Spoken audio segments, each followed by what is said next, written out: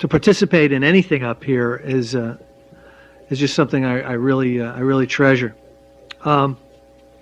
This particular workshop that Ron and I are going to be doing is going to focus on the book 12 Steps and 12 Traditions, the first half of that book, which are the essays that Bill wrote, kind of broadening and expanding some of the concepts of the steps as they were presented first in the book Alcoholics Anonymous.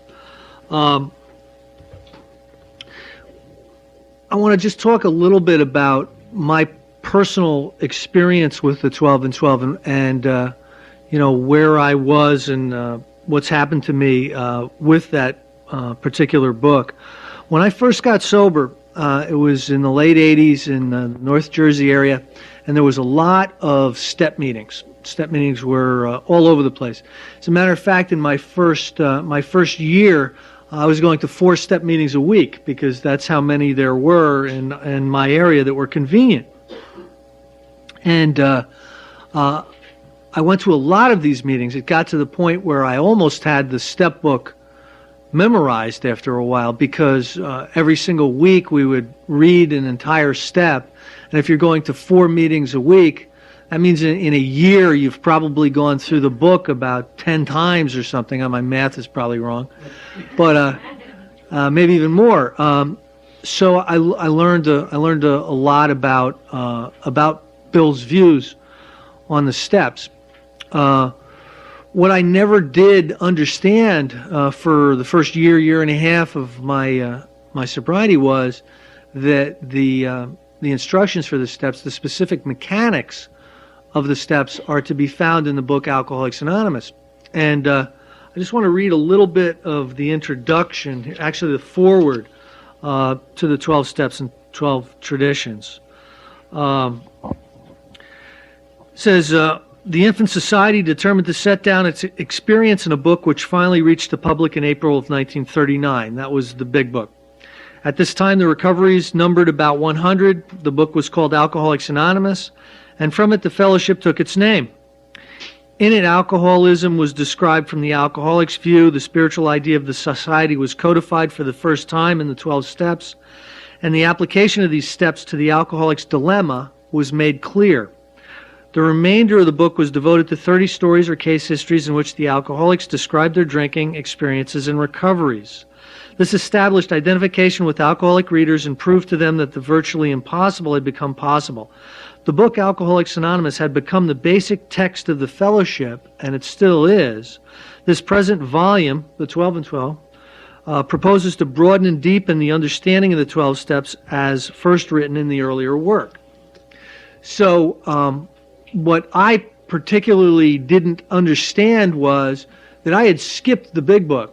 I had read the big book when I was in a 28-day program in a rehab, and then I'd had the people sign it who were my rehab buddies.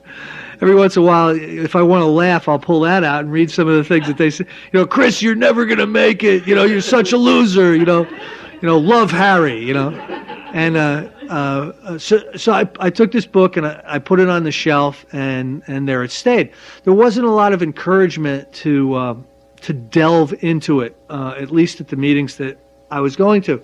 But I was going to a lot of 12 and 12, and I had the book 12 Steps and 12 Traditions open a lot in my life.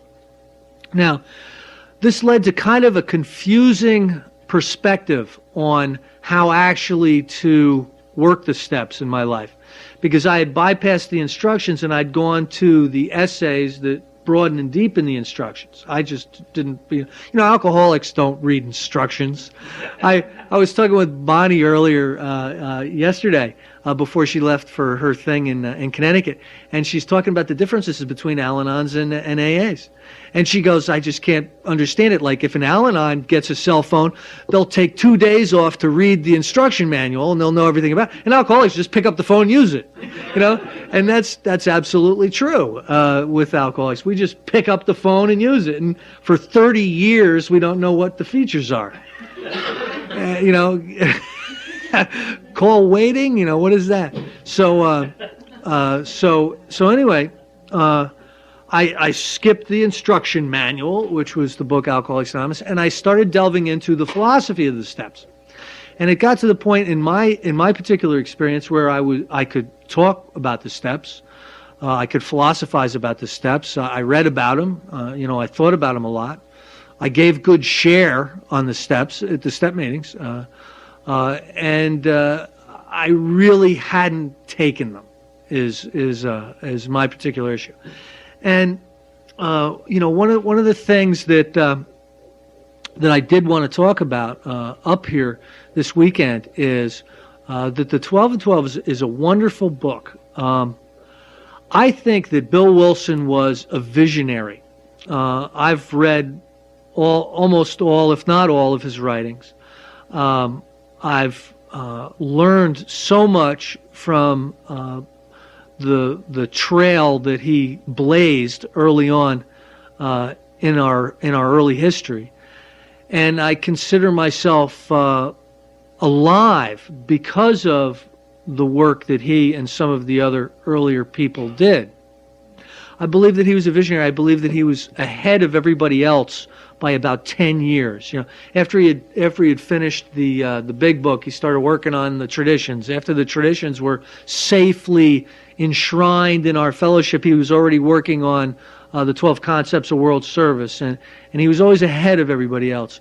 But he also had an incredibly keen insight into the alcoholic mind, into how the alcoholic operated. He was, the alcoholic philosopher. He understood us and where we would go and what our problems were and some of the stupid things we do, and he understood how our egos were one of our biggest problems. So when he wrote the 12 and 12, he talks a lot about that. The 12 and 12 has a lot of philosophy in it, yet it's not a philosophy book. The first part of the 12 and 12 has some instructions for the steps, some insights into how to do some of the steps, but it's not the instruction manual for the steps, and it shouldn't be used as such. It's got some experience that some of the earlier members had working the steps, and how they learned that the steps were useful, but it's not a history book. It's a lot of different things. At its heart, it's Bill Wilson's insight into our fellowship and how we have to start changing our behavior and our approach to life and relationships so that we can remain in a situation where our spiritual condition is healthy enough for us to withstand alcoholism and to allow God to come in and do for us what we can't do for ourselves. And what I really want to emphasize is that the 12 and 12, in its proper perspective, is one of the most wonderful books that I've ever read, and highly important for the alcoholic to become familiar with. I do have to say, though, that there are ways to misuse this book, like I misused it. I considered it the be-all and end-all of the steps when I first came around, because I didn't know any better. And although I can't really say that it damaged me, I believe it kept me from focusing in on the directions that are much more clear-cut in the book Alcoholics Anonymous. So I would have felt it irresponsible to not say that as we started moving into to a 12 and 12 study. We're on the first step tonight. What I'd like to do is talk a little bit about the first step. What Ron and I had decided kind of to do in this workshop is to talk a little bit about the mechanics of the step. So we're briefly going to touch on some of the things that the big book points us to as far as actually taking the step. And then the book 12 Steps and 12 Traditions, which was written by Bill to broaden and deepen the concepts of recovery. What we want to do is we want to use that book and use the writings in it to broaden and deepen the concept of the steps. So I hope that we're successful in that. In this book, Alcoholics Anonymous, to be very, very brief about this, it covers a number of different things that you need to be able to internalize so that you can take the first step. The first step is an admission that you're powerless over alcohol, dash, that your life has become unmanageable. Now, just reading that off the wall, I don't believe gives you enough insight or information to be able to fully concede those statements if you are alcoholic.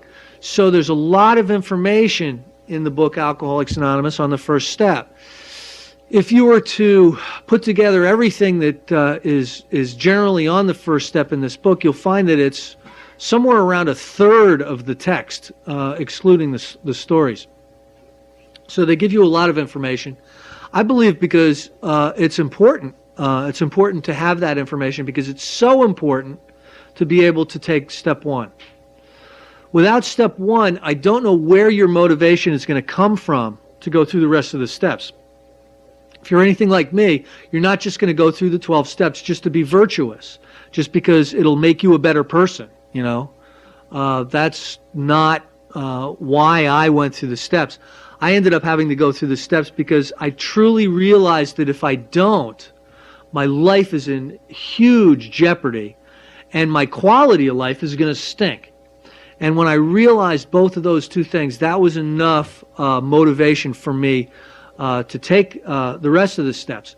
So step one is very, very important. Three things that are covered in the book Alcoholics Anonymous in different sections, and I'm not going to start opening it and quoting pages, but I will just briefly touch on them, is it talks about, in this book, the obsession of the mind. The obsession of the mind is the state of consciousness which does not allow us to remain separated from alcohol. And I think anybody in here can probably, if you are alcoholic, can probably think back in your own experience where you made a solemn oath, where you made a serious decision to get away from alcohol and found that you were using it again in a lot of times a short period of time. A lot of times we convince ourselves that we've changed our mind, you know. Will that stand on staying away from alcohol the rest of my life? I think I made, too big a deal of a little thing. One way or another, we change our minds, and we end up with alcohol back in our system. That's the obsession of the mind, and they give us a lot of information in here and a lot of examples, and they talk about Fred, and they talk about Jim, and they talk about the man of 30, and they talk about the jaywalker, and they talk about all these examples that are beautiful examples of someone who knew it was a really bad idea to drink alcohol and did it anyway. You know, that's really one of the things that makes us alcoholic. If you're in this room and you can say, I can take it or leave it alone, and just on willpower you can stay away from alcohol the rest of your life, you're not what our literature describes as an alcoholic. An alcoholic is someone who, without spiritual help, will find that the time and the place will come when they'll put alcohol back in their body. So they cover the obsession of the mind in a number of chapters and in a number of ways. That would be fine. The obsession of the mind would be fine if every time we drank we just had one or just had two. But what happens? What happens with alcoholics? We have an abnormal reaction to alcohol. And they talk about this in this book also. And they describe that in the doctor's opinion and some other places as the phenomenon of craving, or the allergy to alcohol. And what that is that's the first drink always does one thing. It asks for the second drink. and the second drink insists on the third drink, and the third drink demands the fourth drink.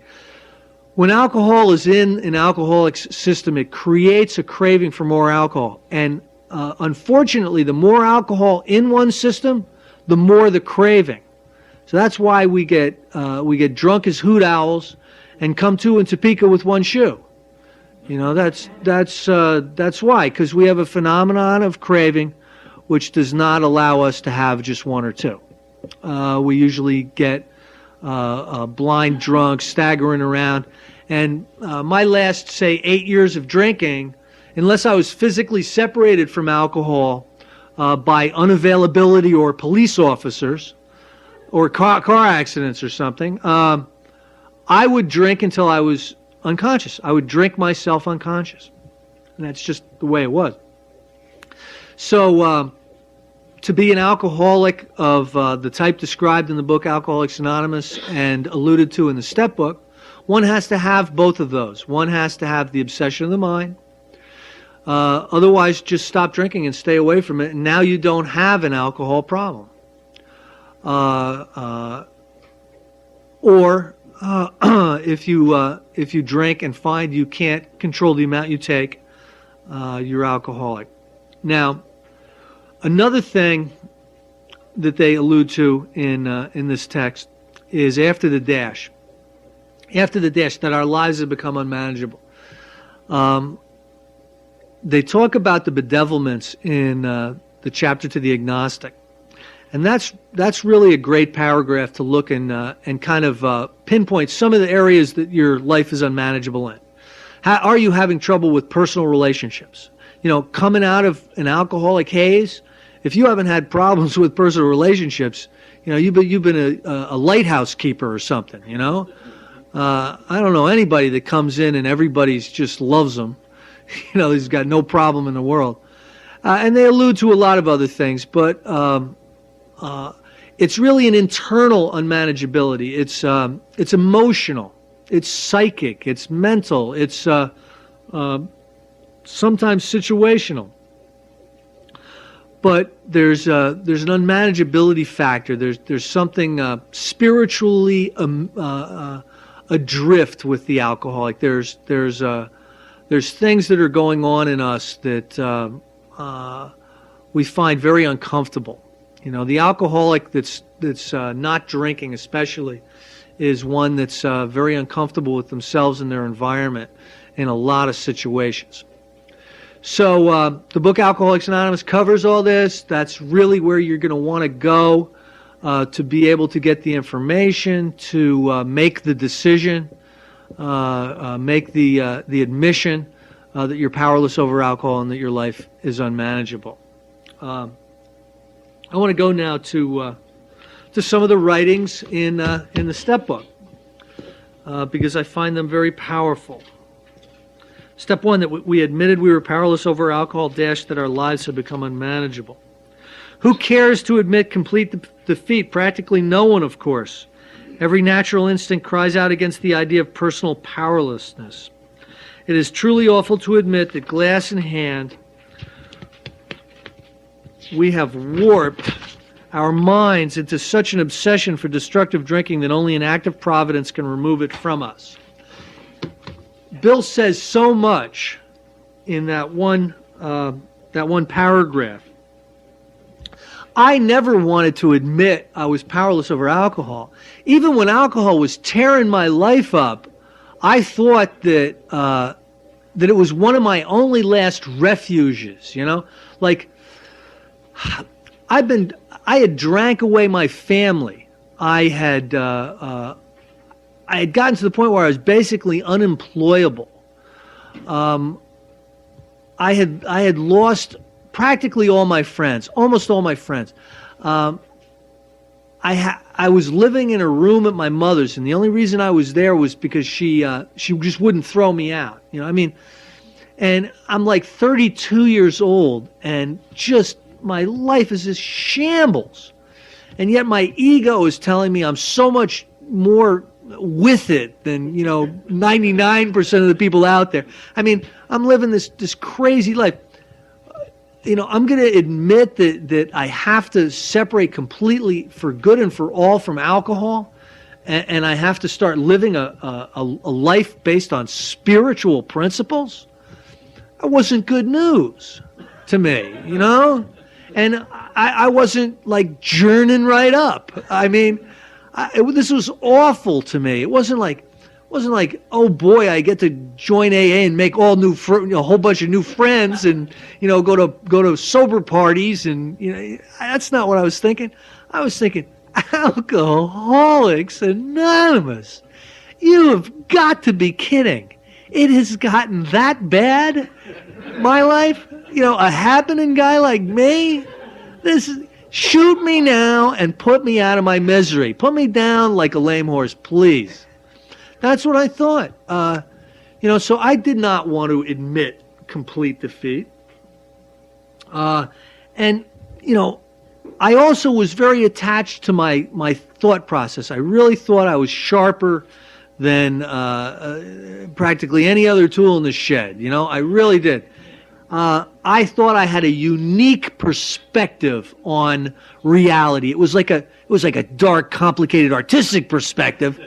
But I thought I had a little bit more on the ball as far as like and I thought part of my problem was I saw truth so clearly that the imperfections of reality caused me a lot of pain, and that's why I had to drink, and you would understand that if you were on my level, and it's like just real sick type of mentality. I should have been put away. But anyway.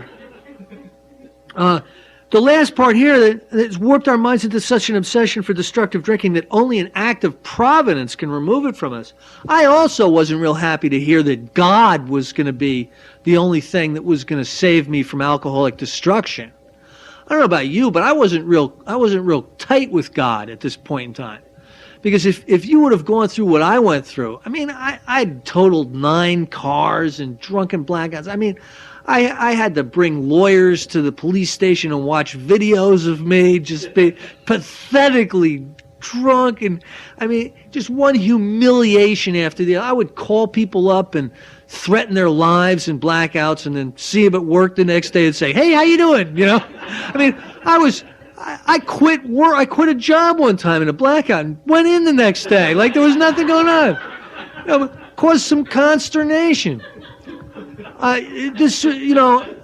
And I'll tell you what, okay, there's an omnipotent God. He's Alan Funt in a white robe. You know what I mean? Because my life is tragic. He's got to be up there with St. Peter laughing his ass off. I think what I'll do is I'll get Chris really high on Quaaludes and have him go into the police station and ask directions. You know what? That'll be a good one. Because I was doing this crazy stuff. So, oh boy, God's going to help me. Thanks. Isn't there some kind of Gestalt method or something, So anyway, no other kind of bankruptcy is like this one. Alcohol, now become the rapacious creditor, bleeds us of all self-sufficiency, all will to resist its demands. Once this stark fact is accepted, our bankruptcy as going human concerns is complete. That's where we all want to be, right? Bankrupt as a human concern. But that's where I was, my last drunk consisted of me at Mom's with my whole entire extended family coming home for Christmas, and I go into a drunken, violent, blackout tirade and threaten all their lives, like on Christmas Eve. It's like, this is not the festive type of mood that everybody was, traveled thousands of miles to come have. So when I woke up, like 3 days after Christmas, when I came to, amid the wreckage of the house with piles of vodka bottles in the sink that I didn't remember buying, and I made some phone calls and figured out what had happened, and I had realized that I was serious. I was going to kill my family. That gets your attention, especially when you don't want to do it really. So like bankrupt is a human concern. How much more bankrupt can you get? That you'll terrorize violently terrorize the people that you love the most. So that's where I was. The day I begged God to either kill me or let me get sober. It was I had run it out about as far as I could take. You know that the statistics for alcoholic suicide are 60 times higher than the general population. If you're an alcoholic, you are 60 times more likely to take your own life than like an earth person or whatever. Important warning sign, if you're alcoholic, okay? That's what, we get to a point where we're bitterly and incomprehensibly demoralized, and we've just, we're bankrupt human concerns, and we just want to put an end to it, and a lot of times that's what we do. But upon entering AA, we soon take quite another view of this absolute humiliation. We perceive that only through utter defeat are we able to take our first steps toward liberation and strength. Our admissions of personal powerlessness finally turn out to be the firm bedrock upon which happy and purposeful lives can be built. Now, sometimes that takes a little bit of time, to come to believe. But it is good news when you walk into AA and you actually see people that have recovered. You see people who are no longer trying to kill their family. That they actually have late model automobiles, instead of $100 cars. One of my big resentments is whenever I'd get in an accident with somebody, I'd be in a $100 Quaalude car. And they'd be in like a BMW 7000i or something. And I'd be like, what are you doing buying a car like that? Do you know how much that's going to cost to fix? Why don't you do what I do? I got this car for $100. I'll just let the junk guy keep it. I'll get another one. And they wouldn't really appreciate that philosophy, especially since I've rear-ended them or something, But it is good when you come into Alcoholics Anonymous and you actually see some kind of hope. Now, we've got egos, and we've got egos that work in reverse sometimes. And what that is if you're not the best, you got to be the worst. And that's what I was. I was the worst. I crawled in there, and I'm like looking around. I see people that are like got, shaved, and they've got jobs, and, they're happy and laughing. And they don't seem at all self-conscious talking in a room with like 30 people. They don't feel at all, they don't look at all self-conscious. I'm like crippled with self-centered fear. So I'm dying. So I'm thinking, I don't know who these people are, but I'm in real trouble.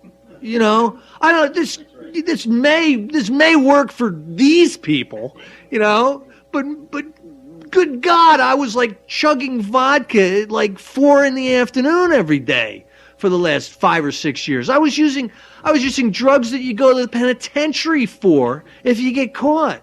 I don't know if this is, I'm probably too bad of a case for this whole thing to work. Because look at how happy these people are. I'll never be happy like these people. I'm always going to want to kill myself. And so this is how I felt. But there was like something in the rooms that kept me coming, and then this one day they say that you're going to hear your story. If you come around long enough, you're going to hear your story. Well, this guy, Danny M. from Morristown. My name's Danny. I'm an alcoholic and a drug addict. That's how he identified himself. And he started telling his story this one night about how he was just out of his mind. His liver was coming out. He was like living in a box in the park and, giving blood and they wouldn't take it. And, he was going on and on and on. He almost died on his mother's bathroom floor and he got dragged off to the hospital. And he spent all his time. And I finally said, brother, you're my guy. I finally saw somebody that I thought was as bad as me who had actually gotten sober and actually was doing okay. So I'm like, maybe if he can make it, I can make it. So that was like 3 months. So I started to get a little glimmer of hope.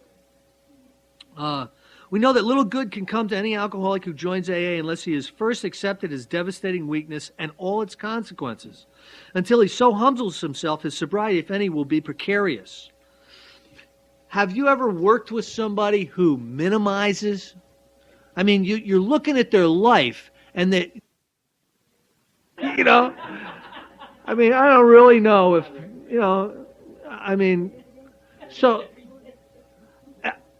a lot of times those people have to go back out, they have to experiment a little bit more, they have to have their ass kicked one more time, dragged through the mud, and they have to suffer. Listen, I have seen people come in and out of AA, you think that they can't have one more relapse.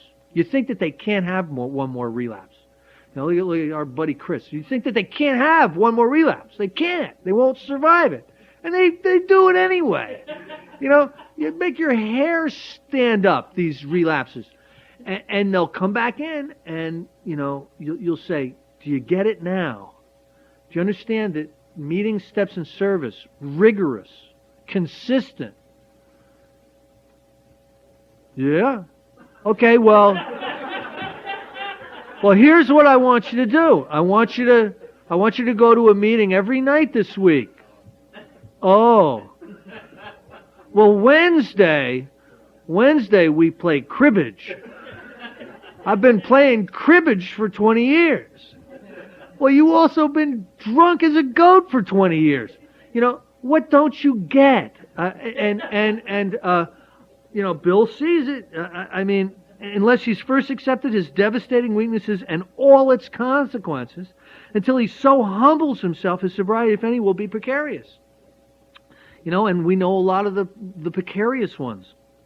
Of real happiness he will find none at all, proved beyond doubt by an immense experience. This is one of the facts of AA life. The principle that we shall find no enduring strength until we first admit complete defeat is the main taproot of which our whole society is sprung and flowered. There has to be some type of surrender. I understand that there are things like interventions where you get your bottom handed to you. They give it to you in a letter or something, and all of a sudden now you're expected through pressure to get involved in recovery, and you get into recovery and you stay sober. Even in those cases, there has to be a surrender at one point in time or the other. A lot of us made our surrenders after we'd been in a while, after we had relapsed 40 times, after we were 6 months sober, whatever. But there needs to be a surrender. There needs to be a clear understanding that without an act of divine providence, the time and the place is going to come when alcoholism is going to kill you, because it's a deadly illness. It's deadly. It's always fatal, and it's always progressive unless you're able to arrest it through abstinence. And if you have a mental obsession that prevents you from becoming abstinent, you're in trouble. And this is one of the things that we need to concede. When first challenged to admit defeat, most of us revolted. We had approached AA expecting to be taught self-confidence. Then we had been told that so far as alcohol is concerned, self-confidence was no good whatsoever. In fact, it was a total liability. My first spin through AA happened after rehab. Now, you have to understand, I signed myself into rehab. Millions of people were in there because they were court-appointed or whatever. I wanted to separate from alcohol. That's why I signed myself into a 28-day program. When I got out of there, I was told to go to AA. I got the $13,000 big book, the pat on the butt to AA, and off I went. And there was nothing more paramount in my consciousness than I need to stay separated from alcohol. I have to go to these horrible castor oil-ish AA meetings where I just feel like I want to crawl in a hole and die, but I'll go. I'll do that, I need to stay away from booze. And you know what? One day on the way to an AA meeting, I thought it would be a good idea to get a gallon of vodka, take it home, and drink it, because it would help me improve my sobriety. All right? Here's what I thought. I thought that it had been almost 3 months since I had been drunk. I didn't even remember what it was like to be drunk. It's been almost 3 months. And I haven't really been participating like I should, like everybody else is in AA. I bet you if I drank a gallon of vodka, it would make me feel so bad. I'd rush back to AA and do everything they asked me to do, and I'd remember what it's like to be drunk. So this is good. This will help me. Now I know what the obsession of the mind is. The obsession of the mind will do anything it needs to get alcohol back in your body. Don't worry about it. It'll make it happen. That's when I finally admitted defeat. You know what I mean? Because I knew I am dead. I'm doing everything in the world to stay away from alcohol, and I decided to drink it. Now, here's what happened. I started drinking it, makes good sense. You know how when the alcohol finally starts to go into your bloodstream and your perspective starts to change? I said to myself, oh my God, what have I done? I've woken up the beast. Now he's going to move me around for however many months he wants to. I'll be back at the police station. I'll be back in one more trip to the asylum for Jim, Oh boy. So I realized the alcohol actually restored me to some kind of sanity. It showed me the horrific mistake I had made, And it talks in the book, Alcoholics Anonymous, about the guy pounding on the bar. How did it happen again? That was me. What am I doing? This is going to improve my recovery? I'm staggering around, tongue chewing, drunk. It's terrible. So anyway, our sponsors declared that we were the victims of a mental obsession so subtly powerful that no amount of human willpower could break it. There was, they said, no such thing as the personal conquest of this compulsion by the unaided will. There's a nice statement. You know what I mean? There is no beating this yourself. There's no beating this yourself. You yourself must take the steps, but there's no beating this yourself. It's too much for you. Relentlessly deepening our dilemma, our sponsors pointed out our increasing sensitivity to alcohol, an allergy they called it. The tyrant alcohol wielded a double-edged sword over us. First, we were smitten by an insane urge that continued us to go on drinking, the obsession of the mind, and then by an allergy of the body that would ensure that we would ultimately destroy ourselves in the process, because alcohol being a solvent, alcohol is like a poison. It really is. I mean, like a lot of poisons, you can take small amounts of it for one medicinal reason or another. But what if you have the obsession? What if you have the allergy of the body that continues to force you to put this in your body? That's what happens with us. So it's going to ensure that we destroy our body, we destroy our livers. Ron's working with a guy right now that usually when he goes back out, he has esophageal hemorrhages, which is not a good thing. You want to avoid that if you're new or you're just coming back. That's when your throat explodes and you start bleeding uncontrollably, and they have to cauterize the inside of your throat with a cattle prod or something. We tend to discourage this in Alcoholics Anonymous. So anyway, but you think that having to go through that time after time would give someone the initiative to separate from alcohol? Nope. What's a little throat bleeding? Give me one of those bourbon and cokes. I may not drown in my own blood this time. Few indeed were those who, so assailed, had ever won through in single-handed combat. It was a statistical fact that alcoholics almost never recovered on their own resources. By going back in our drinking histories, we could show that years before we realized that we were out of control, that our drinking even then was no mere habit, that it was indeed the beginning of a fatal progression. I can look back in my high school drinking days, and this is when drinking was working for me. This was when, the high school parties where you just look forward to that party all week, and it's Friday night, and everybody, they get the keg, and you rip off the person's parents' liquor cabinet, and everybody's smoking pot, everybody's happy, there's fights, and but they're cool, nobody really gets hurt, you molest the women, and they're okay with it, and everything is really working, you know what I'm saying? And even back then, looking back on my drinking back then, when it was fun, I had problems. I was crashing cars, and I was in blackouts, and people would tell me what I had done the night before, and I just stop, that's enough. I don't want to hear anymore. Don't go. I don't need to know. So even back then, when it was really working, I was in big trouble. The first time I ever put alcohol in my body, I went into a blackout, I trashed the house, I woke up in a field, and I had a nuclear hangover. And I couldn't wait to do it again. It was like, I could have walked in at 13 years old, I could have gone, my name's Chris, I'm an alcoholic. And nobody could have kicked me out of here, because that was it, man. I had the obsession of the mind because I couldn't wait to do it again. And I had the allergy of the body because I drank like 3/4 of a bottle of Four Roses whiskey. It's not something that the other two kids that were with me did.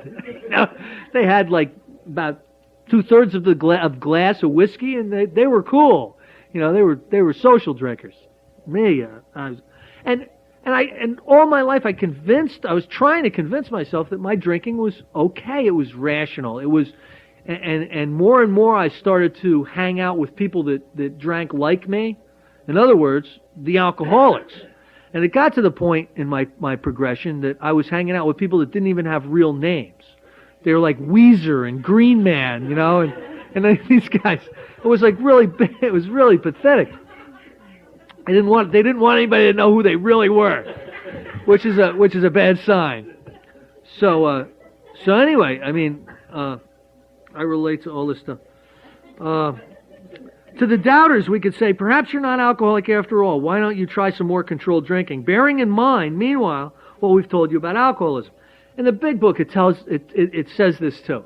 If you're not convinced that you have the allergy of the body, in other words, one drink wants another, the next drink wants another, go ahead and try some controlled drinking. This is not about ego. This is not about how much time we have. This is about getting a clear understanding of what your truth is about alcoholism as it concerns you. All right? Now, it's much better to go back in your own personal experience and see how you've had the physical craving. Please do that first. But if you've racked your brain and you just can't think of when you drank more than you really wanted to, this book is telling you try some controlled drinking, because it's more important for you to know that you're an alcoholic than it is for you to have 7 months. You know what I'm saying? It's just more important.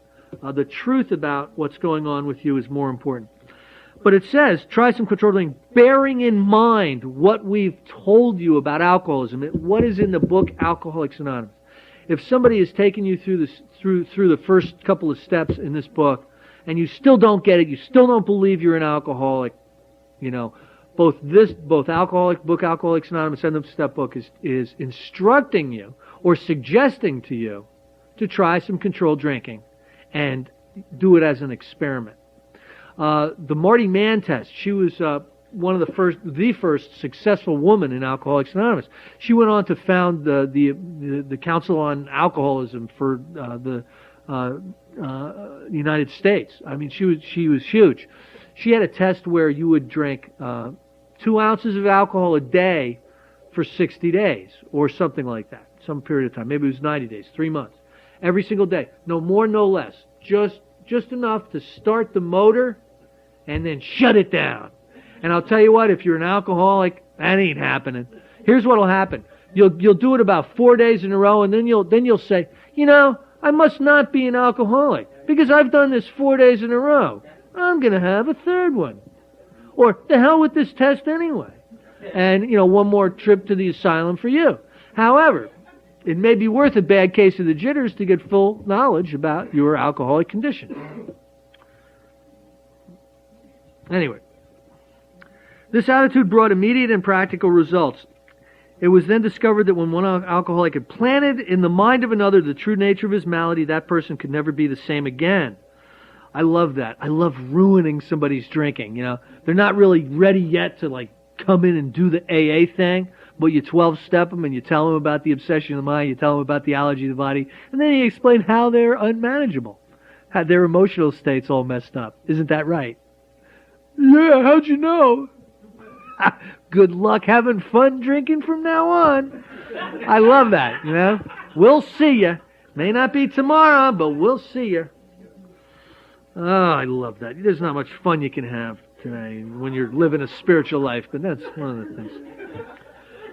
Following every spree, he would say to himself, maybe those AAs were right. After a few such experiences, often years before the onset of extreme difficulties, he would return to us convinced.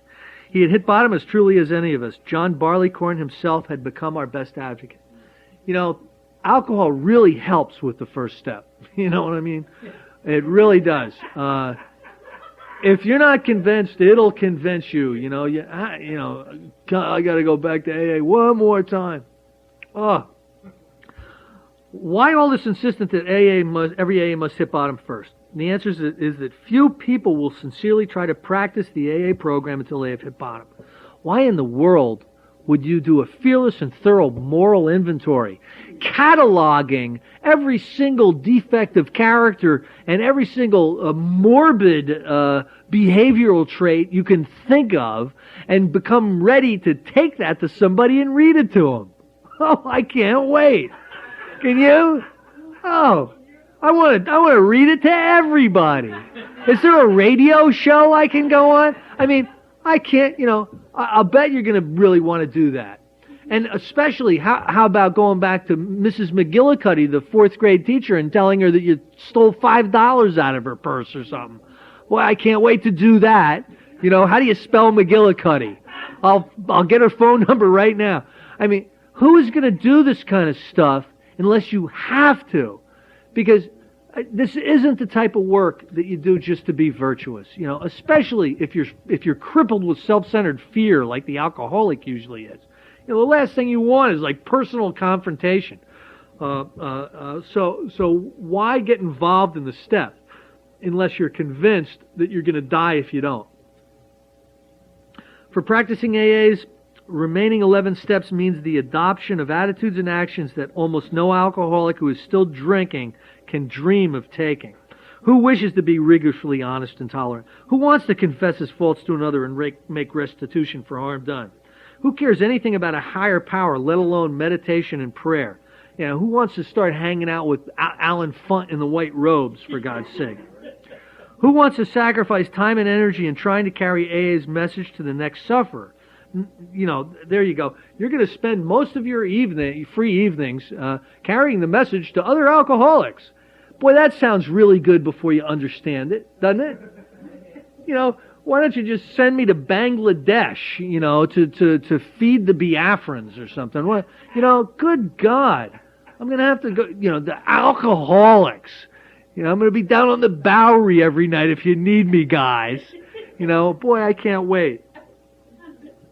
You know, because we know. I mean, alcoholics know. They've got the whole scene pictured in their head. They don't know, but they know. They think they know. And I knew all about this recovery thing before I even knew.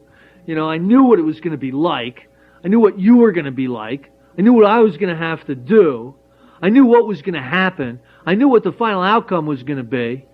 You know, except that I was wrong on all of that, you know. Because I had an opinion on an experience I hadn't had yet because I hadn't done it. You know, so that's another thing, that the alcoholic loves to have opinions on experiences that they've never had. So I knew what was going to happen going off to that AA thing.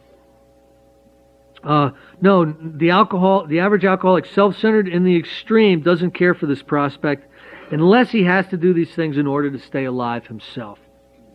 Under the lash of alcoholism, we are driven to AA, and there we discover the fatal nature of our situation.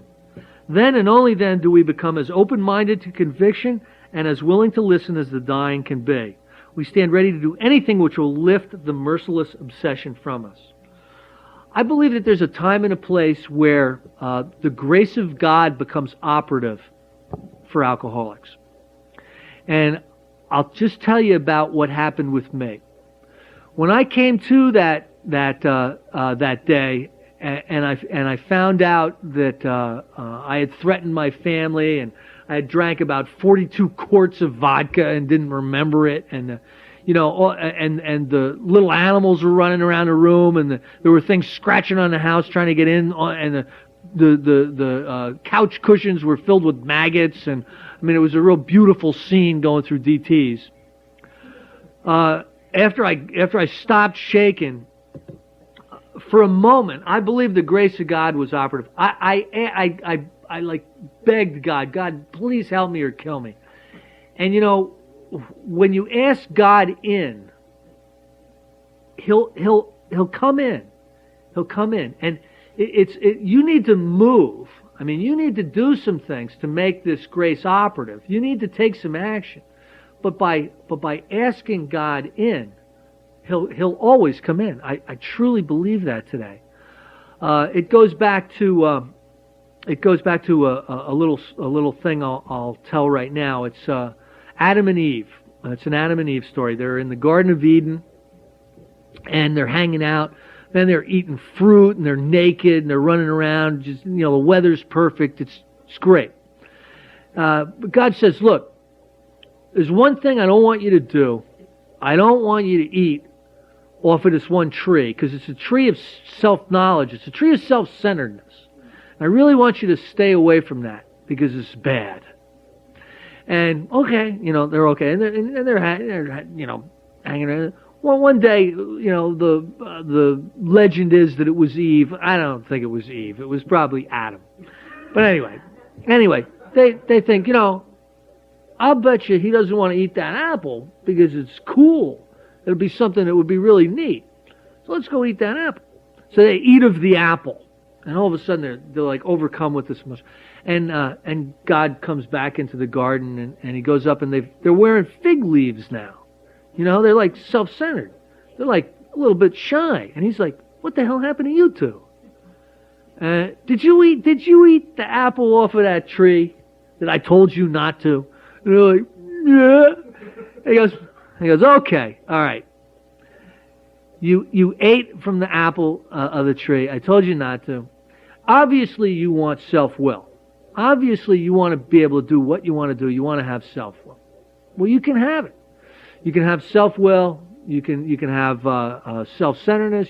That's fine. I love you enough to give it to you, but you got to get out of paradise. You got to go east of Eden to the land of Nod. All right, anybody been to the land of Nod? I have. Boy, have I been to the land of Nod. Well, we can get back in to paradise. We can go back into paradise. We just have to turn our self-centeredness, our self-will in at the door. And that's kind of what happens here in step one. That's kind of what we do. We come to the understanding that we need to turn our self-will back in at the door. And we've been given enough information and enough understanding to be able to do that. All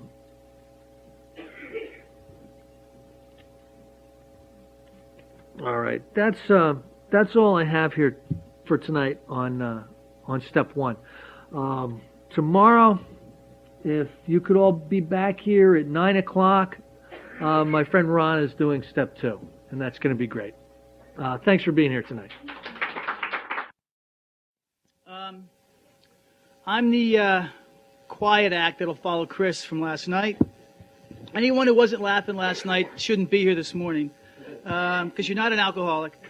But I was saying to Chris this morning that the reason I think that we were all laughing and having such a good time is because it was clear he was, he was having fun, and that's a great way to start the morning.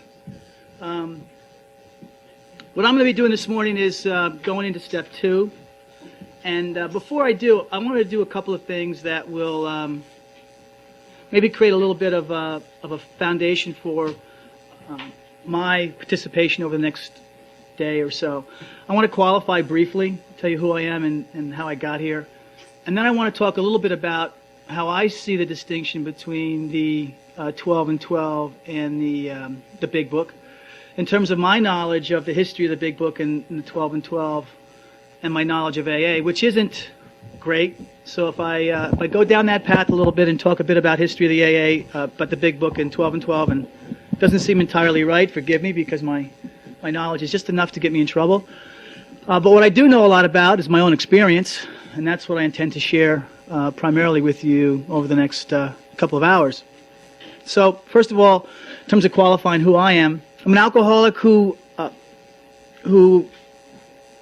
saw that I had a drinking problem for a number of years and tried to address it by quitting drinking. And at one time I did it unsuccessfully, for, 8 or 9 months, and was miserable. Didn't really know what to do with the drinking problem.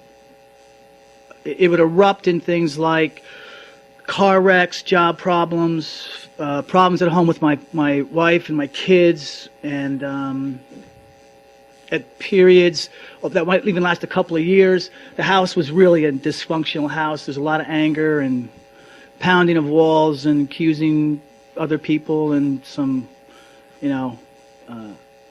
aggressive punishment of children, and it's just really bad stuff. And then it would go away, and then I'd get under control, and it came and went for years. And then it really hit the fan about 7 years ago, when my son was in rehab and then an outpatient, and it got me too close to the program. I had to go to his family counseling sessions once a week during his outpatient, and I was uncomfortably close to the program, and I'd see the counselors like looking at me like, oh yeah, there's a parent, there's a son, there's a brother, oh, there's another alcoholic, and I literally felt that way. In fact, I'll tell you, this is a true story. I went for 3 or 4 weeks, and I'd say, oh, I'm Eric's dad. And that was the way you'd identify yourself. They would identify themselves as alcoholics, and you would say, Eric's, brother, sister, dad, whatever. So I'd say, well, I'm Eric's dad. And about the 4th time I was there, I said, oh, I'm Ron, and I'm an alcoholic. And everyone goes, wow, he's changed, he crossed over. And one thing led to another, and I won't go through all the details, but it wasn't a good situation, because I continued to drink, and I was in really blackout drunks while he was in rehab, and then in outpatient. And that created some problems, because he'd be taking those stories back to his outpatient counseling. And, they wanted to take him out of our house and put him in a halfway house, because that was a safer place for him to be, which was a definition of my alcoholism at that time. And so they did an intervention with me, and I talked my way out of going to rehab with the promise that I would check in with my son's counselor twice a week. So now I'm checking in with my son's counselor so they could keep tabs on me, to qualify my house as responsible enough to have a recovering alcoholic in it. I don't know, it's crazy. But I got thrown into these rooms, and wasn't particularly happy about it. I promised I'd do 90-90. I was being very closely monitored with the promise that if I didn't complete 90-90, I would go to rehab. I had to make that promise. And the long and the short of it is, I spent 6 months of what became real misery. This was after a period prior to that of about 6 months of going in and out. I couldn't put any time together at all. And I did get a sponsor for a brief period of time, and I think it's so appropriate that I'm doing step 2, because, and it's relevant to what my experience is. This sponsor, through no fault of his own, really didn't understand sponsorships, at least the way I understand today. And so he actually did the right thing, and I give him a lot of credit, and he helped me, because I was at a meeting one time, and I raised my hand, and I said, I feel so much guilt and remorse. I don't know what's going to happen to me. What's going to happen to me? I'm crying at the meeting, and I'm sure 90% of the people are saying like, oh God, what an idiot. He's crying. And this one guy felt sorry for me and came up and said, you need a sponsor. And he volunteered to be my sponsor. So I certainly don't have any resentment against him. And he helped me out for a period of time. But he did begin to take me through the steps as he saw them. And what we did, and this is so apropos of this conference, what he did is he took me and he sat down with me, and we began to read out of the 12 and 12. And I said, well, how do you do the steps? He goes, we're going to do them right now. And we took turns reading paragraphs out of the 12 and 12. And we'd finish step 1. And I said, well, what happens now? He goes, we've just finished step 1. I said, great. And then I came back and I meet him in a park, the following week, and he goes, we're going to do step 2. I said, great, what are we going to do? He goes, get your 12 and 12 out. And I had it with me. He goes, now we took turns reading. And I read the first thing and said, came to believe the power greater than ourselves could restore us to sanity. And this is literally what I did. I remember, I'm going like this. I'm going like, I didn't sign up for you to tell me I'm crazy, What do you mean insanity? I'm only here because I'm drinking. We got into a big argument, big beef, and that was the end of that sponsorship. And then I got more miserable, and more miserable.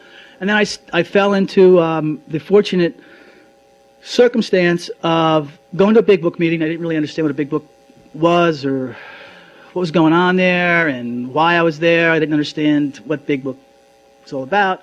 But the second time that I went there, I got there late as usual, made sure I didn't have to identify myself. I get in about 10 minutes late. It's good, fashionably late for an AA meeting. And I sneak in, and some of the people from Burnsville have heard the story before, but they were handing out 4th step forms, and I thought those looked interesting.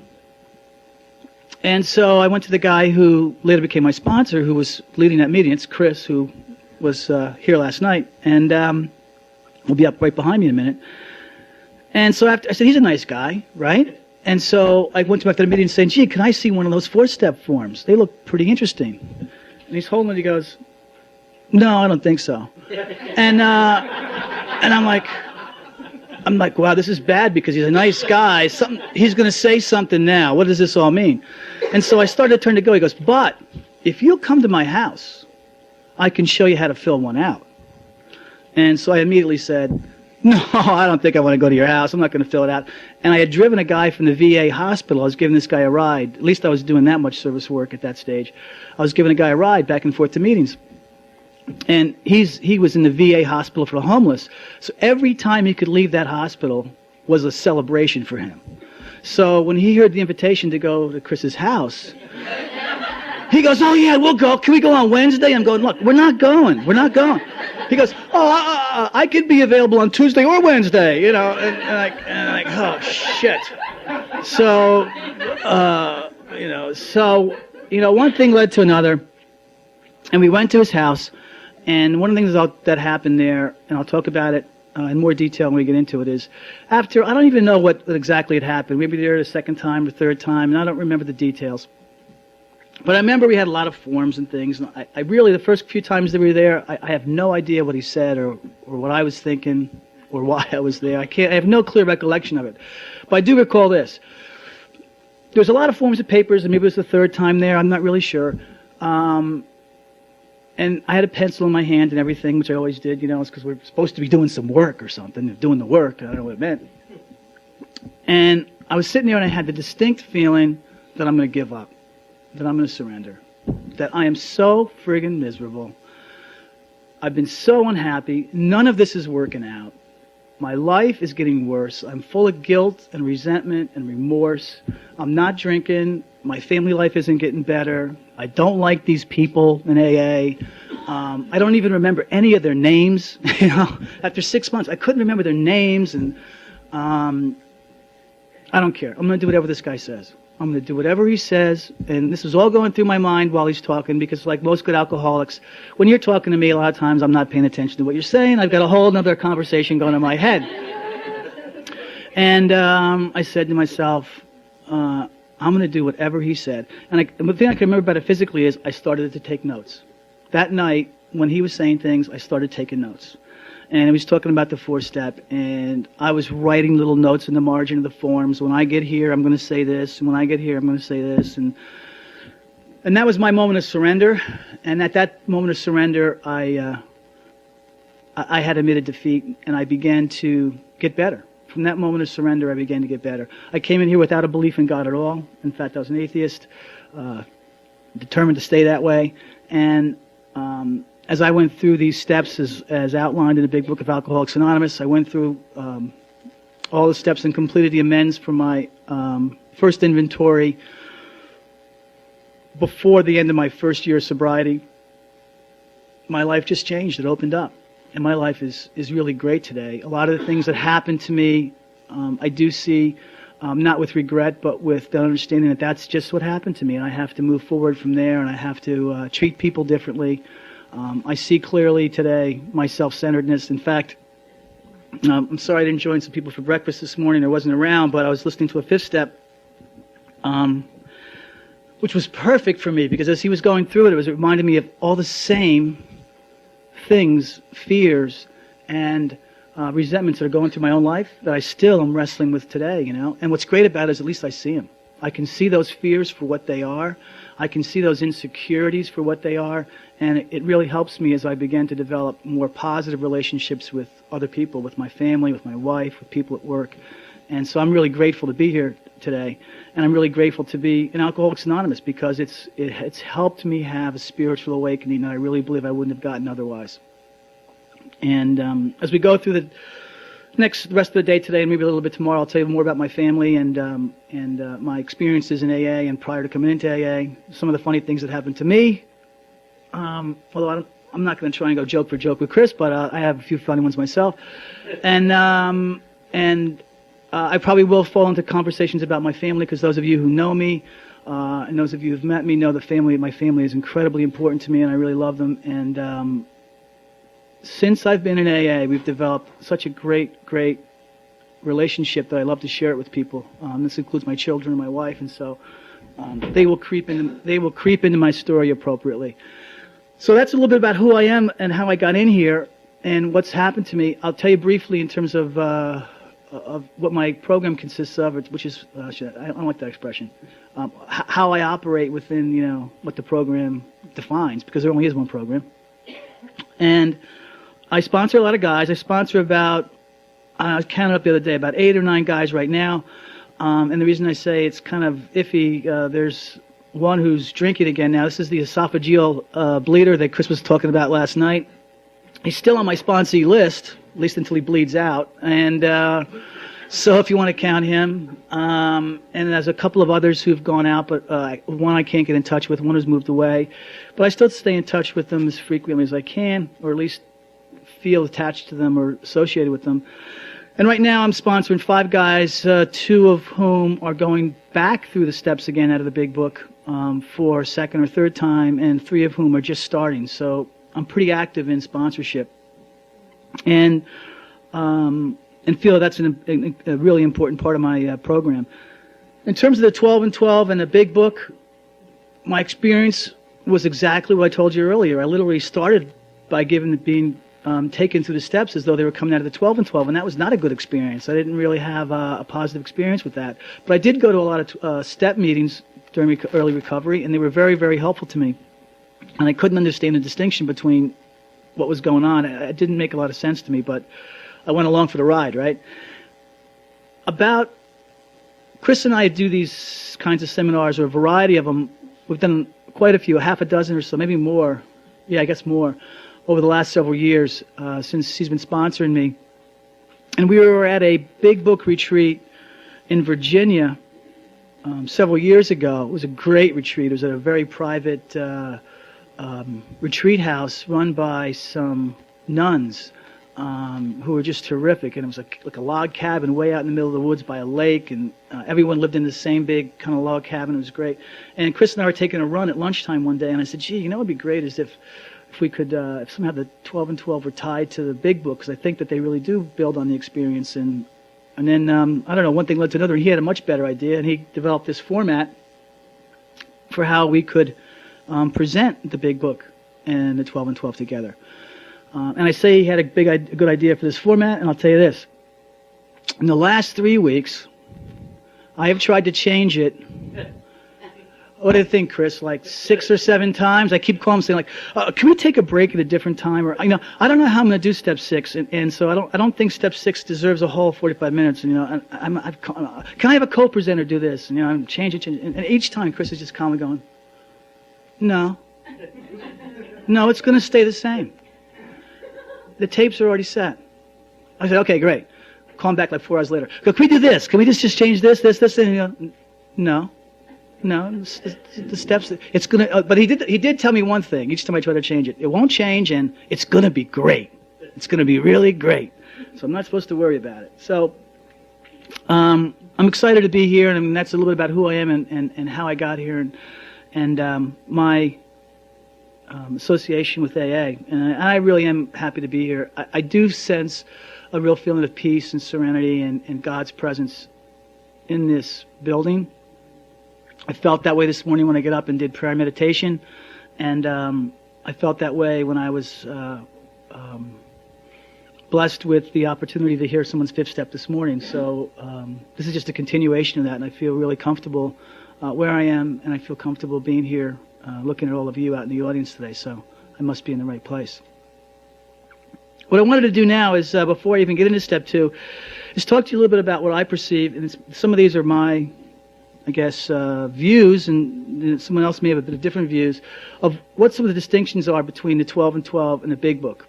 And I wanted to do that because it made me more comfortable with understanding how I'm going to present the two together.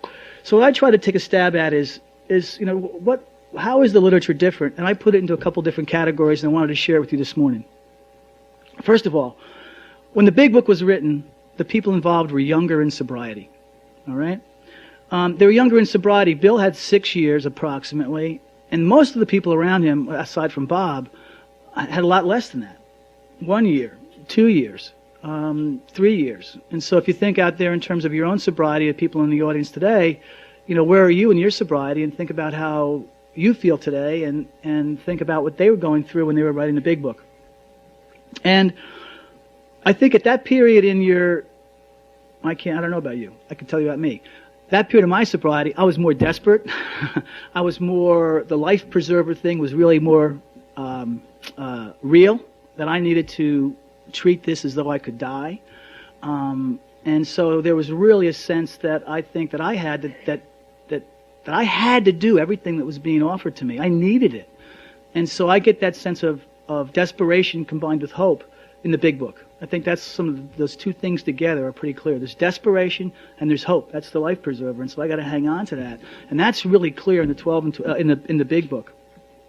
I think that it's also that's one thing, and along with the fact that they were younger in their sobriety, imagine you got 4 years, 5 years, wherever you are today. I mean, are we sitting around thinking like, gee, I wonder what it's going to be like when I have 10 years or 15 years? I mean, think about where they were at. They probably couldn't even imagine that. They couldn't imagine what it's going to look like 10 years from now. So I think the contemplation or the philosophy that Bill later put into the 12 and 12 would have been an impossible point of view for him to have with 6 years of sobriety. So that's one important distinction. They were much younger in their sobriety. The second distinction is that they were much earlier in their development and therefore closer to their Oxford group roots. And that is really clear in the Big Book. For those of you who are familiar, and I know a lot of you are, the Oxford group was such a prevalent and underlying part of what AA was. I mean, it really was AA. The AA program lifted from the Oxford group, and I'll talk about that in just a minute. In fact, I'll just read, I was going through some of the Oxford group principles, and there were some of them that I thought were so, for those of you who haven't read anything about the Oxford group, I'll just give you some of the things that came from the Oxford group principles that ended up in AA.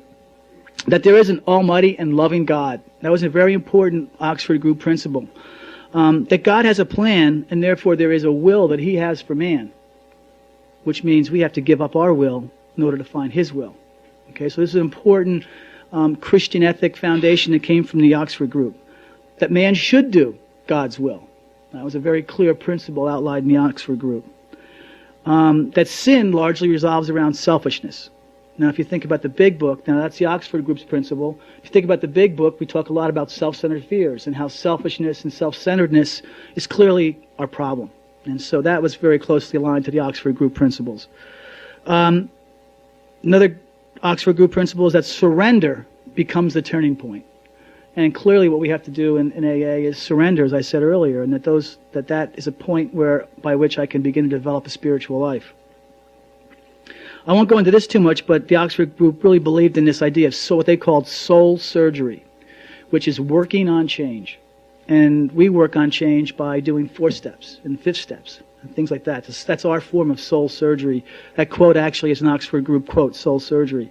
They believed in life change, and they believed that you had to make a decision. And they actually, in the Oxford group, made this very key point as well, that turning our life and our will over to God is first a decision.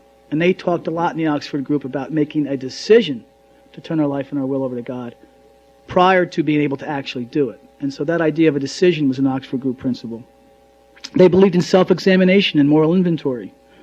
Frank Buckman actually outlined the things that he felt led us into falling away from God. And he is the one, Frank Buckman, who was the leader of the Oxford group, outlined fear, dishonesty, resentment, and selfishness as our primary problem. And as you all know, that became part of the big book, and in fact, it's repeated again, not only in our inventory, but it's part of the 10th step. That's what we're supposed to look for in our 10th step, fear, dishonesty, resentment, and selfishness. So that came straight from Frank Buckman, who led the Oxford group. They believed in confession, which is our 5th step. They believed in restitution, which is our 9th step. And they believed very strongly in meditation and prayer, which is our 12th step. So at that point, Bill's spiritual foundation was largely tied to the Oxford group. 12 and 12 came 15 or 17 years later.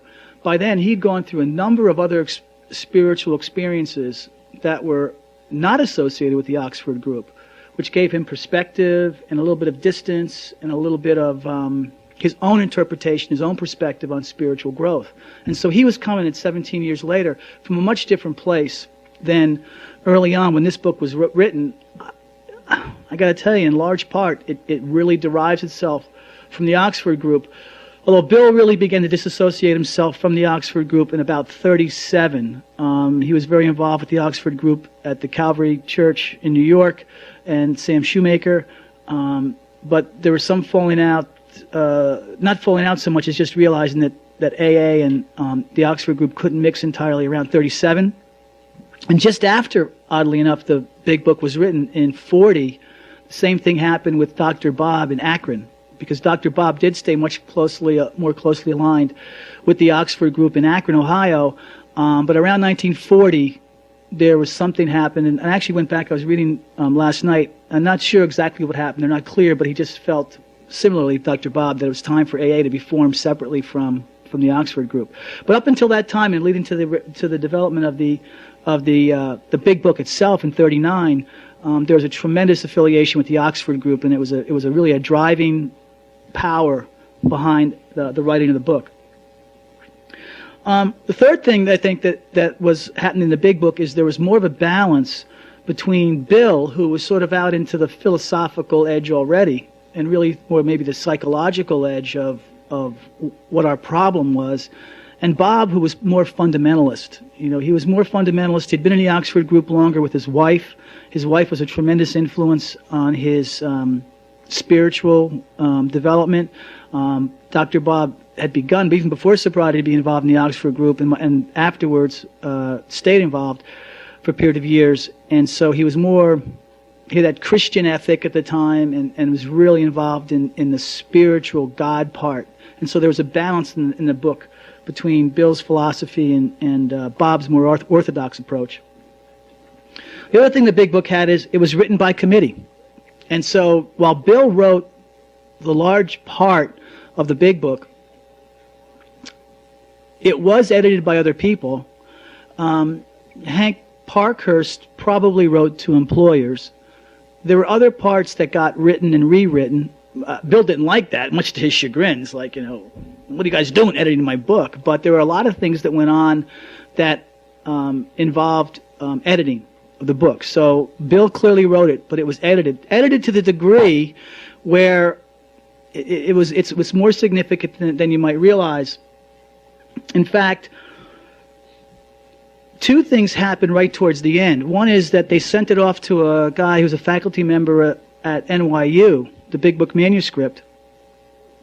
His name was Tom Uzell, U-Z-E-L-L. And there's not exact agreement on this, but he edited down the book either by a third or by some reports as much as half. He cut the book from 800 pages down to 400 pages. So that came very, very late as they were going towards printing, and Bill just kind of like said, wow, what happened, It was like too late. They're heading towards printing, and this guy basically cut the book way back down.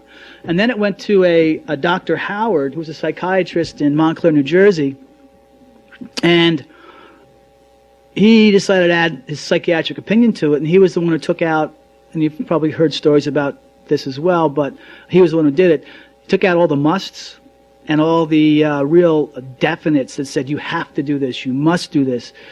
He recommended taking all those out, and that also came very, very late in the editing process, and Bill wasn't really in agreement with it and was like, wait a minute, you can't do this, and it ended up happening. So there was editing going on back and forth between Ohio and New York, between Bill and other people, and ultimately there's a couple of big edits that came at the end. In fact, when it went to the printers,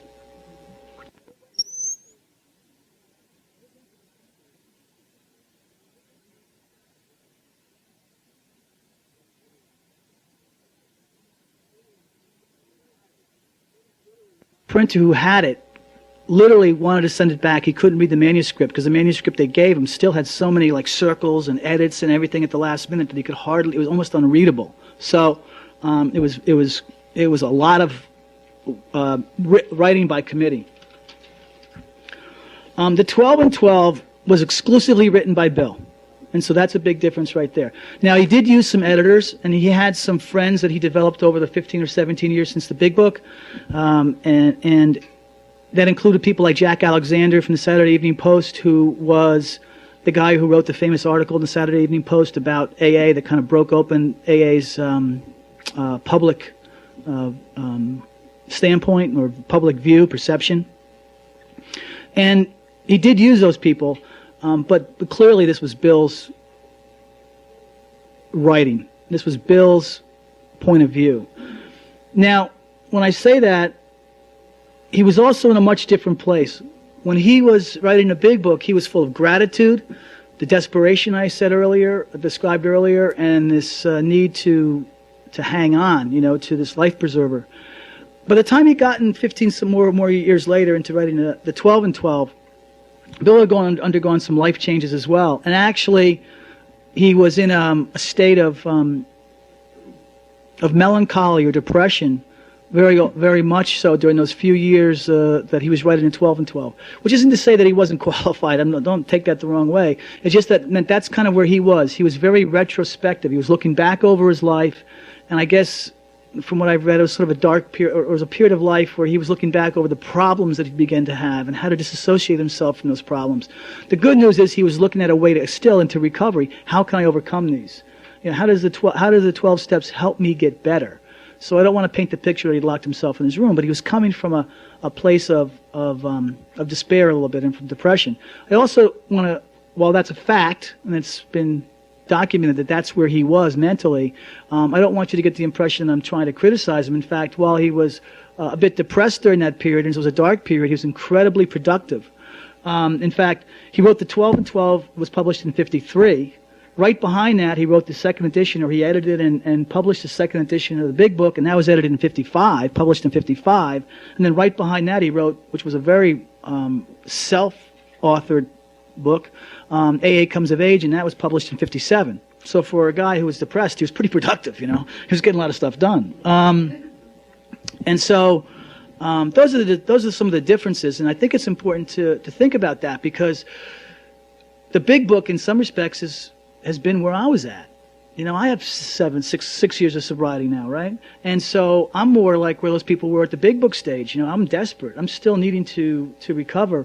I'm not 15 years or more removed from alcohol, and I'm not quite as reflective as maybe Bill was when he was writing the Big Book. And so I'm really at that desperate of knowledge about the difference between the 12 and 12 and the Big Book. And now I want to go right into step 2. And before I go into step 2, I'm going to serve it up this way. When Bill had his breath of air or whatever that passed through him, when he had his spiritual awakening in Towns Hospital, like the 4th or 5th time that he was in there, in 34 or 35, a day or so later, he got a copy of William James' Varieties of Spiritual Experience. And I haven't read the whole book, but what I do know is that Bill's summary of it is, and the summary that I've seen most common referred to is that William James found that there was three things that were common to spiritual experience, regardless of your religion, and it was a deep book, but there's three things that were really common. One is that you'd faced calamity and become desperate. All right? So let's think about how alcoholics fit this definition of a spiritual experience. Have we faced calamity and become desperate? Yes. Yeah. I volunteer for that one. And as a consequence, we're backed into a corner. Okay? So that's one thing. We've faced calamity and become desperate. The second thing is we've been forced to admit defeat. That our will is no longer, working. Okay? So this is now William James' second, common thread of spiritual experience. And the third one is we were then forced to appeal to a higher power. And so, interestingly enough, too, along with the Oxford group, if you think of those three similarities that William James defined in Varieties of Spiritual Experience, which is referenced in the Big Book, you could see where Bill might have pulled a little bit of the Big Book thinking from that similarity as well. So what's that got to do with step two? Well, step two is where I'm admitting defeat. Okay, I'm totally admitting defeat, and I'm recognizing that I have to appeal to a higher power. And so I think that that's a great stepping off point. Now, the idea we say our life has become unmanageable. We came to believe that a power greater than ourselves could restore us to sanity. I want to say first that what is the insanity? I want to talk about the fact that the insanity is the obsession. Okay? That's what the insanity is. So let's talk about the insanity, the definition of the insanity as an obsession. And I'm going to go first to the Big Book, page 30, more about alcoholism. And it's Bill's definition of the obsession. Most of us have been unwilling to admit we are real alcoholics. No person likes to think he is bodily and mentally different from his fellows. Therefore, it is not surprising that our drinking careers have been characterized by countless vain attempts to prove we could drink like other people. The idea that somehow, someday, he will control and enjoy his drinking is the great obsession of every abnormal drinker. Okay? And, I don't want to be the guy who picks out words, but Bill doesn't say one of the obsessions. He says the great obsession of every abnormal drinker. Now, I've thought about this a lot, and it definitely applies to me. This is my obsession. My obsession is that it will be different, and that I can be like other people, that I can become normal, okay? Because I wanted to be normal, but my drinking proved I wasn't normal. And then I said to myself, well, wait a minute, if I can't drink at all, then I'm not normal. The only way I can get normal is to drink like them. And it'll be different this time. So I was afraid to not be normal. I wanted to be normal, and the only way I could define normality is by drinking like everybody else. Problem is, I got an allergy, right? So I can't. So that's my obsession. And the persistence of this illusion is astonishing. Many pursued into the gates of insanity and death. Okay? Now, Bill was actually pretty good in this book. If you go through the stories about Fred and Jim, and you look at what he was saying about insanity, I went back through some of these stories, and I looked at all the references to insanity. And if you look, for instance, on page 36, and then on page 37, he talks about going into the place to have a sandwich, and he was going to have whiskey and milk, and he had whiskey and milk, and had a sandwich rather, then he had a whiskey and milk, and then he had one more. This was the suddenly story. Suddenly, I'm drinking again, And on page 37, he says, well, what happened to him? It says, whatever the precise definition of the word may be, we call this plain insanity. So he's setting us up for step two on these pages, because he's planting in our mind there's insanity there. If you go down a little bit farther, it says, with our sound reasoning, there inevitably ran some insanely trivial excuse for taking the first drink. Sanity again. The next sentence says, the insane idea won out. He's told me I'm insane 3 times in like one paragraph. Goes down to the next paragraph and says, justification for our spree was insanely insufficient. I mean, God, that's 4 times in 2 paragraphs. Come on, give me a break here, right? And then later on he says, on page 38, the idea he comes out of the race, and he says, such a man would be crazy. It's insanity, right? Now he's told me, I'm insane, and you're crazy. The very next paragraph, however intelligent we may have been in other respects, where alcoholism has involved, we have been strangely insane. Again, so it's this constant reference as he's leading up to stage 2 in these stories about Fred and Jim, about their insanity. He's making it clear that they're insane. And what's their insanity? The obsession that drives them back to drink. So the definition of the insanity is the obsession. And if you kind of understand that process and go back and reread Jim's story and Fred's story, you'll see that what Bill's trying to say is they're insane, and their insanity is their obsession. The description of the obsession I read is the first paragraph of More About Alcoholism, and those stories follow out in the rest of the chapter of More About Alcoholism. So that's the insanity. And if that's the insanity, the question is, how do we move the insanity? And I think that the way we move the insanity is to first to surrender, then come to believe in a higher power and have some acceptance. Because if what's prompting our obsession is our belief that we're not normal, we have to come to accept who we are for who we are. And when we do that, the obsession goes away. And how do we get to feel that way? It's a belief in God. It's the belief that a power greater than ourselves can restore us to sanity, or you could say a power greater than ourselves removes the obsession. If the obsession is the insanity, what this power greater than ourselves will do is restore us to sanity and or remove the obsession. So that takes us to the 12 and 12, and I want to talk a little bit about on page 25 and I'm not going to follow I'm just going to read a couple of things out of the 12 and 12 that actually confirm and define this, and I think that Bill really helped reinforce it. He says, this is on page 25, having reduced us to a state of absolute helplessness, you now declare that none but a higher power can remove our obsessions. So he said, absolutely helpless, that's that desperation and surrender, and none but a higher power can remove our obsession. So again, right in that very sentence, Bill's telling you what I just said, and that is that the removal of our obsession is the restoration of our sanity. So when you're trying to think like, wow, why am I crazy? What's the insanity? It's the obsession. The other thing I want to talk about on page 26 in the 12 and 12, and I think this is great. He says, to get sober and to stay sober, you don't have to swallow all of step 2 right now.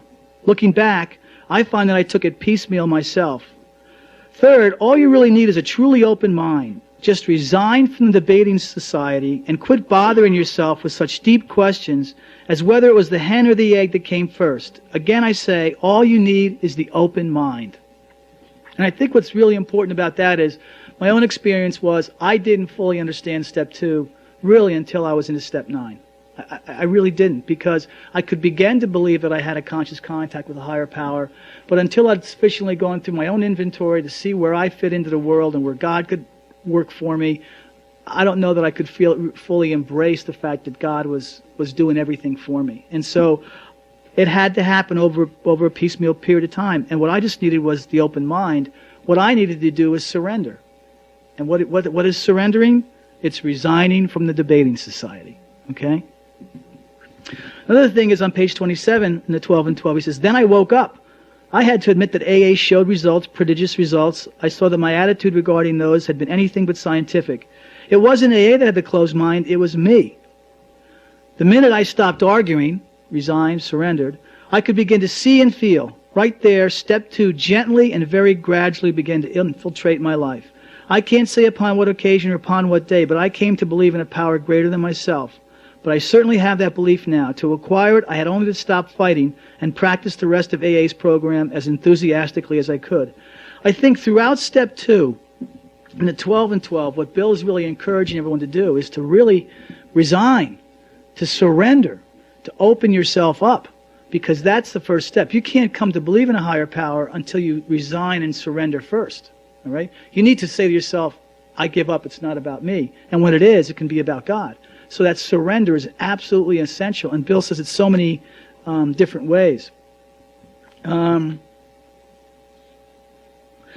one last thing, and then I'm going to kind of wind down here before we turn it over to Chris for step 3.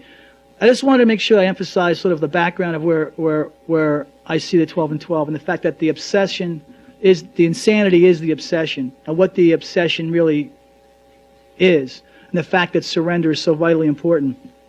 But on page 29, there's something there that it hit me, and I'm sure all of you have the experience where the 12 and 12 really hits you, and you say, this is true for me. At the very bottom it says, secretly we felt we could float above the rest of the folks on our brain power alone. Scientific progress told us there was nothing man couldn't do. Knowledge was all powerful. Intellect could conquer nature. Since we were brighter than most folks, we thought, the spoils of victory would be ours for the thinking.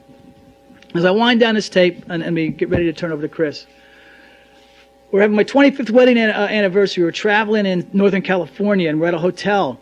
And I was so hungover because I'd gone to dinner with my wife, and we drank enormous amounts of wine. We were in Napa Valley. We were supposed to drink wine.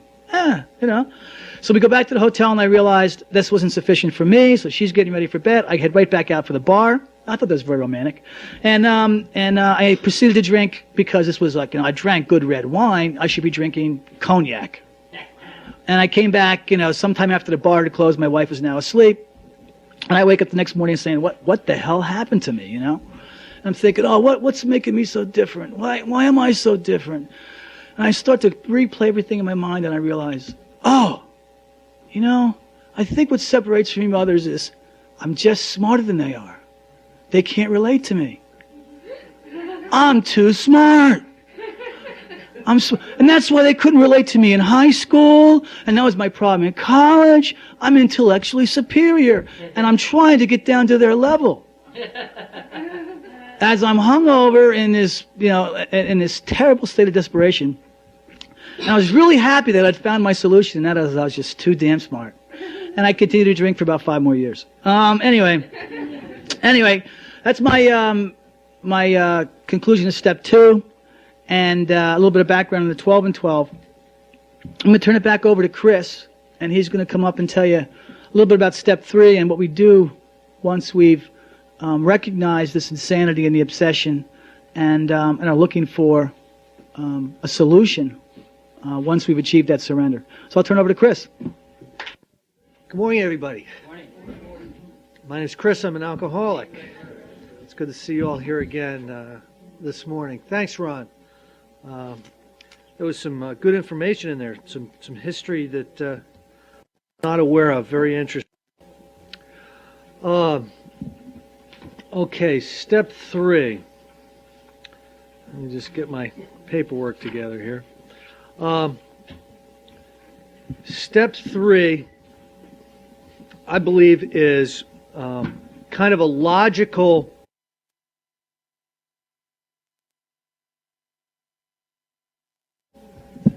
Good morning, everybody. Good morning.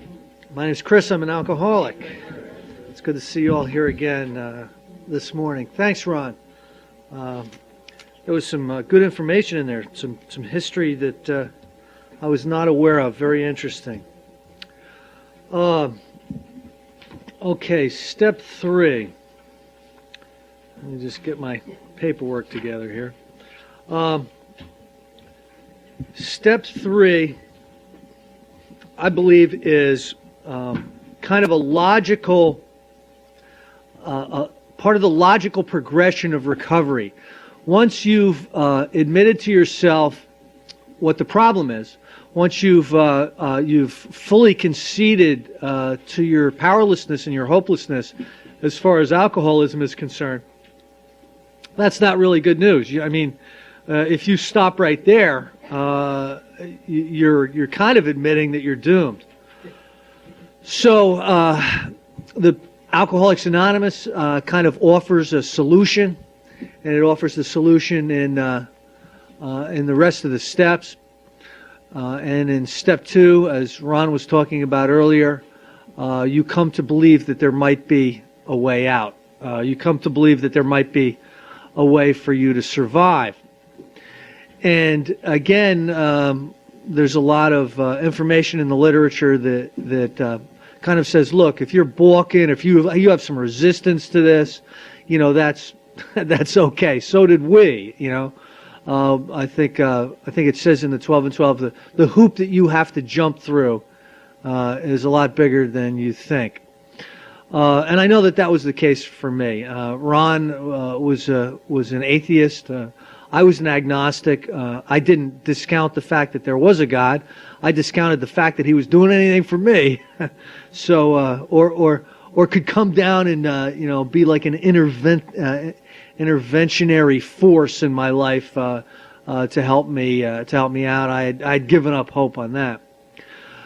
But I did kind of place my hope a little bit in Alcoholics Anonymous. It really was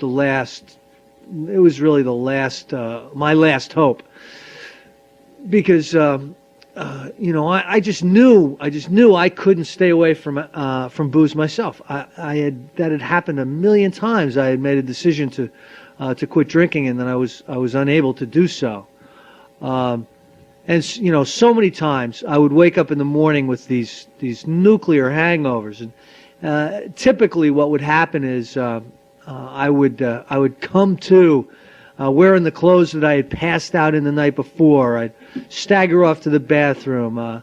I'd brush my teeth and vomit, or vomit and brush my teeth, or because I was a smoker and a whiskey drinker, and if you smoked and drank as much whiskey as me, you'd do vomiting calisthenics every morning too. And so I'd get that over with, and I'd throw some water on my face, and I'd head out to work, and I would feel it. A normal person would be in the emergency room feeling like I felt, like somebody that's not alcoholic would be, undergoing tests and, but I would stagger off to work, and I would be so ill. I would be swearing to myself, I am not going to drink again. It's over. I am never going to touch alcohol again. And if you put me on a lie detector test, and you asked me, are you ever going to drink again? I would say no, and it would go right over to true, because that was my state of consciousness at that point in time. I was never, ever going to drink booze again. Well, sometime around noon, I'd get about half a sandwich down, and I'd be rehydrating. I'd be drinking a lot of, like a half a gallon of liquid just to rehydrate. And I'd start to feel a little bit better around 1 or 2 o'clock in the afternoon. And I would start to think about that very, very strong decision I took earlier in the morning. And I would think, I might have to rethink that a little bit. That really strong decision might need some modification.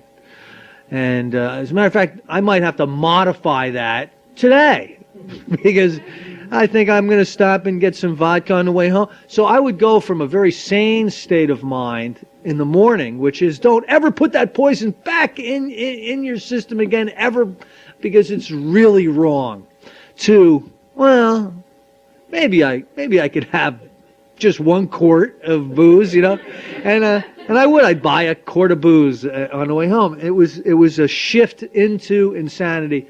And that was the obsession of mine. And that's what step 2, like Ron was talking about, that's what step 2 is. We're not psychopathic, we're not all psychopathic, manic, depressive, schizophrenics, we're like alcoholics, and we've got an obsession of the mind,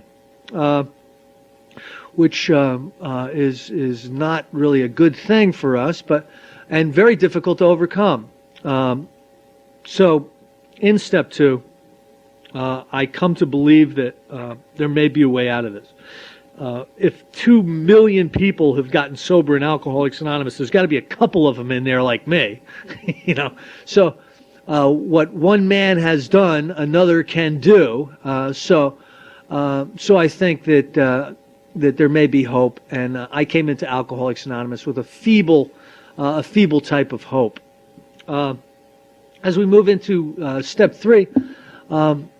I believe step 3 is a decision to embrace that hope, to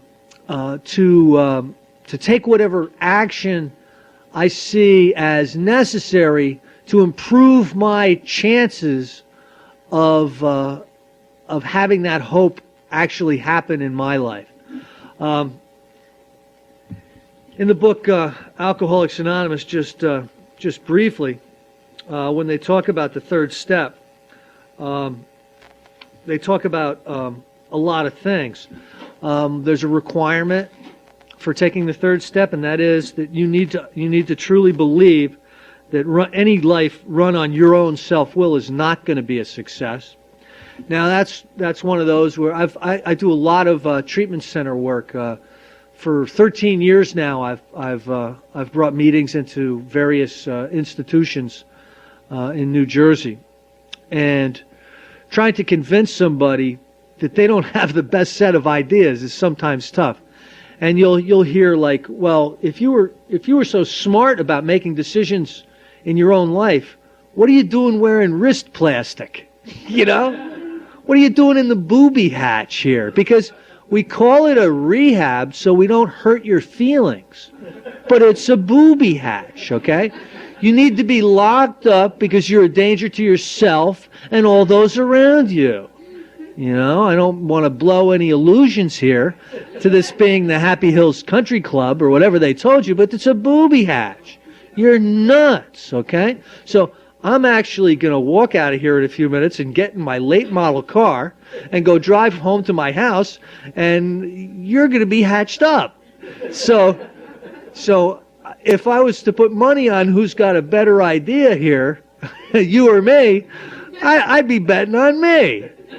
So, but the alcoholic ego is just so immense. The first thing we do when we get into treatment centers is as soon as the detox cloud, the haze has dissipated, we start seeing how they're not running the place right. You know, we're like 4 days sober, and we're starting to list the things that they're doing wrong. They've only been doing it 40 years. You know what I mean? So, but anyway, so sometimes it's very, very difficult to become convinced that you're a little off, and sometimes it's very, very difficult to come to believe that their idea is really what you have to do. We'll hold on to our old ideas just as long as we possibly can. I mean, they're dragging us through the mud, but they're our ideas. You know, maybe they're bad, but they're ours. And part of step 2 is to change your ideas, and step 3 is basically I believe, to embrace them.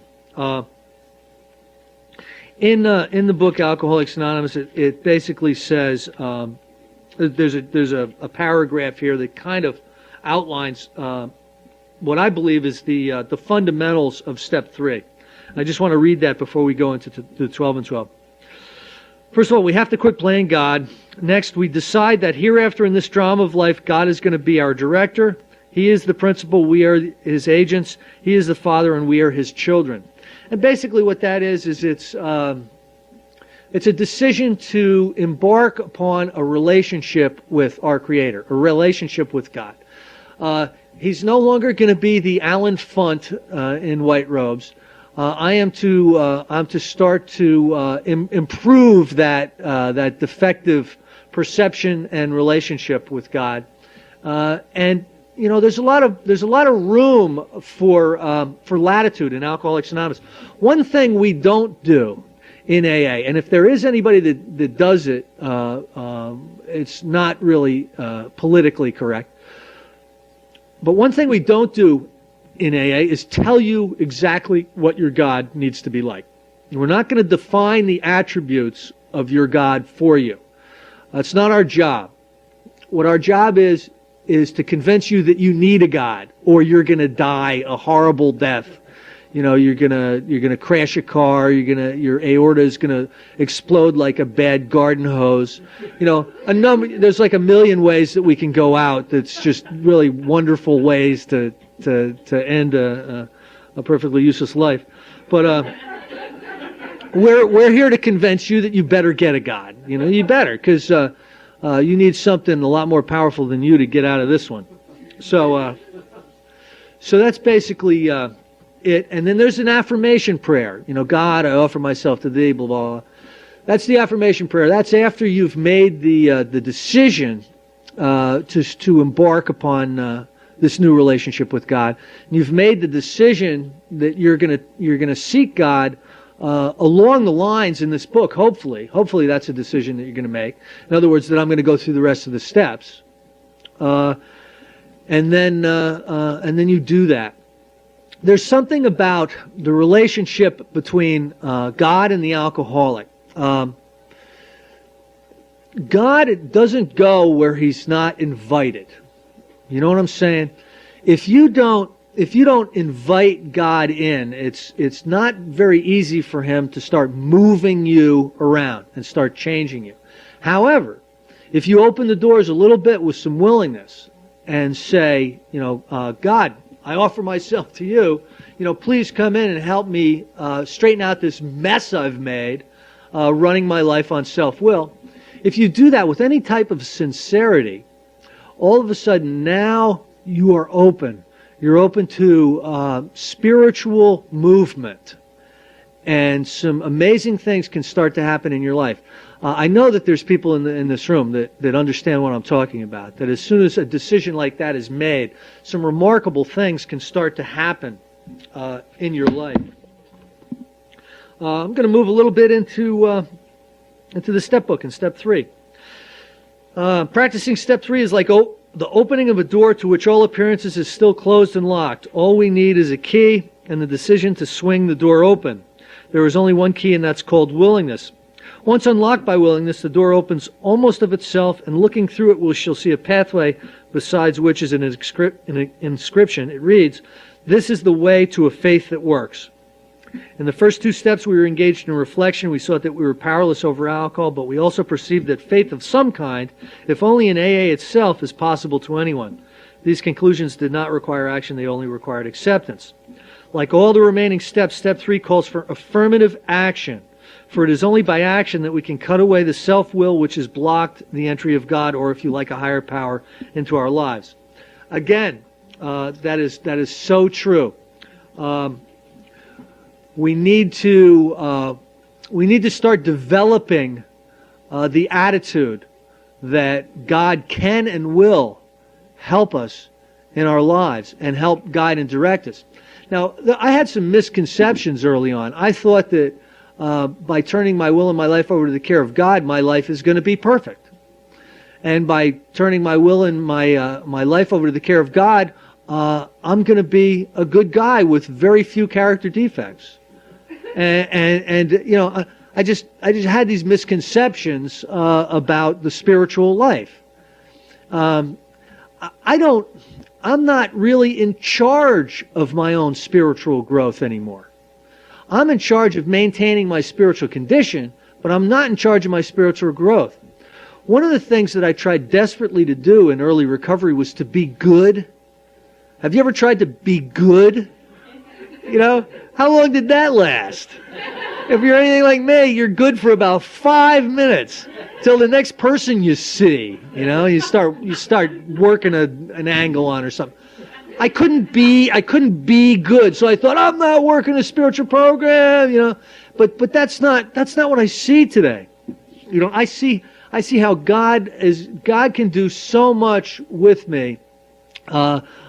If I just leave that alone, you know what I'm saying? And there's certain things, there's certain spiritual exercises that I need to be in charge of doing, and then the whole product, is the finalized product, or the product, in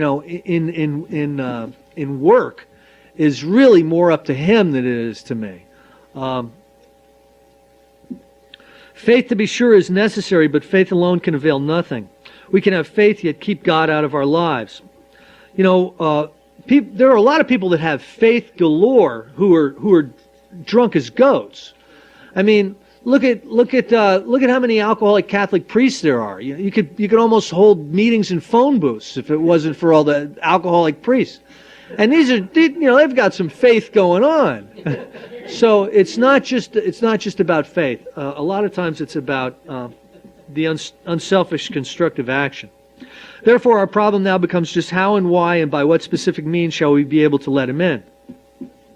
Step 3 represents our first attempt to do this. In fact, the effectiveness of the whole AA program will rest upon how well and earnestly we have tried to come to a decision to turn our will and our lives over to the care of God as we understood Him. It's a very powerful sentence. The whole rest of the program, really meaning the whole rest of your life and your quality of life is going to rest on your third step decision and how sincerely you meant it. Fortunately, we who have tried it and with equal misgivings can testify that anyone all can begin to do it. We can further add that a beginning, even the smallest, is all that is needed.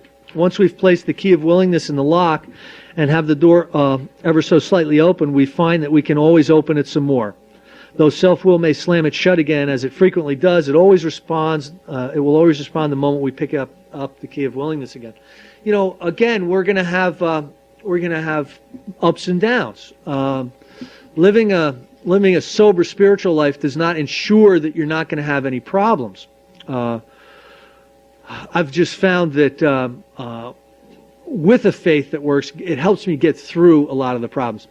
Early on in the Oxford group, I was reading a biography of Frank Buckman on the tail of a comet, I think is the name of this book.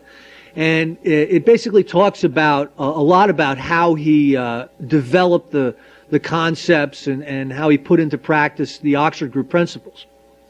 And he would get the dregs of the dregs. I'm not just talking about alcoholics. He would get every type of sinner there was, would end up in Oxford group to be saved.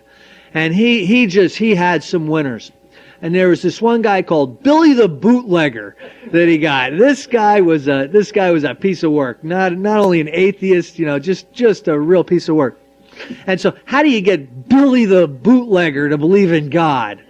And he always told a story because, believe it or not, Billy the Bootlegger was going around speaking around the country after he'd been saved by Buckman.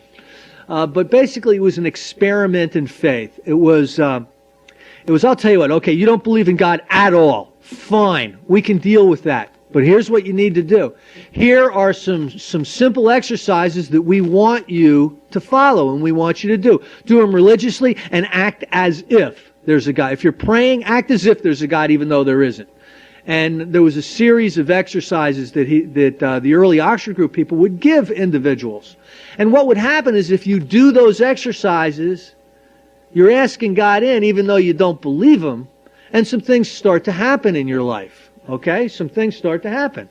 And this was the early experience coming from the Oxford group and into AA because at least for the first 4 years or so, the program of Alcoholics Anonymous was the program of the Oxford group. So you can learn a lot about where we come from by studying some of the Oxford group history.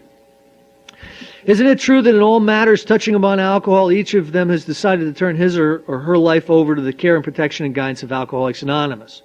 Already a willingness has been achieved to cast one's own will and one's own ideas about the alcohol problem in favor of those suggested by AA.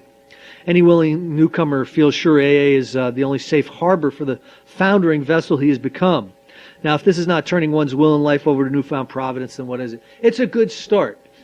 Coming to Alcoholics Anonymous and getting a sponsor and getting a home group and following some suggestions. It certainly is a start because I don't know that a lot of us want to do this stuff.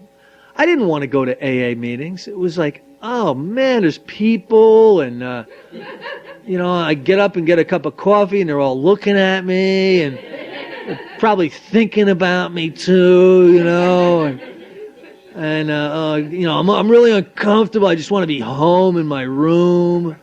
And now I got to ask somebody to be my sponsor.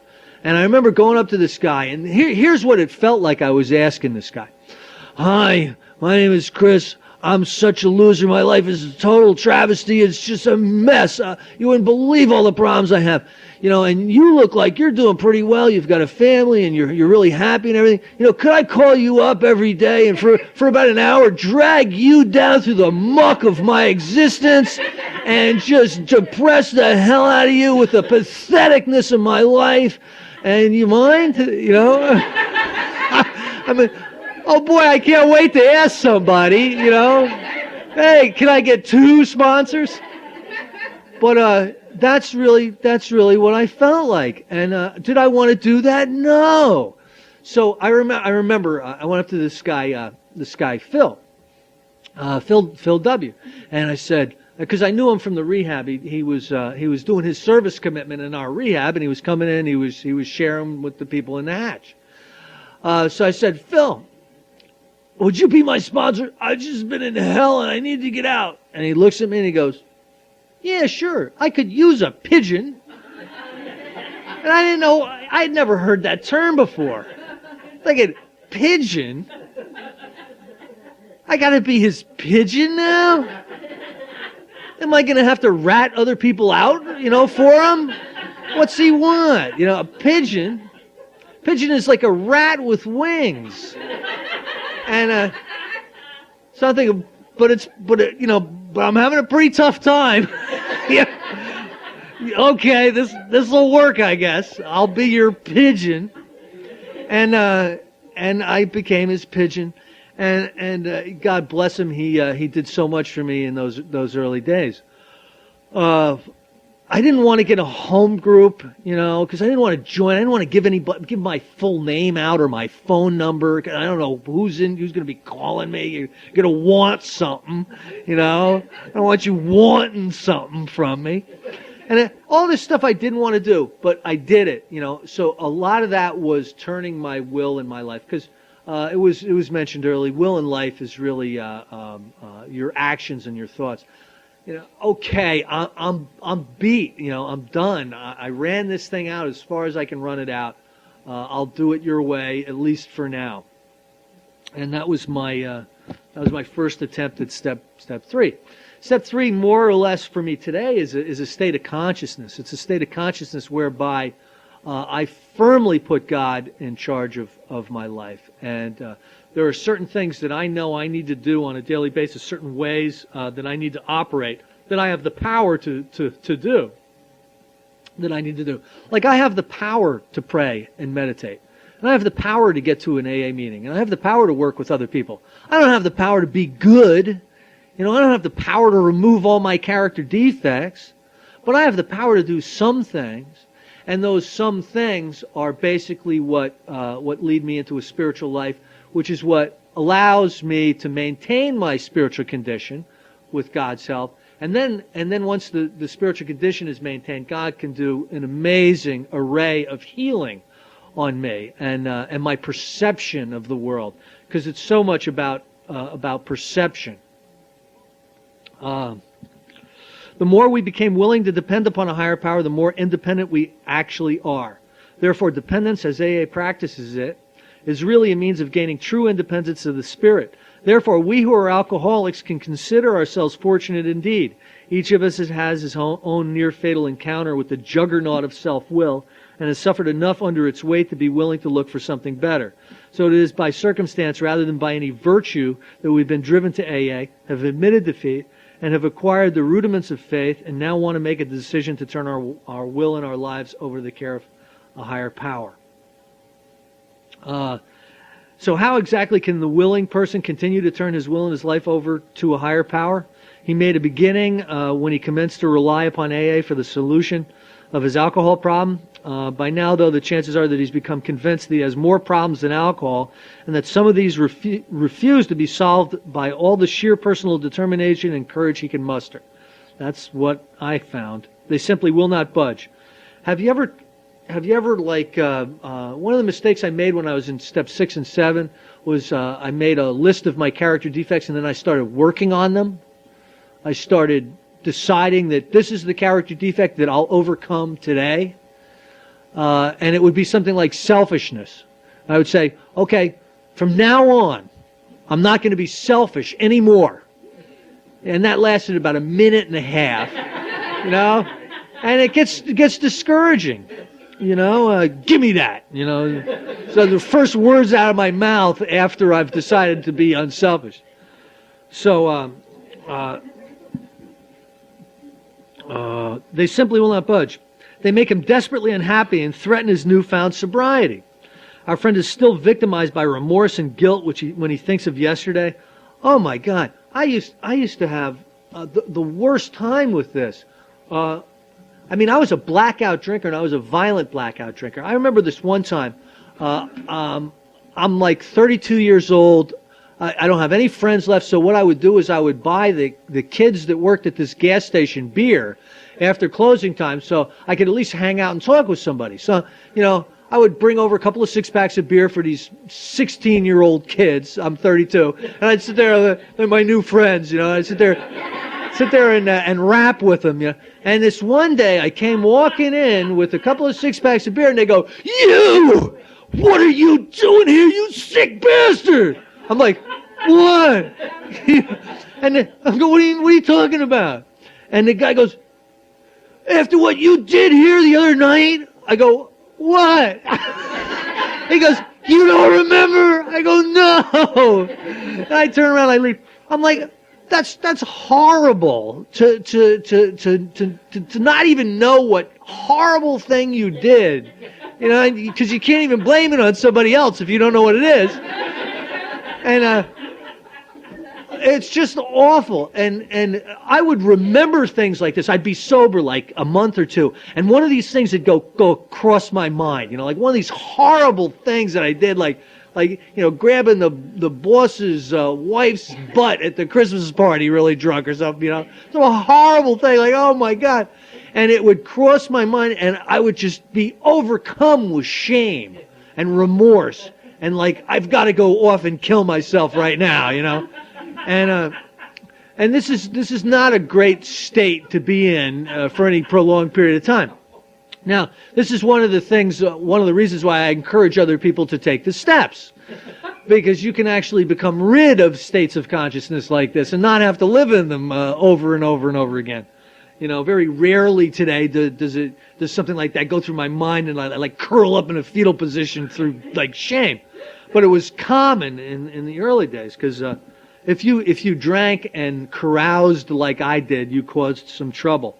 And I never wanted to be bad. I always thought I was kind of misunderstood. I had good intentions. I just crashed my car through your kitchen, by accident, and you shouldn't be holding me accountable because I didn't mean to, And it's just the way I was. But I did bad things, and I was a really smart guy. I was a really smart. I come from a family of educators. My brother and sister are PhDs. My mother and father Phi Beta Kappa. They're all overeducated in a lot of areas they don't know a lot about, like me. And so I'm pretty smart, and I'm doing stupid things. I'll give you a perfect for instance. I'm getting my license back for a third DWI. Okay? Third DWI. Now, I have to go down to Wayne, New Jersey and hand in all the paperwork that I finally completed, because I found you just couldn't like do it dishonestly. You had to have everything lined up, all the ducks in a row. So I went down, and I don't do well with Wayne, New Jersey motor vehicle. I don't do well with lines. I never liked waiting in line. I don't do well with all that stuff. So just to have a couple of quick pops, before I drive down there to get my license back.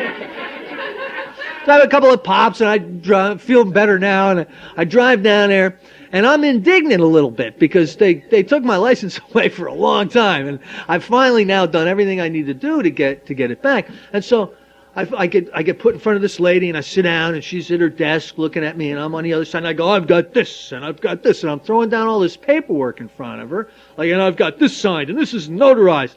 And she leans forward, and she starts sniffing me. She goes like, she goes, "You've been drinking." And I go, "No." Of course, because you never can admit it. And she goes, "You're getting your license back for a third DWI, and you're drinking?" She goes, "Did you drive here?" I go, "No." My car's right below her window, I doubled through the woods and everything to throw her off in case she was looking out the window when I got in the car. But she had to give it back to me, and she hands me this final card, which I could go downstairs and get my license, and she's got to hand it to me. She hands it to me, and I'm taking it, and I'm trying to take, and she won't let go. She's like, she's trying to protect humanity from this this maniacal, red-eyed, drunken, get his license back guy who's going to run her daughter over, she's sure of, tomorrow. And it was just, now I'm a smart guy, okay? I'm intelligent. Why would I do something so stupid as to get drunk before I get my license back from Wayne, New Jersey for a third DWI? It doesn't make any sense. You know, put that on paper, and it's not gonna line up. And but I did it, and you know, I was a smart guy that did stupid things. It is explained that other steps of the AA program can be practiced with success only when step 3 is given to determined and persistent trial. This statement may surprise newcomers who have experienced nothing but constant deflation and a growing conviction that human will is of no value whatever. They've become persuaded, and rightly so, that many problems besides alcohol will not yield to a headlong assault powered by the individual alone. Now, is that ever true? Every time I tried to go up against my character defects or up against my alcoholism in single-handed combat, I lost. By now it appears that there are certain things which only the individual can do. All by himself and in light of his own circumstances, he needs to develop the quality of willingness. When he acquires willingness, he is the only one who can make the decision to exert himself. You know, it's one of those contradictions in AA. You can't do it alone, but you alone must do it. You know what I'm saying? There are some certain things that you're just going to have to do yourself. We can help, but you need to take the steps yourself. We'll take them with you, but you need to do them.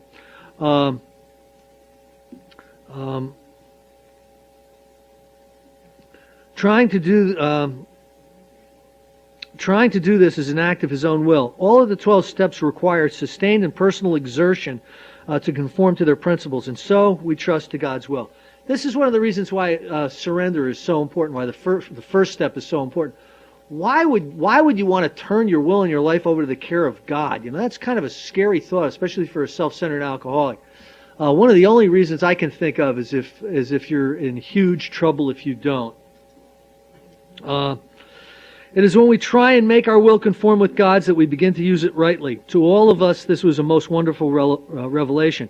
Our whole trouble had been the misuse of willpower. We had tried to bombard our problems with it instead of attempting to bring it into agreement with God's intention for us.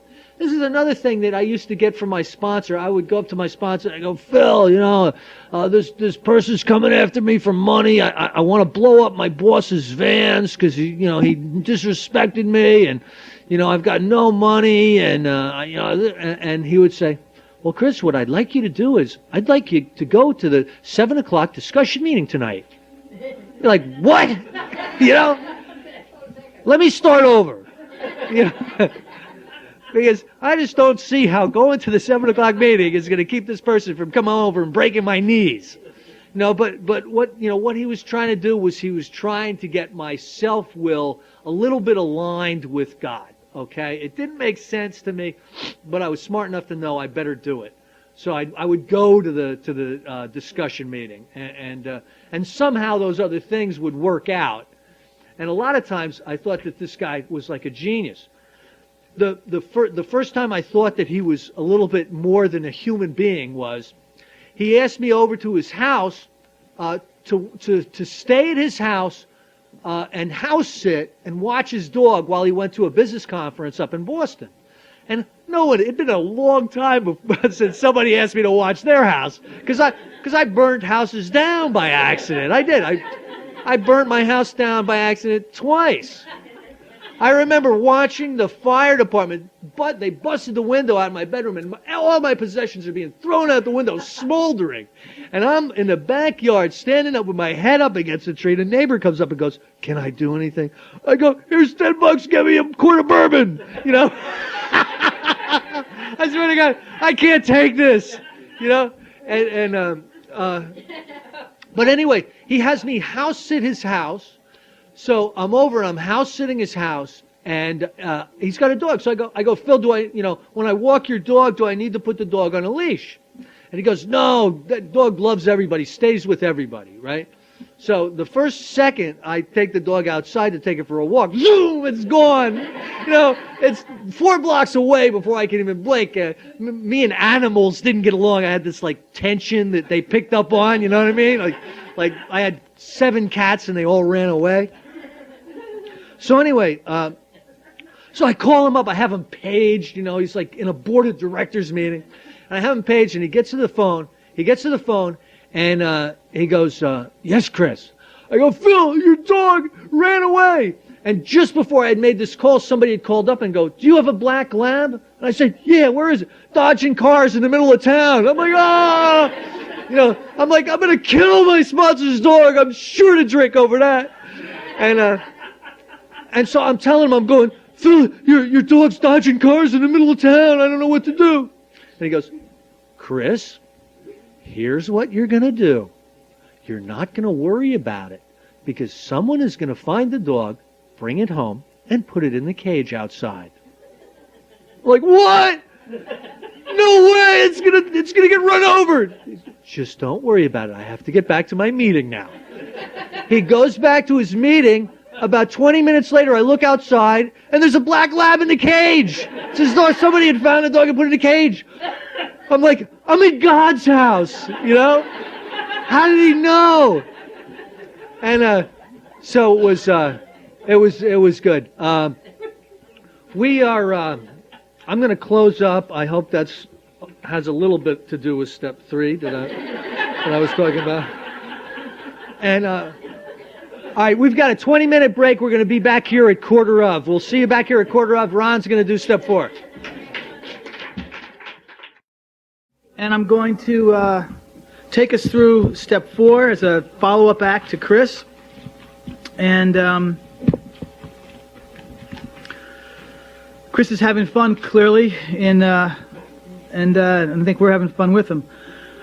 One of the things I thought I would do before I get into step 4 is to, I was mentioning this morning talking about the Oxford group and its impact on the Big Book. And so I thought what I'd say, do real quickly, and then I'll go right into step 4, is to show you the transition of how the steps are actually created so you can get an idea of where steps 1, 2, and 3, and then step 4 came from, and then how step 4 fits into this process of our spiritual recovery.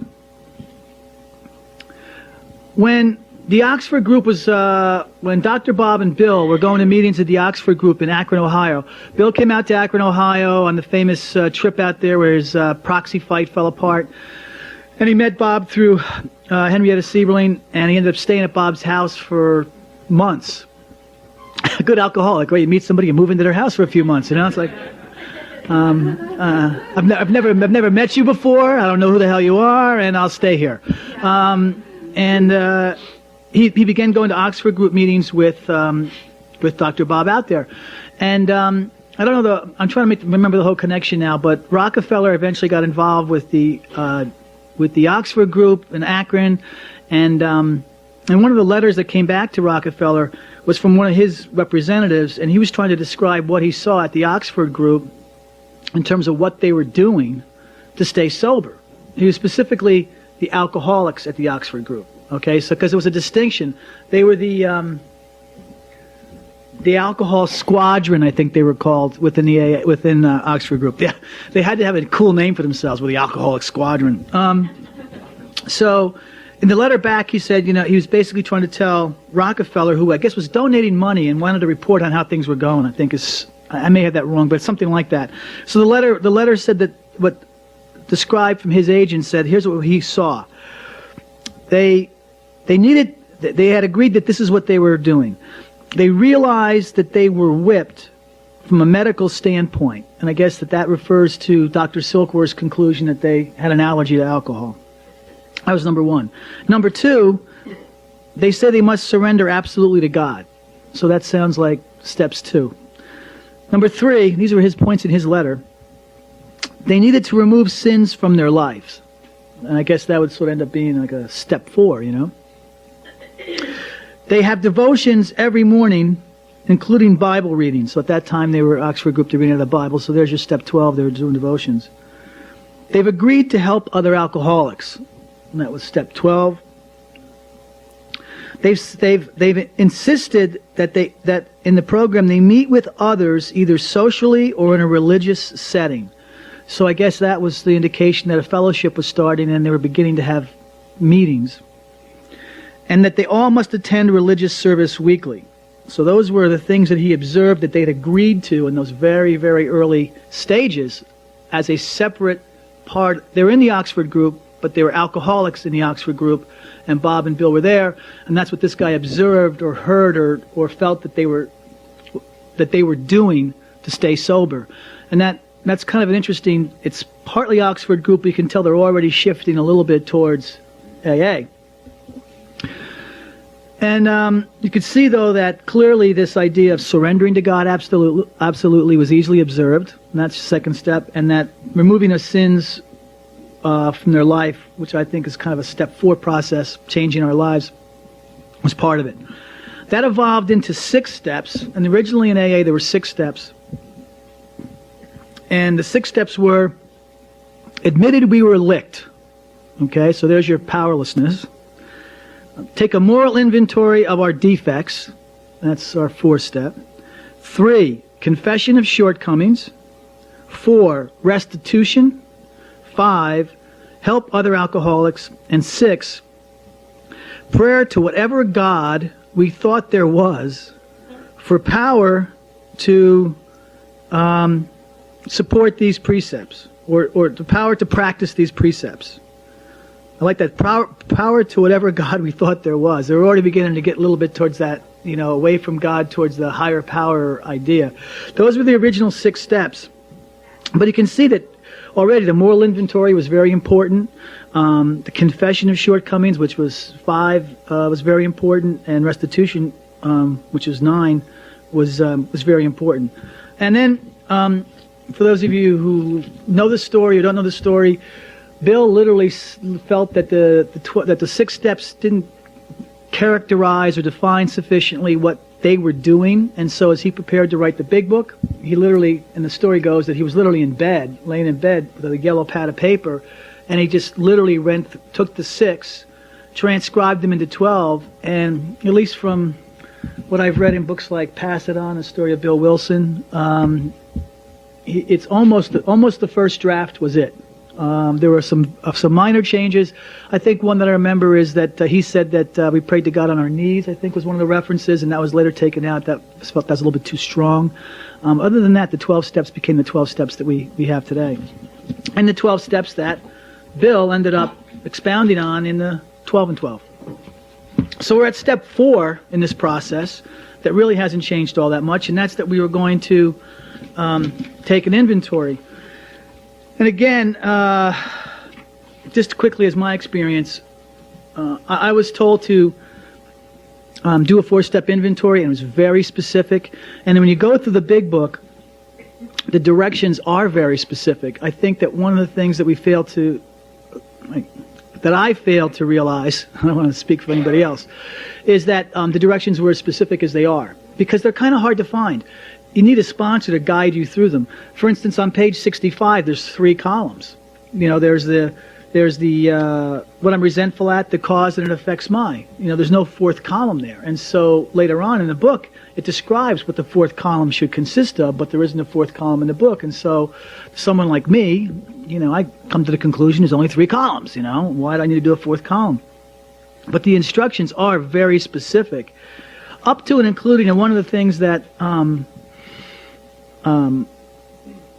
I've told people time and again is that in every part of the 4th step, and I'll say this from my own experience, and it was what I was told, and it turned out to be absolutely right, that an essential part of the inventory process itself is prayer and meditation. There is clearly some writing involved. I mean, that's what you're doing. And I got caught up in the emphasis on the writing, and the writing is very important. I mean, it is. Without putting pen to paper, I can't do an inventory. Without putting pen to paper, I can't see clearly what my issues are. And I mean, I was, as I said this morning, I was doing a 5th step with someone this morning, and as he was reading to me, he mentioned several times, wow, I can't believe I wrote this.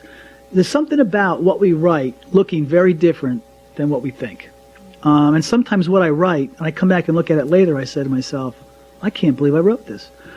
But along with that, in every step of the way, and I'll show you some examples that are very specific, prayer and meditation are part of the instructions. So the big book has very, very specific instructions.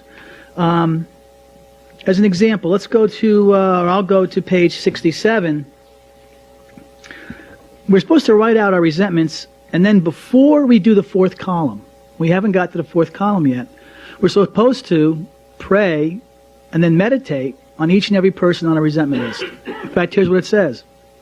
We ask God to help us show them, here. This was our course. We realized that the people who wronged us were perhaps spiritually sick. That's the resentment list. Though they did not like their symptoms and the way these disturbed us, like ourselves were sick, they like ourselves were sick too. We ask God to help us show them the same tolerance, pity, and patience that we would cheerfully grant a sick friend. When a person offended, we said to ourselves, this is a sick man, how can I be helpful to him? Save me from being angry, thy will be done.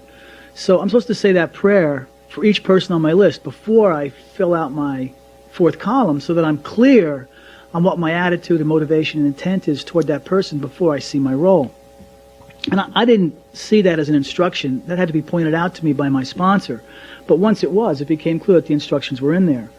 And then it says, we avoid retaliation and argument. Now it says, referring to our list again, putting out of our minds the wrongs others had done, we looked for our own mistakes. So it's, if you go back and look at it that way, it says very clearly, make the list, say a prayer, now go back to your list and put the fourth column in there. But I didn't put those pieces together. I had to see those instructions through the eyes of a sponsor. The same is true of fears. We're to make a fear list, right? But then if you look at page 68, after we've gone through the whole process of listing out our fears, we reviewed them thoroughly, we put them on paper, even though we had no resentment in connection with them, we listed them all out. Now what are we supposed to do with them? In the second paragraph from the bottom it says, we ask him to remove our fear. That's a prayer. And direct our attention to what he would have us be. That's a meditation. Okay? So after I've got my fears listed, the instructions are to say a prayer to remove that fear. And then in a form of meditation to quietly consider what God would have me do. And sit quietly and meditate on what God would have me do. Now, I couldn't pull those instructions out there quite so clearly. It doesn't say to me, like there's not a bullet point that says, okay, do this, do this, do this. But it's in there, and it's very, very specific. And so I now learned what I had to do is not just list my fears, but ask God fear by fear to remove them, and then sit quietly and say, okay, if I don't have this fear, if you're taking it away, what would you have me do? And let some thoughts come. The meditation part to me is so critical. For us to really do this inventory, we have to bring God in. And it's very difficult to bring God in if we're not quiet long enough to listen to what he has to say. And that only comes through some meditation.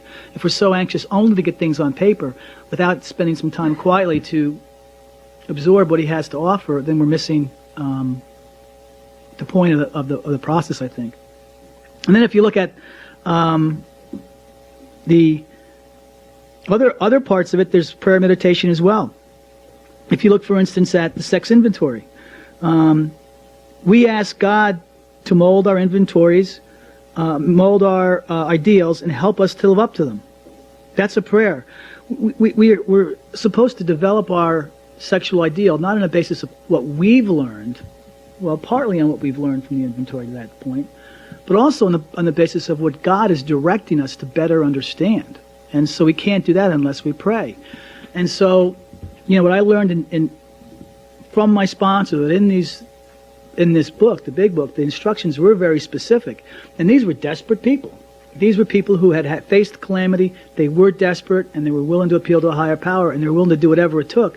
And so they wrote very specific instructions. And there's a definite place for prayer and meditation in this process, which sometimes gets overlooked, because I think the inventory forms themselves take on such a strong role in doing the inventory that we forget that those forms can only be filled out as an outgrowth of our prayer and meditation and guidance from God. Because if we're doing it ourselves, here we are again. My self-will, right? Don't need God. Just give me the forms. I can do it myself. And so we can't forget that there's a prayer meditative aspect to this. And again, I stress the meditation because if you go farther down, page 69, it says, we must be willing to make amends where we've done harm. In other words, we treat sex as we would any other problem. In meditation, we ask God what we should do about each specific matter. The right answer will come if we want it. And I love that because that tells you what's going to happen in meditation. In meditation, we ask God what we should do, and then the right answer will come. And to anyone who isn't familiar with it or hasn't experienced it, it sounds like, okay, great. God's going to come down from heaven and, write something on paper for me or give me an idea. Now I'm going to do it. And to those people, I would say, yeah, that's the way it works for me, I'm sorry, but that's the way it works for me. That's the truth. I'll have prayer meditation experiences in the morning, and the idea will literally come to me that I hadn't thought of, that'll really surprise me. I mean, one came to me this morning. I wasn't going to talk about this, but I was talking to someone about this morning. But it's an example of what comes to me in prayer meditation. The metaphor that I use for living my life through God, that's come to me over time in prayer meditation, is that I'm like a guy in a canoe or a boat, and I got a paddle, and I'm going down a river. And this actually came to me on a train ride in Boston as I was going to pick up my daughter to take her to her first day of college, or help her with figure out the train system in Boston so she could go to college. And so this, so I'm in this stream of life, and I had this canoe, and I got a paddle, Of course, I wish I had a motor, right? You know what I mean? I think I have a motor, but all I got's a paddle. And the stream, the current is carrying me along, all right? So the current's carrying my boat along, and I'm in the stream of life, and I'm in God's will. God's will is that stream. It's moving me along. Now, I have work to do, because every once in a while I might drift, and I might get up on shore, and I got to push away from shore with the paddle. I got to steer a little bit, not too much, because the current's going to carry me, and I got to, paddle occasionally, might get into a slow part of the river, but it's not supposed to be really hard work. It's supposed to be me staying in the middle, staying in that stream, letting the current take me. As an alcoholic, my biggest resistance to that was I wanted to go upstream. I'm going to turn the boat around, paddle harder, never get anywhere. Or say, why do I want to be in this stream? Let me go dock over here for a while and go screw around up on the beach, you know what I mean? Why would I want to be down there in the middle of the stream when it looks really interesting over there, all that kind of stuff. And so that's my image of what being in the stream of life is, that if I can just relax and let God carry me along and do the little things I need to do, I'll be okay. And lately I've been really anxious, and I've gotten to the point where I have some financial insecurities or insecurities in general, and I have I'm sure no one else has this, the problem in life is I just want to know how things are going to turn out, okay? Just tell me, if I only knew what was going to happen, I wouldn't have to be so worried, okay? So I want to know. I want to know how much money I'm going to have 10 years from now. I want to know that my kids aren't going to all be, well, some of them already are, but all drug addicts or something. And I just want to. I don't want to. I just want to know. And so what came to me in prayer meditation this morning was, and just this morning it came to me, and so these things do come. I believe they're God-given. Is I've been thinking about these anxieties, and so the image that came to me this morning was, yeah, I'm in that boat, okay, but it's a canoe, right? Now, my insecurities and my wanting to know is I want to know what's out there. So what do? I stand up in the canoe. And I want to look way out front. I want to see what's out there because I don't trust God to take me along. I got to know. Now, if you stand up in a canoe, what's going to happen? Well, you're going to get uncomfortable. You're going to be all over the place. You're going to fall in the water. But that's just me. I got to stand up in the canoe and see what's up ahead. I can't trust or have faith in God that it's going to just be what it's going to be and get comfortable. I think we were talking about this at the break. Get comfortable where I am. So those are the kind of things that come to me in prayer meditation, and they help me understand my life. So that's actually what happens to me. I get guidance. I think that's a form of guidance, and that's God-given. It doesn't come from me. Believe me, I don't stand around. I mean, I don't create stories like that. I mean, I'm not like a guy who's going, I'm in the river of life. I got a canoe. Please. If I told anybody, like, imagine me telling somebody at the bar, like when I was drinking, like, hey, you know what? I figured out I'm in the river of life and I got a canoe, you know? And they're like, just have a beer. Will you relax? We're like, he was better when he was on drugs. So anyway, so I need to do these inventories, and I need to be in a place where I'm willing to see, what God has in mind for me as I'm going through the written inventory. And my personal experience was, by the time I got to the fourth column of my resentment inventory, my life was really beginning to open up. Because when I saw what my role in things were, I was shocked. Shocked. I was really shocked because I didn't realize the things that I had done and the role that I had played and what I had brought to a lot of the problems that I had, and how my resentments were really the outgrowth of my own self-centered fears. I mean, that's the simplest thing. That's my truth. My resentments were all the outgrowth of self-centered fears. So if you go to the 4 and 4, the 12, the 4 and 4. Let's go to the 4 and 4. If we go to step 4 of the 12 and 12, oh, Ron's so smart. He's got AA history. He's got a 4 and 4. So we go to the 12 and 12. We go to step 4. Made a searching and fearless moral inventory of ourselves. And I think the first one that jumped out at me is in the second paragraph, where again, Bill used this comment that our desires for sex, for material and emotional security, and for an important place in society often tyrannize us. And you'll see him use this idea of security. I'm going to point out a couple of other places. And it really surprised me when I went back to the 12 and 12 and looked at it. And I thought it was, in a way, brilliant or a different perspective on things. It was, I think, to me, it's a different way of defining our fears. Our desire is for security. And I'll show you, he talks about all the different kinds of security. Our desire is for security. We want to know. We want to feel that we are in control, that life is going to turn out the way we want to know how things are going to turn out. And when we don't know, is what we're afraid of. And so we have emotional insecurity. I just don't know. And what if? That's the great alcoholic, question. What if? What if things turn out this way? Or better yet, as alcoholics, we already jump ahead, 10 minutes and go like, I know how it's going to turn out. Oh, it's already turned out bad, And so I think in a way he put a slant on things that I found very interesting as I went through the 12 and 12, where he's introduced, which wasn't directly in the big book, this idea of thinking of our fears sort of in the context of security. And I'll point it out to you in a couple of different places. So he says, this idea that we want emotional security in society often tyrannize us. And I'll show you where we can find it in just a minute. So he says on page 43, without a willing and persistent effort to do this, there can be little sobriety or contentment for us. So one of the things that he's still saying, and he's really consistent about this from the big book to the 12 and 12, is if we don't do an inventory, there can be little sobriety or contentment for us. They told us that in the big book, and they're pretty consistent as they go through the 12 and 12. Without a searching and fearless moral inventory, most of us have found that the faith which really works in daily living is still out of reach. It's a requirement. It's not, I know that they say the steps are a suggestion and suggestions, and that's the way we sometimes choose to interpret them. But they're pretty specific, whether you take the big book or the 12 and 12, they're pretty specific about the requirement of taking the steps to live a better life. And here's where he gets back into the security aspects in the next paragraph. Before tackling the inventory problem in detail, let's have a closer look at what the basic problem is.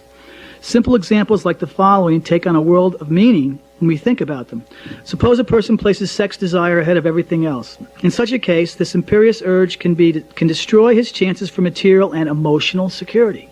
All right? They destroy the emotional security he's seeking, as well as his standing in the community. Another may develop such an obsession for financial security. Okay? I want it.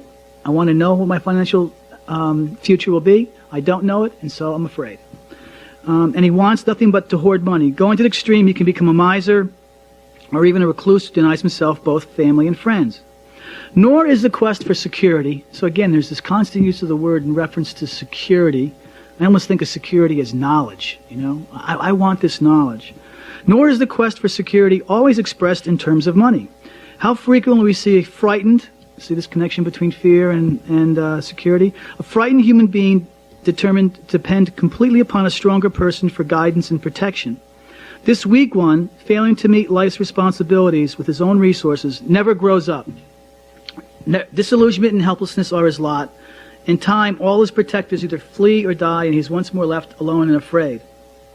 So again, there's the insecurity reflected in a demand for security from someone else. You know, this codependence kind of idea. And then if you don't have it, you're afraid, you hang on to it and are afraid you're going to lose it. Okay? And so you have this dependence on someone else. You're willing to hang on to it for dear life because you're afraid you're going to lose it. And so I think that this idea that Bill was developing here sort of philosophically is like what we really want in life is to be secure. We just want to know. We want to know how things are going to turn out. And when we don't, we're afraid. And you can run that through your entire life, you know?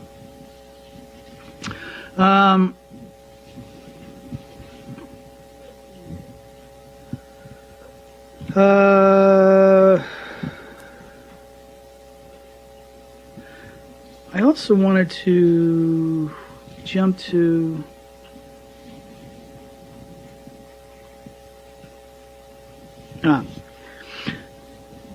the ideas that are suggested in the 12 and 12 kind of help set up again the inventory. And so if you go to page 45, it says, we collected another wonderful excuse for avoiding an inventory. Our present anxieties and troubles, we cry, are caused by the behavior of other people. People who really need a moral inventory, you know? So, I mean, how many of us didn't think that? It's like, well, why do I need an inventory? I'm mad at this guy who's a real jerk. He needs an inventory, you know? Why would I want to do an inventory? We firmly believe that if only they'd treat us better, we'd be all right. Therefore, we think our indignation is justified and reasonable, that our resentments are the right kind. We aren't the guilty ones. They are. And so, you know, he helps us here again understand that, you know, we probably don't want to do an inventory. We probably aren't really excited about this prospect. But it's necessary. And so what happens? The very next paragraph is, our sponsors come to the rescue. Okay? Not so fast. They comfort the melancholy one by showing him that his case is not strange or different, that his character defects are probably not more numerous or worse than those of anyone else in AA. And, you know, I think this next few sentences describes what happened to me. The sponsor promptly proves by talking freely and easily and without exhibitionism about his own defects, past and present. And that's also, not to keep harping back to it, that was one of the Oxford principles, is that the way we can develop trust in other people is by describing our experience specifically. And so here, the way the sponsor is going to help the sponsee is by describing his own situation. This calm yet realistic stock-taking is immensely reassuring. The sponsor probably points out that the newcomer has some assets which can be noted along with his liabilities. And I guess I wanted to stop on that sentence. I got to highlight here because I've heard people say that, you know, part of the inventory is this taking of assets. And I mean, that's never been my experience. Obviously, there's a small comment here in the 12 and 12, and maybe there's an inventory process that could be done sometime after you've done an initial inventory that might include assets, but I never use it with my sponsees. It's not part of the big book instructions. You know, the inventory that's outlined in the big book isn't about how good we are. It's just the opposite. It's about understanding ourselves and understanding our truth. So I think that one of the things the sponsor needs to do is to be clear with the sponsee about his own experience in taking an inventory and how that's affected his life. In terms of another thing that I wanted to highlight on page 47 is the second paragraph in the 12 and 12. We thought conditions drove us to drink, and when we tried to correct these conditions and found that we couldn't to our entire satisfaction, our drinking went out of hand and we became alcoholics. It never occurred to us that we needed to change ourselves to meet conditions, whatever they were. I know for myself, I was confused as well. I thought that drinking was my problem, and that when I drank, that created the problems. And that was the vicious cycle. You know, I never thought that I was wrong. I never actually, until I got into AA, the idea of using the word fear associated with my life, I just never did. I mean, I didn't think I was afraid of anything. You know, I was a pretty tough guy, right? I had anxiety problems. I use the word anxiety. I had anxiety. I remember sitting on the edge of my bed thinking I had a heart attack. You know, I had such an anxiety attack that literally, I don't know if you know, if those of you who are maybe aware of it, you can actually bring on the symptoms of a heart attack. You know, I thought my arm was numb, you know, and my heart was stopping and my racing, and, you know, I'm saying, oh my God, honey, it's the big one, you know, it's the big one, you know, and I can't go to this business trip now. I'm on the edge of my bed. Oh, I'm having a... But I wasn't afraid, right? There's no fear associated with that. I wasn't worried about anything. I was just having anxiety attacks. And, but the truth was that I had tremendous fears in my life. I had tremendous fears in my life about being less than. You know, I never, by the time I was done with my inventory, I realized I didn't think I was a particularly good husband, and I didn't know how to be a good husband. I'd put my wife in the classic position of always being less than, and that was a lifelong point of view that I had. And in which I had to make very specific amends for. Literally, that was the crux of the amends I ended up making to my wife, finding in my inventory that I'd put her in a position of being less than constantly, or just as a lifetime belief, you know. And I had to really talk to her about my role in putting her in that position. But I found that in my inventory. I didn't realize I had that kind of insecurity. I had insecurity about my being a good father, and as a consequence, I never really felt that I was a good father, and I was afraid I didn't know how to be a father. I got married very young. By the time I was 22, I had 2 kids, and I bought my first house, and was in the process of screwing up my life and their lives, and so really felt like I didn't know how to do it. But rather than admit that to anybody, mostly that got manifested as anger.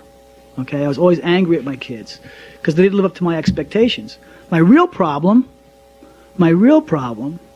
was I didn't know what to do, and because I felt I was failing, I was mad at them for not living up to expectations I created. And so my resentment towards them was based on the fact that I had an image of what they should be. I had no idea how to help them be that. I just expected them to be that. And worse yet, I had no consideration for what their image of themselves was. I had my image of them. So I had this whole thing going with them that, well, here's what you should be, and I'm mad at you because you're not that. I never asked the question like, well, what do you want to be, you know? And I never was able to very constructively help them accomplish the standards I set, you know? So I was just mad at them, you know? And as a consequence, the inventory helped point that out to me. It helped me point out that insecurity and that fear. It was another kind of fear, right? I was afraid that I wasn't a good father, I wasn't a good husband. I had a fear about work. You know, I've shared this with some people who know me. I never graduated from college, and I assumed larger and larger roles in bigger and bigger companies. And they began to develop the belief that not only did I have a college education, but that I had an MBA. I don't know how they got that feeling. And I certainly didn't dispel it. And because I kept getting bigger jobs, and everyone around me had MBAs, I must have one too. And the fear I had was I was always afraid of losing the job I had, because if I ever had to fill out an application, okay, I'd be screwed because that's not who people think I am. And so I became obsessive about work. You know, I worked every Saturday for like 12 years. And I said, well, it's because I'm like Larry Bird. I don't know how many of you know Larry Bird, the basketball player. After practice, he would shoot, I don't know, I forget the number is, 500 shots or 100 shots. After the entire team had left the floor, he would stay behind and keep shooting, because his feeling was he was never as good as the others to start with. It was the only way he could stay better. And so I'd say, I'm Larry Bird, I got to go to work on Saturday, and I was obsessive about it because I couldn't lose that job. And so I'd work late at night, I'd travel a lot, didn't see my kids, didn't see my wife. And my fear of losing that job or changing jobs was I'd have to fill out or complete a resume. So the only job changes I ever made is when someone really came to me without question and said, oh, we'd like you to go to work for us. And they weren't really, they were recruiting me actively. And I said, okay, they're not going to ask me a lot of questions. They would really convince me to come to work for them, and I'd go to work for them. Didn't require an application, didn't require a lot of, paperwork. That's the way I ended up changing jobs. But that was another one of my fears. So a fourth step really clarified for me that drinking and the conditions that drove me to drink wasn't my problem. And what happened after I drank wasn't my problem. My life issues went way beyond why I drank and what happened after I drank. It was the way I lived. It was my spiritual unmanageability. So the next paragraph, in AA, we slowly learned that something had to be done about our vengeful resentments, self-pity, and unwarranted pride. All pride is false pride. You know what? If we think that we're less than, what's the best thing? The best defense is a good offense. Act more than. You know what I mean? If I think I'm less than, I'm going to act bigger than. That way I'll fake you out. We had to see that every time we played the big shot, we turned people against us. We had to see that when we harbored grudges and planned revenge for such defeats, we were really beating ourselves with the club of anger we had intended to use on others. We learned that if we were seriously disturbed, our first need was to quiet that disturbance regardless of who or what we caused it. How many of us, this is true for me, the idea of quieting the disturbance, mine was just the opposite when I was drinking. My wife tells me to this day, and she reminds me, she's very nice to do this, that I would make a mountain out of a molehill, and then I would keep it that size for days, weeks, And in order to get that mountain big enough, I would go back years. Okay? So I'd start with this problem, and I'd say, well, of course it's this way. I remember, when we first got married, okay? Now I'm going back. Got a big mountain bigger, and then I'd be pissed off for weeks. I didn't want to quiet the disturbance. I wanted to build it. I wanted to drive it out of all proportion, because that was the way that it would release all this tension and anxiety I had. It was just incredible. And we learned in AA that just the opposite is what we have to do. And going back to this self-centered fear, if you go to page 49. It says in the second paragraph, all these failings generate fear, a soul sickness in its own right. Then fear, in turn, generates more character defects. Unreasonable fear that our instincts will not be satisfied. Okay, so what we want, we won't get. And so we're afraid we're not going to get it. Drives us to covet the possession of others, to lust for sex and power, to become angry when our instinctive demands are threatened, to be envious when the ambitions of others seem to be realized while ours are not. Someone else is getting something that we don't. Okay? We hate that, I hate that they got that stuff. I want it. So again, it's just another way of Bill talking about the self-centered fear that comes from the lack of not knowing, the security of knowing, that turns us into wanting what we don't have. And if we're even concerned a little bit about not getting it, we get fearful and angry and demanding because we want what we think we should get. And I love the idea of it being, soul sickness. Fear is a soul sickness. And I was talking to somebody at the break, and we said, gee, if we're not living in fear of what tomorrow will be, or fear of what we've done yesterday, if we're just living in the now, we're living with God. We're just accepting where God wants us to be right now, right in the moment. So, again, I think a lot of what our inventory, the fourth step, is about learning about these self-centered fears. And I know for me that by the time I get to the fourth column, self-centered fears, where it all ends up lingering. And then I'm told to do what? Make a fear inventory. Then I go through a fear inventory, but I'm told to do what? Pray and meditate, because I need to really understand these fears for what they are, and that has been my experience as well. There's a couple of things that there's another thing in here that's a little bit different. In fact, I wanted to point out a couple of differences between the 12 and 12 and big book. Talked about this security angle, and I talked about fear. I want to talk about the distinction that Bill now makes, because when we wrote the big book, it was instructions for people with just a couple of years, and there was this idea of people who are desperate and really needing, this triage of a practice that's going to help drive them towards a spiritual solution. But for the first time introduced on page 50, Bill says, step 4 is but the beginning of a lifetime practice. So now, we're hearing in the 12 and 12 more about the fact that the inventory process is not necessarily a one-time thing, that it's something we need to think about throughout our lives, and that is suggested in the step 4 in 12 and 12, all right, not in 10. So I believe that 10 has its place, and 10 is a daily inventory that we take, but even here it puts a lifetime inventory practice into the 4th step chapter. So that would suggest to me that Bill intended that we think about a formal inventory on a regular basis. Let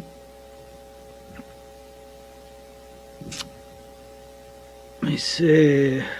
Yeah, here's another place where, again, I keep coming back to this idea of security that Bill threads throughout this entire chapter, which really, it's funny, when I read this chapter, I had never seen this idea of the security and the fear connection, and having read through the big book and then read through the 12 and 12, it really raised it to me that Bill had this idea. I think he was really a smart guy.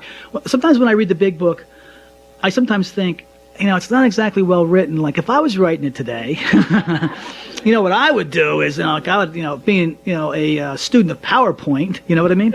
I would have bullets, and I would have this area shaded, and, all this cool stuff, like in 1930, they didn't have PowerPoint, but when I go back and look at it, there's some pretty clear writing that was purposeful. Like I read earlier this morning, the idea about the insanity being threaded into all those stories, the Fred and Jim stories, in order to set up the idea for a step 2. Without insanity being established, why would we want to get rid of it? Without insanity being connected to the obsession, how could we know that removing insanity is the removal of our obsession? He was pretty smart. And here again, he starts with this security aspect of us wanting to know what our life is like, and he keeps going throughout the chapter. It's not accidental. I think that he really had a stream of consciousness that he put through this chapter, because he comes back to it again on page 51. Also of importance for most alcoholics are the questions they must ask about their behavior respecting financial and emotional security. In these areas, fear, greed, possessiveness, and pride have too often done their worst. Surveying his business or employment record, almost any alcoholic can ask questions like these. In addition to my drinking problem, what character defects contributed to my financial instability? Did fear and inferiority about my fitness for my job destroy my confidence and fill me with conflict? Did I try to cover up those feelings of inadequacy by bluffing, cheating, lying, or evading responsibilities? And that's exactly what I was talking about earlier. I feel inferior. Okay, so I want to cover that inferiority up with bluffing, lying, cheating, anger. Okay, if I get mad enough and yell at you enough, I'm hoping that you won't be able to see that I don't know what I'm talking about. You know what I mean? I'll just be louder than the other person. You know what I mean? And then if that doesn't convince you, I'll make something up. I'll lie. Then you'll be absolutely convinced I know what I'm talking about. Really in the back of my mind, I'm saying like, it's like. I was talking to someone about this morning. I have the questions. Actually, every once in a while, it just happens like an acid flashback, I guess, which is a very distinct possibility, having survived triple-digit acid trips. Like, I'll stop and say, like, how did I get here? Why do I have this job? I can't believe they're letting me do this, Like, how come they're working for me? I don't get it, I was like, wow. And so rather than act like that, I act like a jerk, I kind of boss people around, like, get out of my office. That way they don't have to, that way they won't see that I don't know what I'm talking about, I don't know what I'm doing, So that's me trying to cover up my feelings of inadequacy by bluffing, cheating, lying, and evading responsibility. I can really identify with that. Or by griping that others fail to recognize my truly exceptional abilities. Now there's a statement, you know what I mean? Of course. Did I overvalue myself and play the big shot? Did I have such unprincipled ambition that I double-crossed and undercut my associates? And again, I was talking this morning. So here's the way we can undercut our associates, you know. I get the group, you know, hanging around the water cooler kind of stuff, and I'll say like, oh, you know, boy, you know, so-and-so is really working as hard as they can. But they probably just have really too much to do because they're just not getting it done, are they? You know? And, you know, ever since they've shifted over to that department, you know, they're probably overwhelmed. I can't think of any other reason because they're normally pretty good, but right now, they're just not getting it done. So now what I've said is, they're doing a lousy job, okay?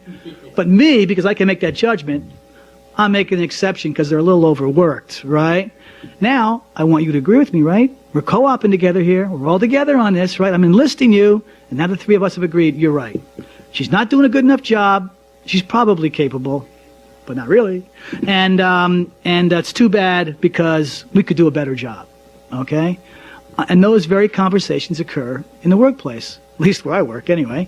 And I'm a part of them. And when I see it, I say to myself, this is exactly what I'm doing, you know. I'm double-crossing and undercutting my associates. Now, there's one very important reason for doing that, right? Because I want to look better, okay? Because if I can make other people, if I can draw attention to other people doing less than a great job, almost by default, it makes me the guy who's doing a better job. Why by default? Because I've put myself in your mind as being able to make that judgment, okay? That conversation put me in your mind as being able to make that judgment. If I've convinced you that I'm capable of making that judgment, I've forced in my mind the idea that I'm superior. So I can't judge somebody else unless I'm superior, you know? And that's how we do it, you know? That's how I do it. And it's an exercise that goes on that I have to work against. I never knew it took place until I did an inventory. I never knew it existed until I did an inventory. And it's another great example of what we find out when we cross over into that fourth column.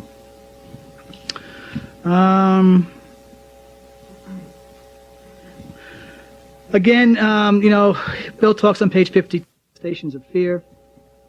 He talks down below in the next paragraph, 52, suppose that financial insecurity arouses the same feelings. He goes on to talk about the root causes of financial insecurity. The primary fact that we fail to recognize is our total inability to form a true partnership with another human being. We don't trust other people.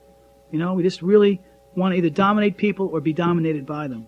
One of the things that he points out that all of a sudden cropped up that I saw when I read this on page 53, out of nowhere he reminded me of something, and I highlighted it. If you go down into towards the bottom of page 53 in that paragraph, he says, as we redouble, this is while we're drinking, as we redouble our efforts at, well, or not drinking, but still being dry drunk, right? Either way. As we redouble our efforts at control and continue to fail, our suffering becomes acute and constant.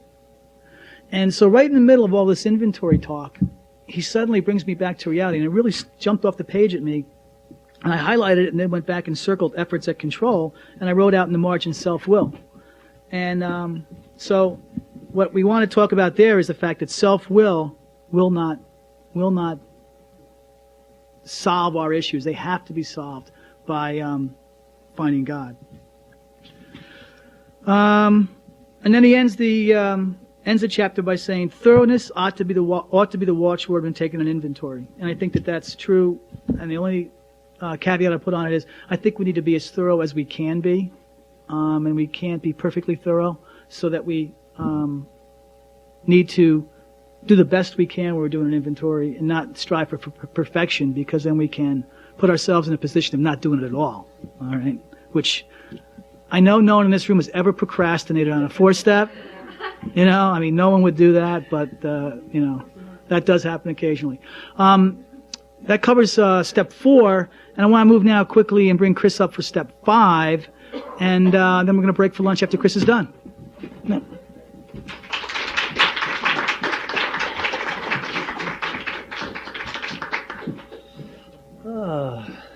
Hi, everybody. My name is Chris. I'm an alcoholic still. Thank you, Ron. There's so much additional information in the 12 and 12 on the 4th step. And taken in perspective, if you take it in perspective and use the 12 and 12 to broaden and deepen what's already written in the big book on the fourth step, it makes a lot of sense. I come from a time and place where there was not a lot of emphasis placed on the book Alcoholics Anonymous. And what happened to me actually was when it came time for me to do a four-step, my sponsor Phil was kind of pushing me toward a four-step. I think, you've got about 6 months now, Chris. You really should start thinking about doing a four-step. So I started to go into a lot of four-step meetings because I'm preparing myself to do a four-step. So I'm going to a lot of 12 and 12 four-step meetings. And that really didn't do much except to confuse me. So what happened was when it came time for me to sit down and do a four-step, I opened up the big book a little bit, didn't really follow that too much. I opened up the step book. It started talking about the 7 deadly sins and some other things. And I had also heard that you need to do a life story because that's what they told me in rehab. So I started to put together this thing. It was like a combination, life story, character defect list, some resentments, and some of the things that I had noticed about myself that was defective, and some of my dirty little secrets, the type of thing that you have to wait till the statute of limitations is up on to really become honest with. And that's what I had. And you know what? I can't really knock this because I got a powerful experience by sharing all this stuff.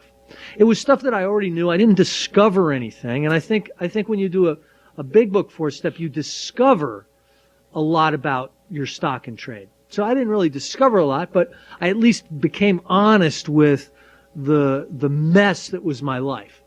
And that was a very, very powerful experience for me. In the book Alcoholics Anonymous, some of the instructions for step 5 are you pocket your pride and go to it, illuminating every twist of character, every dark cranny of the past. And it says that you make sure that you find a closed-mouthed, understanding individual. Because the book was written when they didn't have 4,000 sponsors and people in AA that you could go to.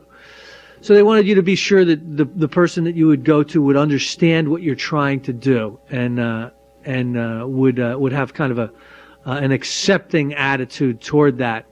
And there's not a whole lot of other instructions in the book Alcoholics Anonymous about it. You have your inventories, you have your lists, and now you need to start to become honest with somebody. I never wanted to be honest with anybody. I don't know about you, but the last thing in the world I wanted to do was sit in front of somebody and tell them, here's the 700 things that are wrong with me. Hope you enjoy this. That's not something that I ever wanted to do. As a matter of fact, I spent a lot of my life pretending to be somebody I wasn't, pretending to be whoever you thought I should be, or I thought you thought I should be. There was this great movie that I identified so much with. Has anybody seen the Woody Allen movie Zelig? It's about the chameleon guy. Like if he's in a room full of Hasidic Jews, he starts to grow a beard. And if he's in a room filled with Nazis, he starts to stand at attention. And it's this great movie about this guy who just fits in. He's like a chameleon. He just fits in wherever he is. And that was me. If I was sitting at the bar and there was a right-wing political type of guy, I'd be right-wing. If there was like a liberal over here, I'd be liberal. I'd be like, that's what I want. I had to not allow you to think poorly of me. It was very important for me to not do that. So there was all this kind of crazy stuff going on in my life, and to start sharing some of this was really good for me. Now in step 5 it says, all of AA's 12 steps ask us to go contrary to our natural desires. They all deflate our egos. One of the things that Harry Tiebout and some of the early psychological friends of Alcoholics Anonymous were very acutely aware of, was that the alcoholic needs to have their ego deflated. A lot of times it'll come through the lash of alcoholism. Your ego will be deflated, but it's necessary to not be so self-centered, so preoccupied with yourself, and to truly believe that you've got that unique perspective on the world, and that you could really define right and wrong better than anybody else. When it comes to ego deflation, few steps are harder to take than 5, but scarcely any step is more necessary to long-term sobriety and peace of mind than this one. AA experience has taught us we cannot live alone with our pressing problems and the character defects which cause or aggravate them. If we have swept the searchlight of step 4 back and forth over our careers, and it has been revealed in stark relief that these experiences we'd rather not remember, if we have come to know how wrong thinking and action have hurt us and others, then the need to quit living by ourselves with those tormenting ghosts of yesterday gets more urgent than ever. We have to talk to somebody about them. Again, I was crippled with guilt and remorse about the past. I was crippled with fear about the future. I was either thinking about how horrible the past was or how horrible the future was going to be. There was no way I could be in the moment. I didn't understand what being in the moment was. And no one ever gave me a clear understanding of it, at least so that I could understand. People told me, Chris, you have to live one day at a time. And I'm thinking, maybe you do. My whole problem is I've been living one day at a time. I've been drinking one day at a time without thinking about what's going on tomorrow. I've been acting like I don't care about the future. I care about today. And that was living one day at a time for me. And I can't do that anymore. I have to have some concern over the rest of my life and what's my situation going to be tomorrow. So I didn't understand the concepts that people were trying to convince me of. So intense, though, is our fear and reluctance to do this that many A's at first try to bypass step 5. We search for an easier way, which usually consists of the general and fairly painless admission that when we were drinking, we were sometimes bad actors. Then for good measure, we had dramatic descriptions that part of our drinking behavior, which our friends probably know about anyway. But of the things which really bother and burn us, we say nothing. Certain distressing or humiliating memories, we tell ourselves, ought not to be shared with anyone. These will remain our secret, not a soul must ever know.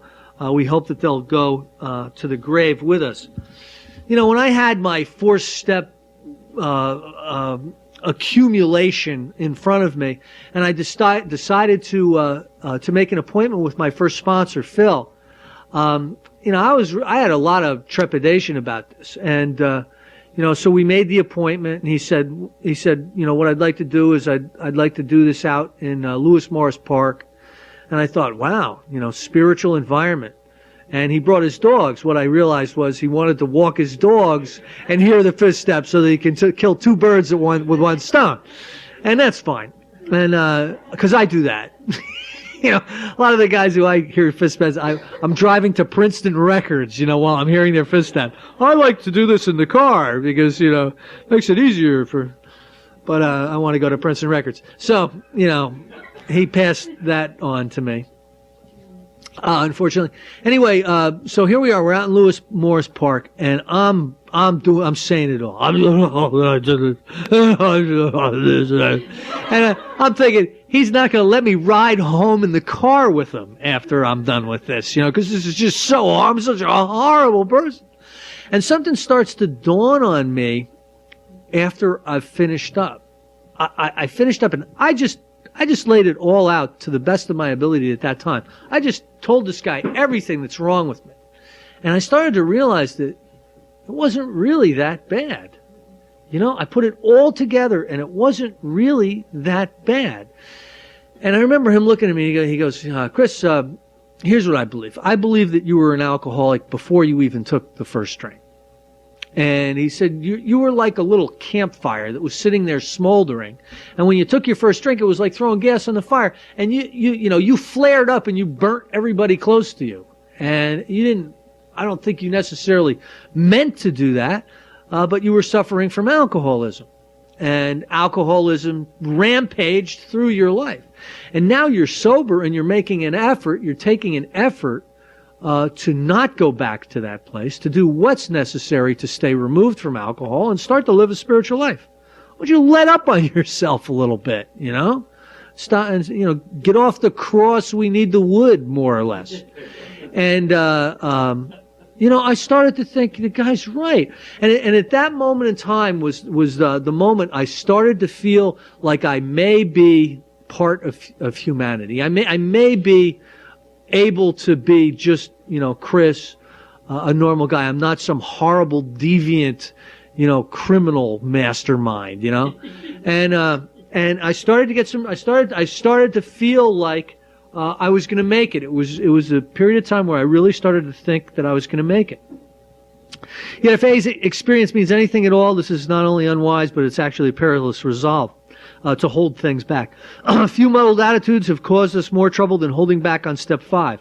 Some people are unable to stay sober at all. Others will relapse periodically until they really clean house. Even AA old-timers sober for years often pay dearly for skipping this step. I want to touch on this for a little bit because after having 15 years experience seeing people work the steps, Bill Wilson noticed some things. And he started talking about some things. And he talks about the scale of alcoholism, and he talks about how far down the scale you've gone, or how much control you've lost as it concerns alcohol. Now, I learned a long time ago that there are people who come into AA who do not need to do the steps. They're all over the place, okay? Then again, I have noticed that there are people who come in and won't stay sober 2 weeks unless they're doing inventory and making amends. They won't make 2 weeks.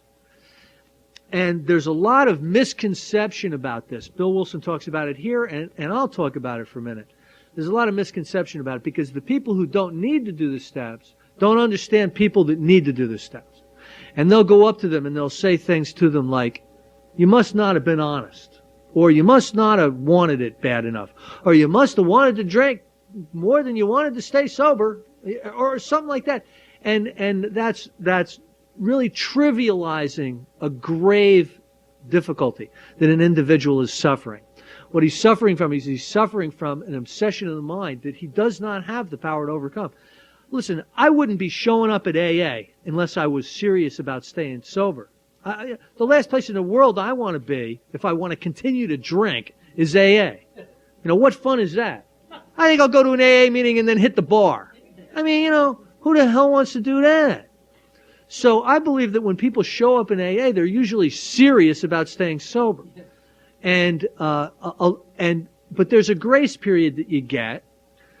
For want of a better way to describe it, there's a grace period that you get. The people who are higher up on the scale don't need to go into the spiritual work as quickly or as diligently or as passionately.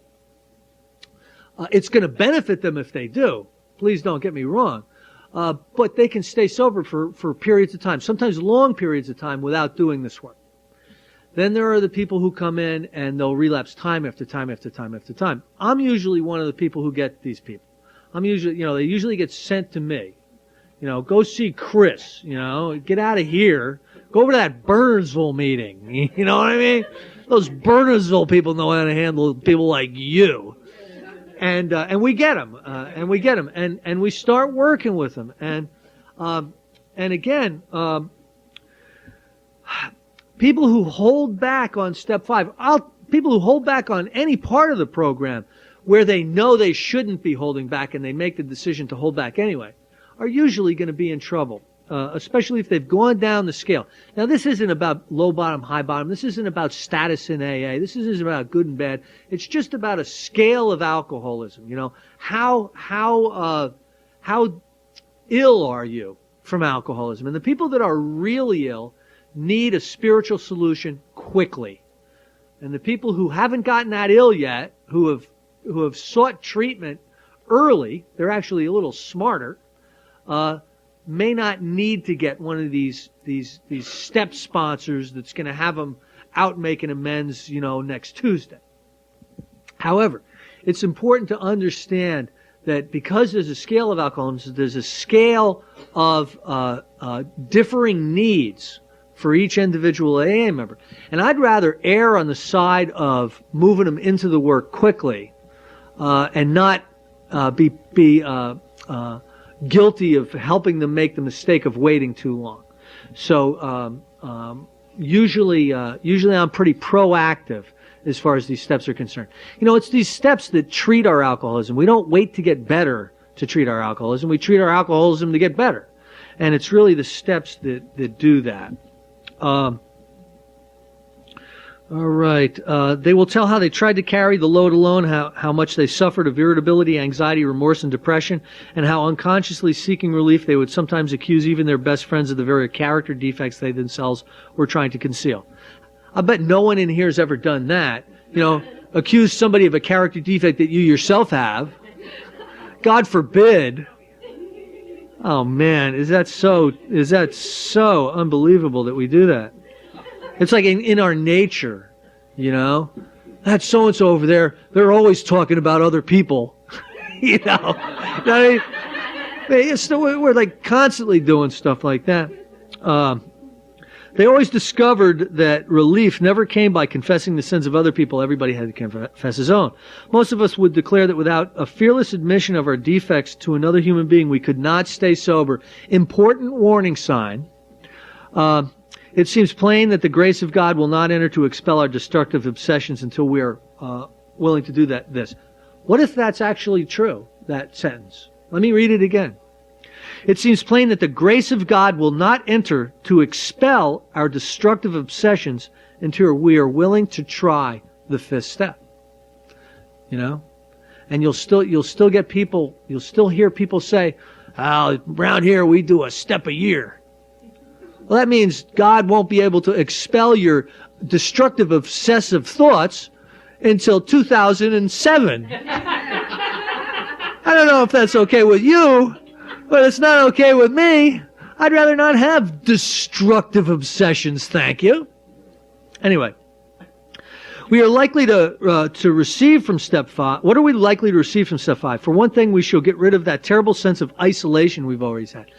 I mean, I was so isolated. I was Planet Chris. You know what I mean? I was there by myself, and it was lonely.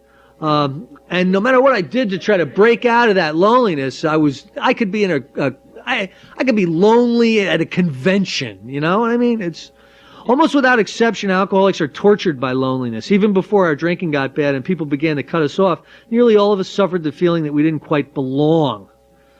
Oh, yeah, that's not true for me. I mean, I never felt like I fit in anywhere. I always wanted to be somewhere else doing something else. I heard somebody say one time they could be backstage with the Beatles and want to be somewhere else. And that's me. You know what I mean? Either we were shy and dared not draw near others, or we were apt to be noisy good fellows craving attention and companionship but never getting it, at least to our way of thinking. There was always that mysterious barrier we could neither surmount nor understand. It was as if we were actors on a stage suddenly realizing we did not know a single line of our parts. That's one reason we loved alcohol too well. It did let us act extemporaneously. But even Bacchus boomeranged on us, and we were finally struck down and left in terrified loneliness. Bacchus is the god of alcohol and joviality, and that did boomerang on me. I really thought for the longest time that alcohol was my last refuge, the only place I could escape to shut off the screaming committee in my head. You know what I mean? The thought processes that I had, these like revenge fantasies that were going. I mean, all kinds of like, please, just let me shut it off for a minute. All I need is a quart of vodka. You know, don't you understand? You know, oh, Chris, you shouldn't drink. I shouldn't drink. If you said, you don't understand. It's the only thing that like puts the fire out in my head. The problem was it was really what was contributing to this insane thought process that was going on in my head. When we reached AA and for the first time in our lives stood among people who seemed to understand, the sense of belonging was tremendously exciting. The first time this happened to me, I was in this meeting. My sponsor said, "We're going to Morristown. We're going to see Lame Larry talk or something." You know, I'm like, we got to drive all the way to Morristown to see Lame Larry. He's speaking, you know. So Off we go, and we're sitting there. I'm sitting in like row 5, and I'm listening to Lame Larry, and he says, "I was always somebody who had a huge ego coupled with a lack of self-esteem." And he looked at me, and I said to myself, "He knows! He knows! I've been found out!" It was this incredible feeling like, you didn't tell me Lame Larry was a mind reader, Phil. I would have been happier to come. And I started to realize that, people did start to understand. I was not this unique, thing that was like a mistaken, entity on planet Earth. I was just an alcoholic, and I started to sense this. We thought the isolation problem had been solved, but we soon discovered that while we weren't alone anymore in a social sense, we still suffered many of the old pangs of anxious apartness. Until we had talked with complete candor of our conflicts and listened to someone else do the same thing, we still didn't belong. That's kind of leading us to the point where we need to start listening to some fifth steps too. Step 5 was the answer. It was the beginning of true kinship with man and God. I have listened to a gazillion fifth steps. My dog has probably heard 100 fifth steps, and I'm not kidding you. She loves them, and you know what? She's closed-mouthed and understanding, So she's perfect for this stuff. But I got to a point a couple of years ago where I was listening to 2 fifth steps a week. It was just the rush was on. I've kind of figured out how to delegate this stuff out to the people that I sponsor now, a little bit, so that like 700 hours of my time every week isn't taken up with. But it got to the point where it was ridiculous. And here's the crowning point of this whole thing. I'm thinking about this guy that I'm working with, and I'm thinking, I think he's gilding the lily. I got to call this guy up and get him over here. So I call him up and I tell him, look, I want to hear your fifth step, and I want to hear it over here Saturday morning, 9 o'clock is your slot. I'll see you then. And he goes, okay. So he comes over. It's 9 o'clock Saturday night. Mary Beth is wondering why this guy is back here, right? So he walks in, we go upstairs, I get this room that we would do the fifth steps in, I sit back and I go, okay, go ahead. He starts reading, and he's on like resentment number 3, and I start to get this real sense of deja vu. I start to think, I've heard this before. And then I go, oh my God, I've heard this whole thing before. This guy was over here 2 weeks ago doing the exact same fourth and fifth step. I made him come over and do it again. I realize this. And I got to tell you, this is an honest program. You have to be rigorously honest. So basically what I did was I stopped and I said, look, I know that we've covered some of this stuff before. But in a case like yours, I like to do this twice, in case we've missed anything. And he goes, okay. And I hear he's doing that with the guys he's working with now. But, oh well.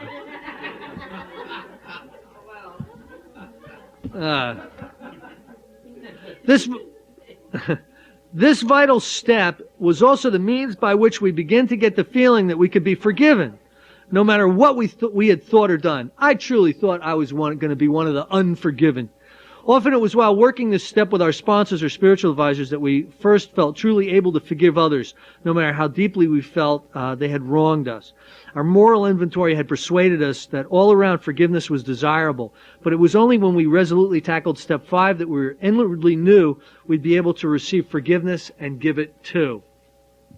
Absolutely. I totally felt, I totally started to feel forgiveness after I had talked about this. I had blown it up into I was just the worst person walking the face of the earth. And there needed to be some kind of perspective. That's ego too.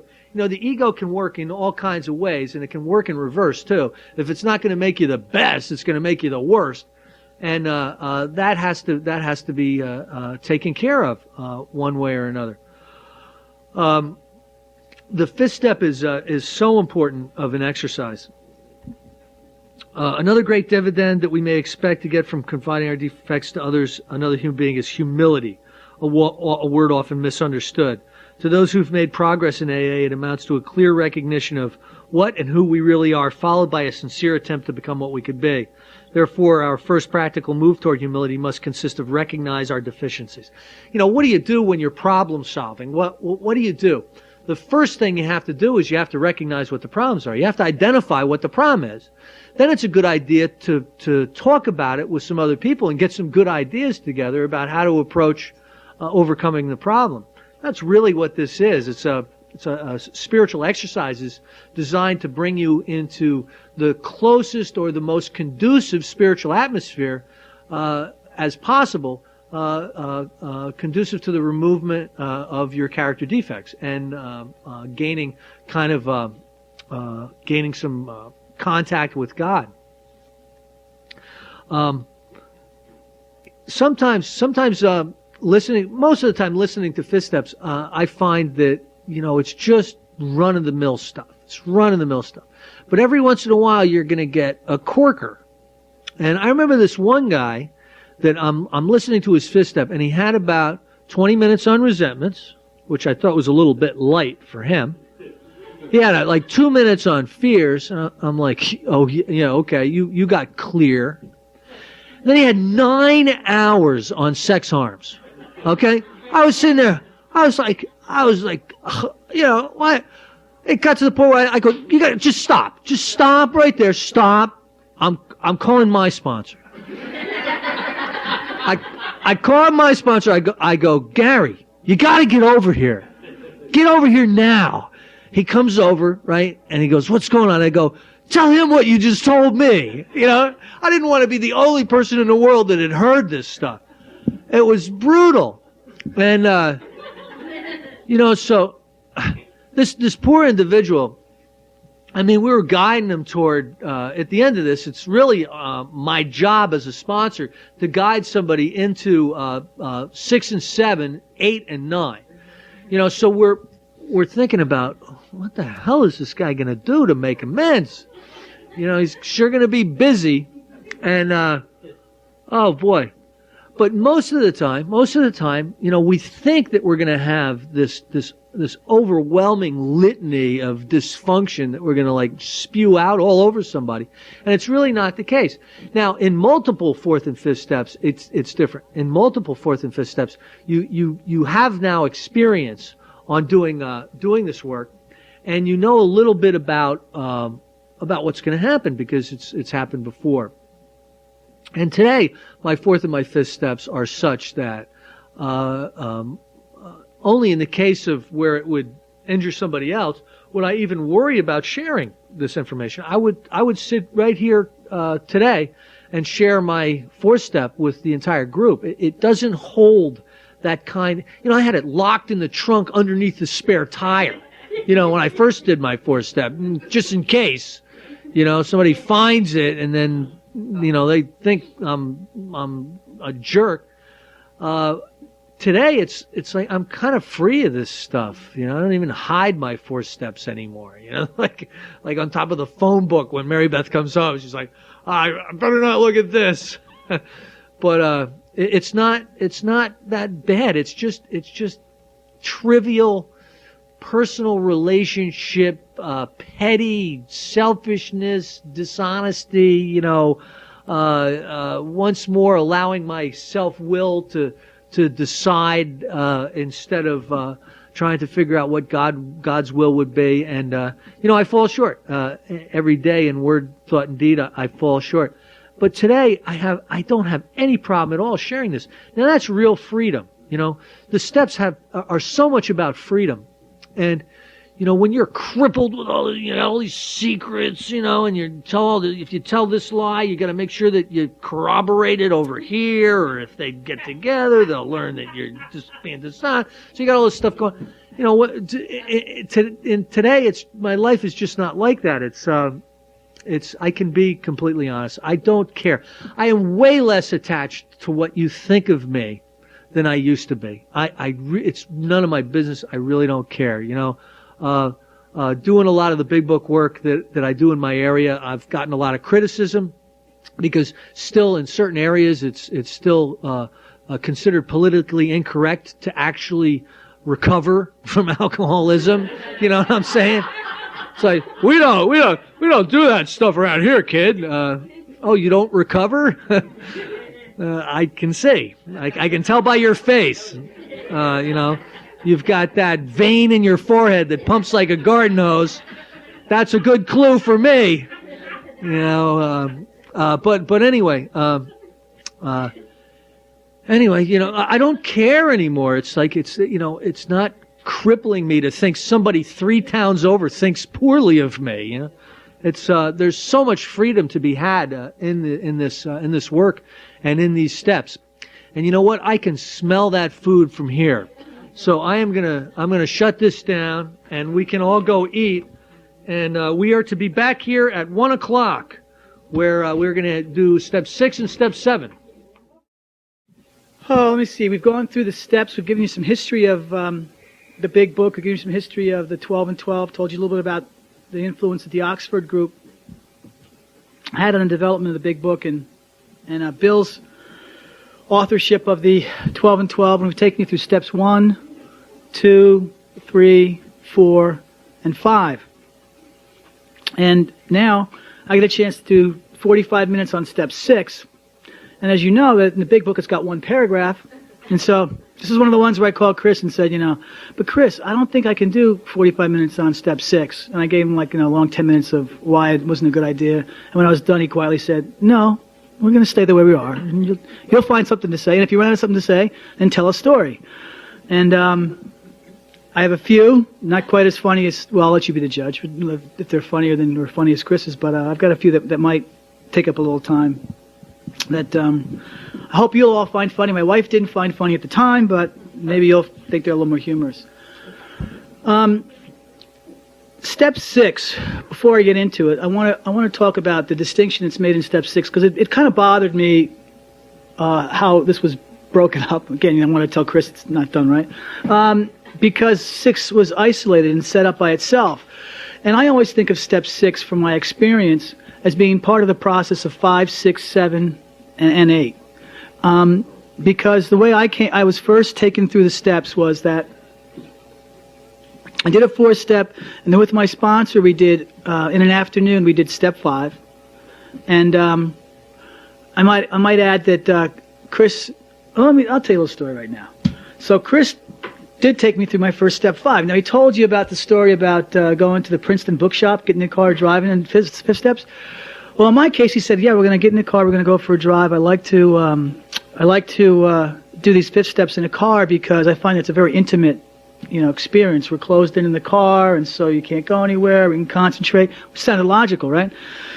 So we're driving for about an hour, and I am just churned up. I mean, I'm right in the middle of all this stuff, and I'm telling this guy things I've never told anyone else in my life, and haven't told since. So my stomach is just churning, and I felt like, I'd had, the way you feel when you have 10 cups of coffee on an empty stomach or something, just felt, ugly. And he's going, oh yeah, and he's listening to everything, everything's fine. And all of a sudden he whips into this parking lot. And I look up, and it's in, what was I just talking to? Sam. Is Sam still around? No. Yeah. Sam, you're from Piscataway, so the White System? Those hamburger places? I think it's called the White System. White Star? Okay, for those of you, the connotation is similar. It's like White Castle, only it's a step up in the sense that you order what you want on top of it, but the grill looks the same, okay? It's got the grease on there and everything, and only the hamburger's slightly thicker, so it's like White Castle, White Star. It's like they've stepped up, right? So my stomach is all churned up, and I go, so what are we doing? I'm right in the middle of my 5th step. He goes, I thought we'd get something to eat. You hungry? I said, no, I can't eat. He goes, oh, don't worry, just have a Coke or something. I'm thinking, I'm put more caffeine in the stomach. I can't do this. So we walk in. I've never been to this place before. I look at that grill, and the guys in, the uniforms are white, but they're all stained and everything, and they're all greasy and everything. And the guy's got the white paper hat on and everything. And Chris is going like, yeah, I'll take one with everything and the onions and the mayonnaise too. I'm going, oh, God. Oh, this is my fifth step. So, actually, Chris, I would have preferred going to the bookstore, or the record store. It would have been better, much easier on my stomach. But I did a fifth step, and I will tell you that my experience was this. I felt so relieved. I felt at one with the world because this isn't, I know I'm not going to quote it right, and I'm going to paraphrase it, I guess, but what Chris said to me is something like this. Something like, he listened carefully, and we were all done, and he said, is that it? And I said, yeah, that's it. He goes, well, that's okay. I think we can handle that. And I know what he meant now. What he meant is, if we follow the rest of these steps, you can overcome these defects, these things that you've laid out. And when he said it the way he said it, it made me feel like I was going to be okay. I was going to be okay. And he was okay with who I was, in spite of what I told him. And that was a tremendous relief.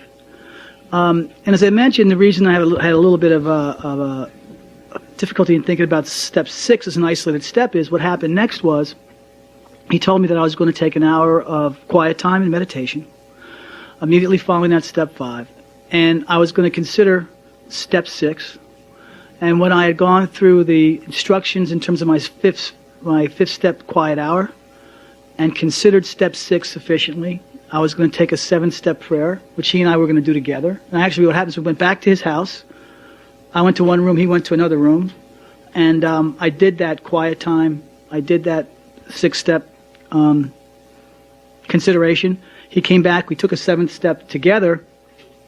And then he left again, and I forget the exact sequence, but then he also suggested that we had some time because we were going to go to an AA meeting immediately after that. There was a meeting that night. And he said, we got a little bit of time now. Why don't I give you a little more time, and you can actually begin to put your 8th step list together. So really, what happened in my experience, and it's what I've done with other sponsees, and the way I've done subsequent 5th steps is, I did a 5th step, a 6th step, a 7th step, and an 8th step, all in that same afternoon. Long afternoon into evening, because the meeting didn't start till 8 o'clock that night, so it was an afternoon into evening session.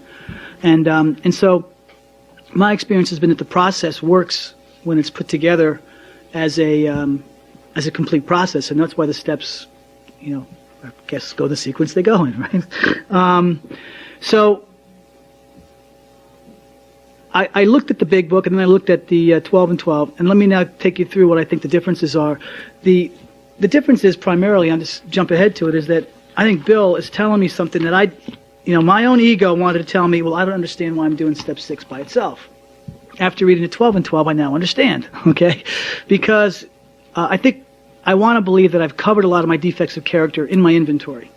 And in fact, I have. And I've been, when I take a 4th step and then a 5th step, and I'm getting ready to do my 4th inventory. I finished my 4th step, and I want to do a 5th step now in the last 6 years. And my experience has been, when I'm done with my 5th step, I want that 6th step experience, because I've now been full of what was in that 5th step, and there's no question in my mind, or there hasn't been in the past, about wanting those defects of character removed. Why would I want to keep them after hearing them out loud and telling them to another person? But the truth is, and I'll get into that with the 12 and 12, and Bill's pretty clear on it, those defects come back. And it is a lifetime work, and that is the truth. And so I learned something in preparing for this, and that is that there's 2 things at work here. There is the 6th step in conjunction with the 5th step, which is a very clear inventory expression. And then there is the lifetime process we have of trying to get closer to God and be more in harmony with His will. So in the big book it says, in the simple 1 paragraph, if we can answer to our satisfaction, we then look at step 6. We have emphasized willingness as being indispensable. Are we now ready to let God remove from us all the things which we have admitted are objectionable?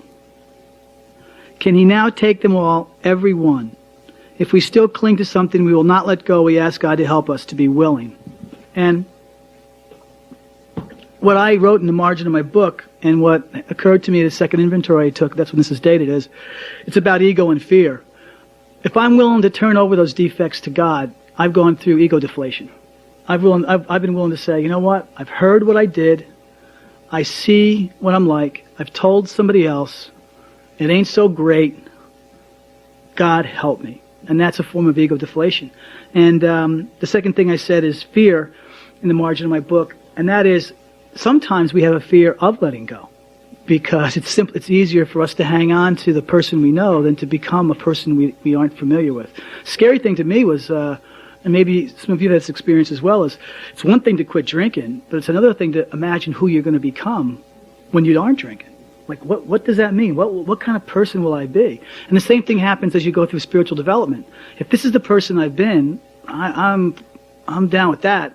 Who is this person that I'm going to become? I don't know. And change is frightening. So the only two things that would block me as far as the big book process goes, I've done my fifth step. What would block me from wanting to have God take those defects? And the only two that I could think of were ego and fear. And so assuming that we've achieved a significant ego deflation and that we've pushed ourselves through those fears, if we've taken the fifth step and we're in that process, it would seem to me that turning all those over to God makes perfect sense. It just makes perfect sense. And that has been my experience. On the other hand, let's go to the 12 and 12. And I'll talk a little bit about what Bill says. I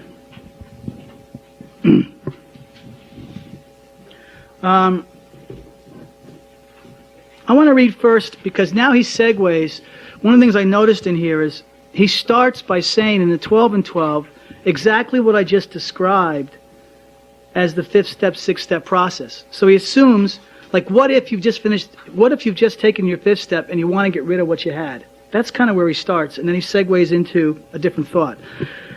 So if you look at page 63, and I'm going to start in the second paragraph. Of course, the often disputed question of whether God can and will, under certain conditions, remove defects of character will be answered with a prompt affirmative by almost any AA member. To him, this proposition will be no theory at all. It will be just about the largest fact in his life. He will usually offer his proof in a statement like this. Sure, I was beaten, absolutely licked. My own willpower just wouldn't work on alcohol.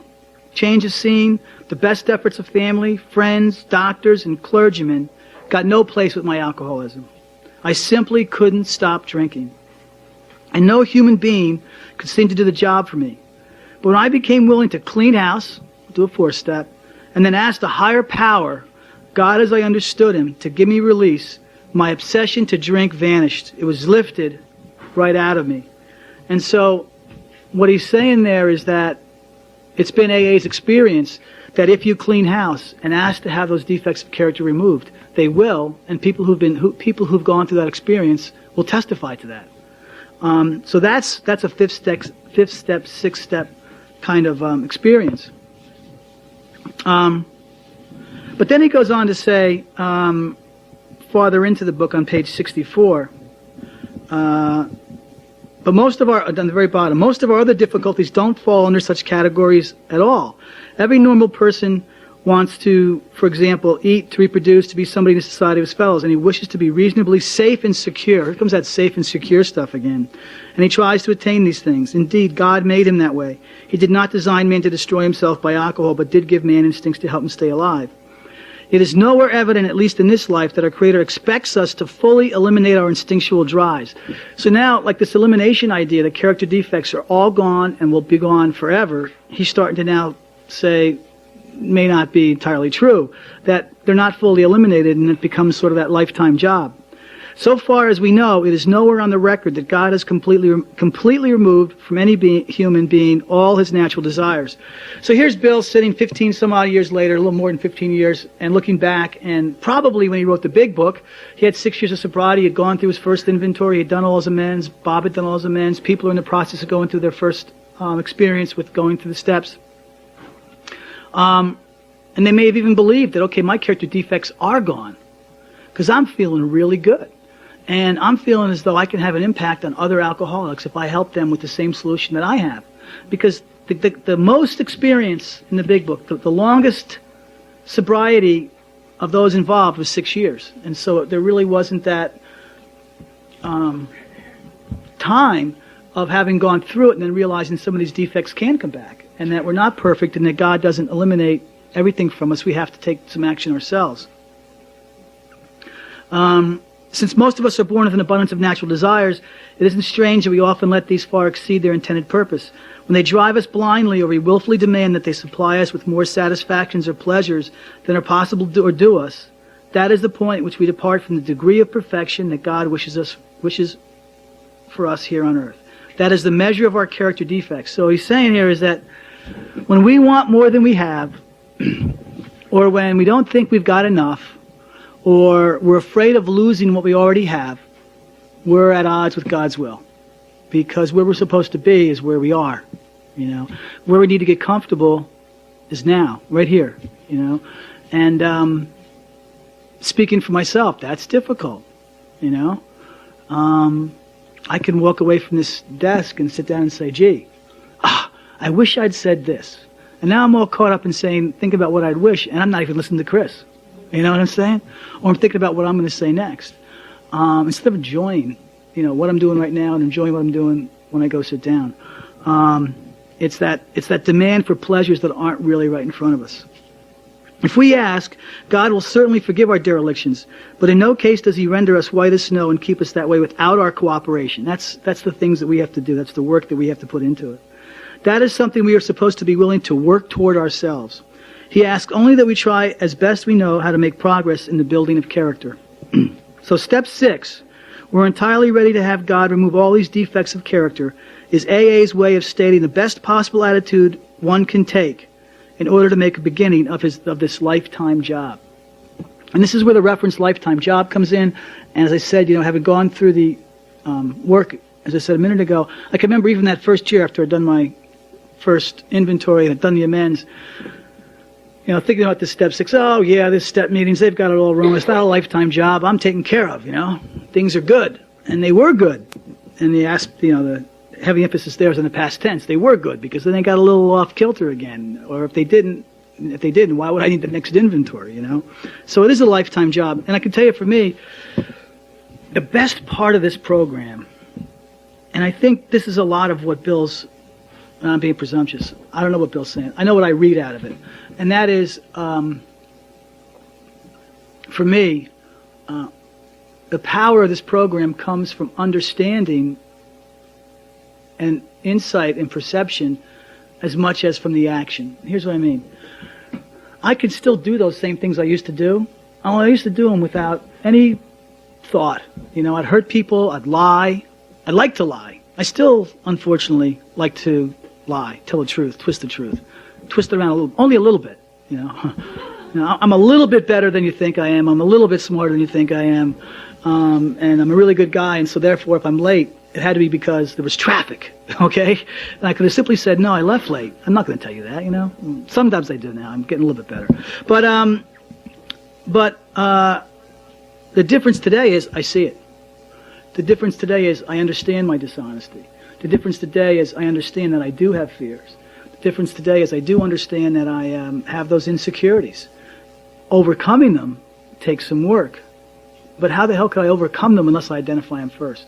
When I was living, you know, drinking, and when I first came in before you went to the work, I didn't know about them. And if I didn't know about them, I couldn't overcome them. Why would I even want to? I didn't know what they were. So the wonderful thing to me about this program is I've had a spiritual awakening.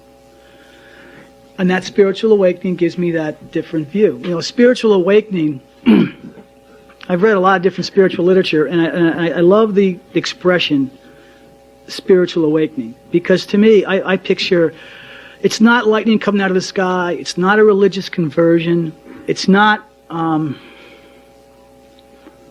becoming saintly, it's simply waking up. And so I think of myself as almost like, stretching and opening my eyes and seeing the world differently. I just see things differently. I don't see the world as threatening. I used to see it as threatening. I don't see people as objects for me to maneuver around the chessboard. I I'm really curious as to what goes on inside those eyes and who they are and why they are bothered talking to me. And I have a real curiosity about that. And that's a different perception. I'm looking at the world differently. I woke up. And when I woke up, I see the world differently. I see other people differently. And I suddenly see God differently. In fact, the definition of a spiritual awakening, the one I like the best, actually, is on page 25 in the big book. And it's in this paragraph, there is a solution. And it says, the great fact is just this and nothing else. We have had deep and effective spiritual experiences or spiritual awakenings. And then he defines 3 things that happen. We have revolutionized our whole attitude toward life. That's the world in which we live. So it's no longer threatening to me. Toward our fellows. So now my relationships with other people have changed. I see those relationships differently. And God's universe. And so I see my relationship with God differently. So when I read that, the way I think of it is if my perception, or the perception of a sponsee that I work with, is changed this way, that they begin to see the world around them differently, that they begin to see their relationships with other people differently, and they begin to have a different relationship with God. Those 3 relationships, world, people, and God, they've had a spiritual experience. Whether you know it or not, guess what? You've had a spiritual experience. The lightning hasn't come yet, but you have had a spiritual experience. And it's that simple. It's just waking up, which is a terrific way of thinking about it. My perceptions have changed. That doesn't mean my actions change. You know what I mean? That's not what's been perfected.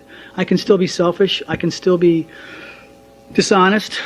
I can still do involved in character assassinations that I described earlier. Those are still things that are very real in my life. The difference is I can see it. I can talk about it, I have tools to overcome it, and I can try to, through that perception, change those behaviors. And I think that I can change. I think that our lives are being written. They haven't been finalized. The problem we have is, when I came into the rooms is, here's my statement. Well, this is the kind of person I am. I'm a really independent, creative person. I used to think of myself kind of like those drunken novelists, like the Irish drunken novelists. They're really creative and successful, but they have to drink, or better yet, like a rock star, They're great musicians, but they got to do a lot of drugs and drink and everything, That's what makes them cool. And that's what I thought was cool, So that's the way I saw myself, and I came in here thinking, I can't change. That's just who I am. I'm kind of a wild and crazy guy. I'm the kind of guy who likes to take chances. I'm the kind of guy who just isn't that sensitive. I'm the kind of guy who likes to live on the edge. And the mistake I made is thinking that my personality, that my life was static. And that's not true. That's not my truth. My truth is I can change. I can become something different. I've stopped drinking. I look at the world differently. I look at my relationships differently. I have a relationship with God. If all of that takes place, why isn't it possible that I could become not somebody who's wild and crazy, but somebody who's quiet and Zen-like? It hasn't happened yet, but it's possible. Why wouldn't that be possible? Why wouldn't that be possible? I could do that, with God's help, if that's what God wants me to be. If that's where the direction God takes me, it's not impossible. Our mistake that I've made in the past is thinking the book was already written, And for me, anyway, my truth is the story's still unfinished, and God's working on it, I'm trying to help out as best I can, but the story's unfinished. And so my job is to see if I can't make the story come to life by continuing to work on these defects in such a way that I'll have a more positive impact on other people around me and on the world in which I live. That'd be a pretty good, I hope that happens. So it says we want to have everything removed. How many of us have this degree of readiness in the bottom of 65? In an absolute sense, practically nobody has it. The best we can do with all honesty we can summon is to try to have it.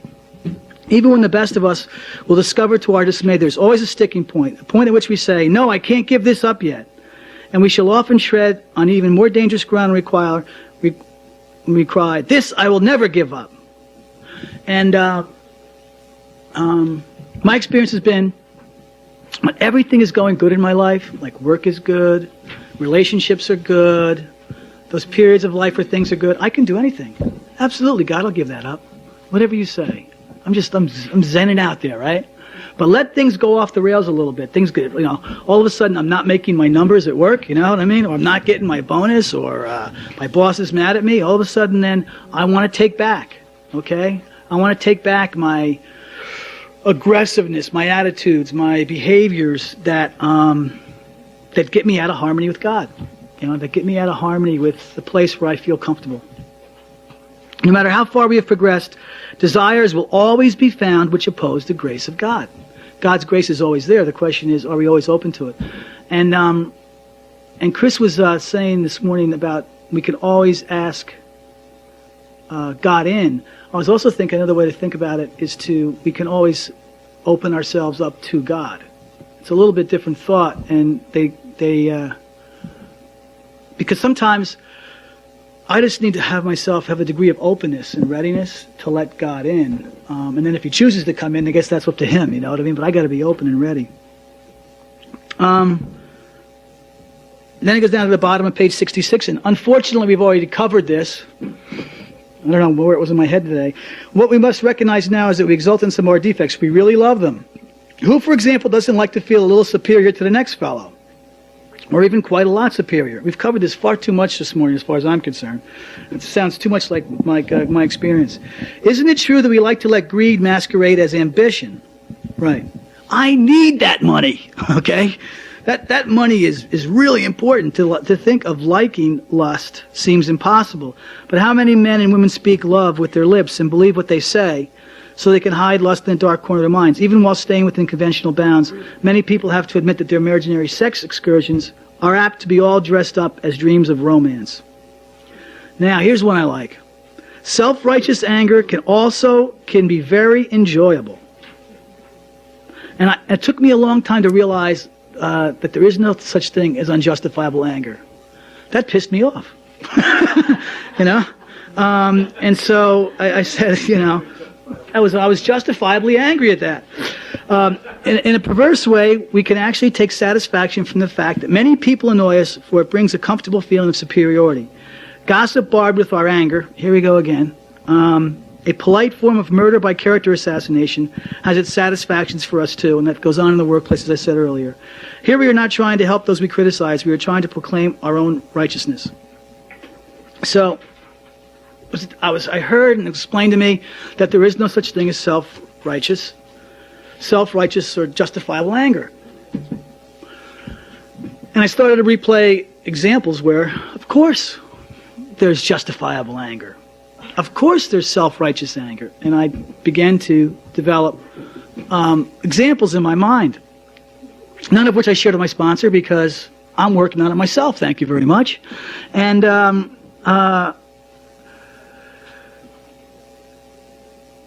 thinking about it, going over to the fourth column of a fourth step is the way I started it became evident to me, and maybe others have had a similar experience or a different experience. But mine was this. I began to realize that even if there were situations where someone had harmed me and I couldn't logically see where I had put myself into that position, or they had really done something legitimately, and this is true, and I've tried to help sponsees with that. There are those rare examples where someone has harmed them and they may not have been put in that position. And so, where is my role in that? Why shouldn't I be angry? And then I started to think of it in the context of that fourth column, and it became, as an expression I've heard in the past is, I had a blinding flash of the obvious. And the blinding flash of the obvious was, I'm judging them, okay? And my role is, I'm self-righteously judging them. Now, as you can all tell, I have, obviously, a lot of qualifications for judging anybody, right? My past is clean. My family history is great. I'm an alcoholic. I'm trying to just get my act together, and here I am judging other people. What right do I have to judge anybody? And that really, I've learned, and I'm not perfect at it by any stretch of the imagination, that means anybody. Anybody.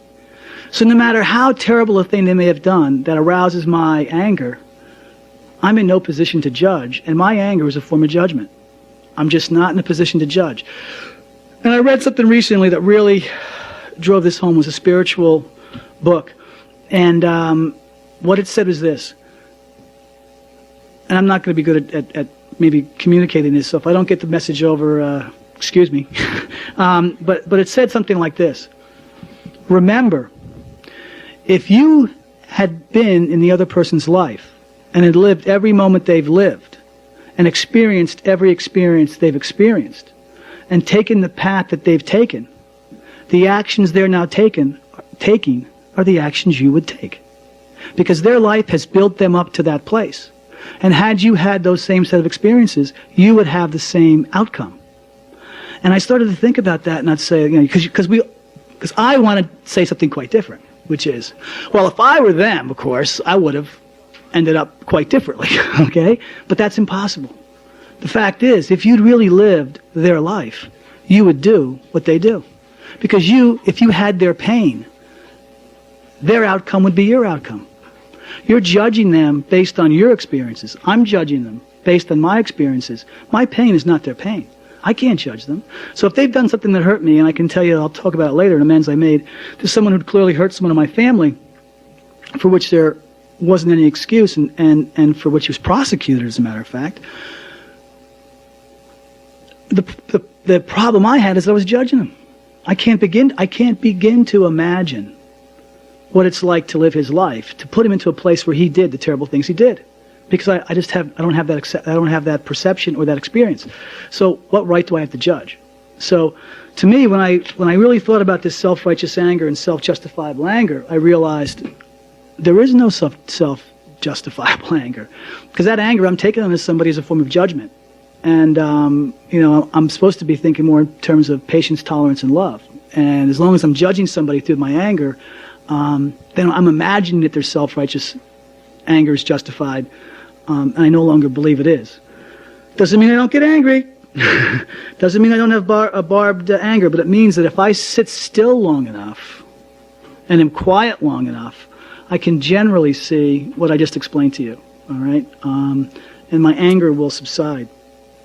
Going back down to the next part of the page is envy, and this again goes back to this insecurity. I want the things I don't have. I'm afraid of losing what I have, and I want the things I don't have. Okay, so we got envy. I want more than I have right now, whatever it is. Okay, wherever I get to, I can get. It's like I said to my wife not too long ago. I had another brilliant flash of the obvious, and I was going to test her on this. And I knew she wouldn't get the answer. All right. And I was kind of proud of myself because I was going to tell on myself. And so I went to her. I said, honey, I figured it out. I'm pretty one-dimensional. You know what I want? She goes, yeah, you want more. And I go, oh, God. I spent all day thinking about that. How did you know that? And that's it. Whatever I have, I want more. Okay? Whatever I have, I want something different. And as an alcoholic or as the kind of guy I am, it took me a long time to figure it out. My wife figured it out in like less than 30 seconds. And so what?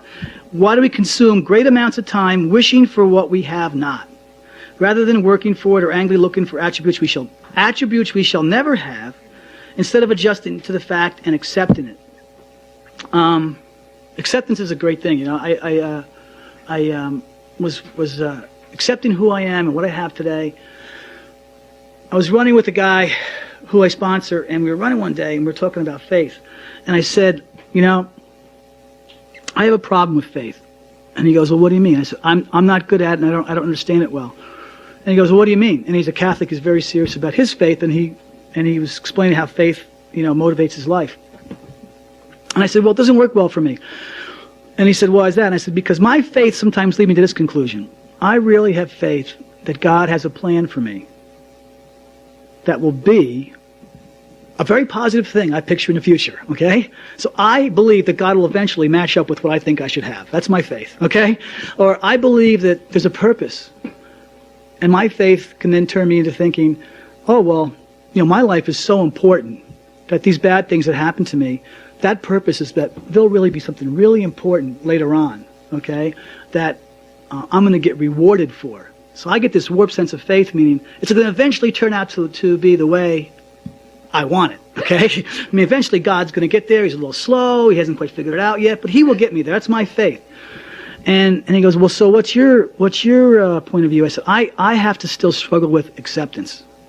And my goal right now is I need to be better at acceptance, because acceptance is what I have right here in front of me today, what I have right now.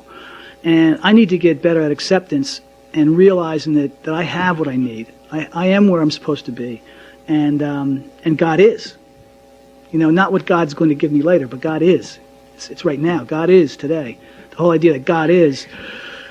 And that acceptance means that my wife and I kid around, and she reminds me of this occasionally too, just to show that she knows the program, and then she'll put me back in my place. She'll say, remember, life is the way it's supposed to be. You know, like, when I say, like, well, God, I can't believe these things have happened, you know, after I've told her in the past that, no, life is the way it's supposed to be, she'll say, don't you remember? Life is the way it's supposed to be. And then, of course, I want to say, like, yeah, but not like this. And so that acceptance is what I'm really striving for. And it's a place I get to occasionally, but it's not a perfect place at this point. Bottom of page, let me see here. Second paragraph on page 68. Many of us will at once ask, how can we accept the entire implication of step 6? Why? That is perfection. This sounds like a hard question, but practically speaking, it isn't. Only step 1, where we made the 100% admission, where we're powerless over alcohol, can be practiced with absolute perfection. The remaining 11 steps state perfect ideals. They are goals toward which we look, and the measuring sticks by which we estimate our progress. Seen in this light, step 6 is still difficult, but not at all impossible. The only urgent thing is we make a beginning and keep trying. So it's a lifelong process. It's something that in the 12 and 12 is a little bit of a different thought from the big book, where we're completing our 5th step process. And in the 12 and 12, it's more of the recognition that we have a lifelong job of trying to work towards a relationship with God. And at that, I'm going to turn it over to Chris, who's going to take us into step 7. And I did do 45 minutes on step 6. And even though I told you I could never do it.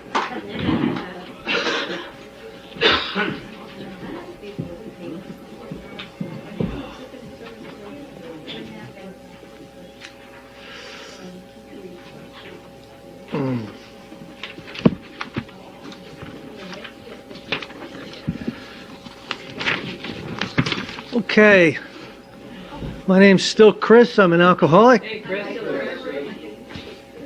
Step 7. Let me just find this stuff.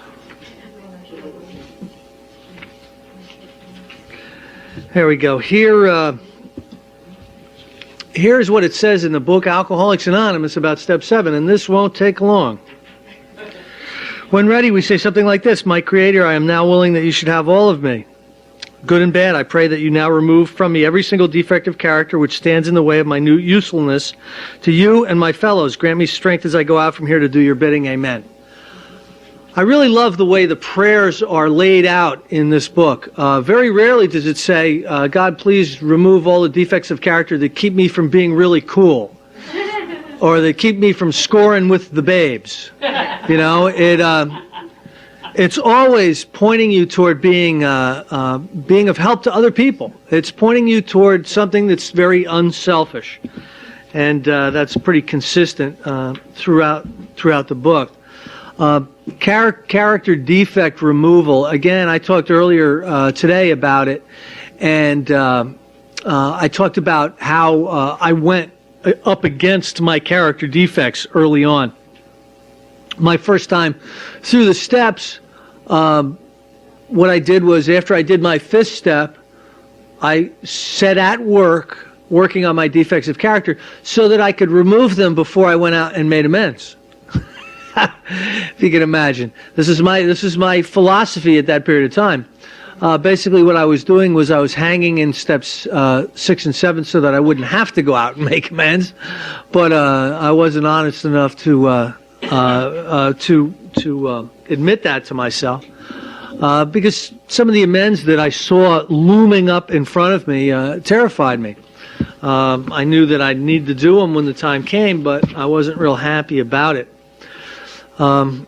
Let's see what the 12 and 12 has to say step 7.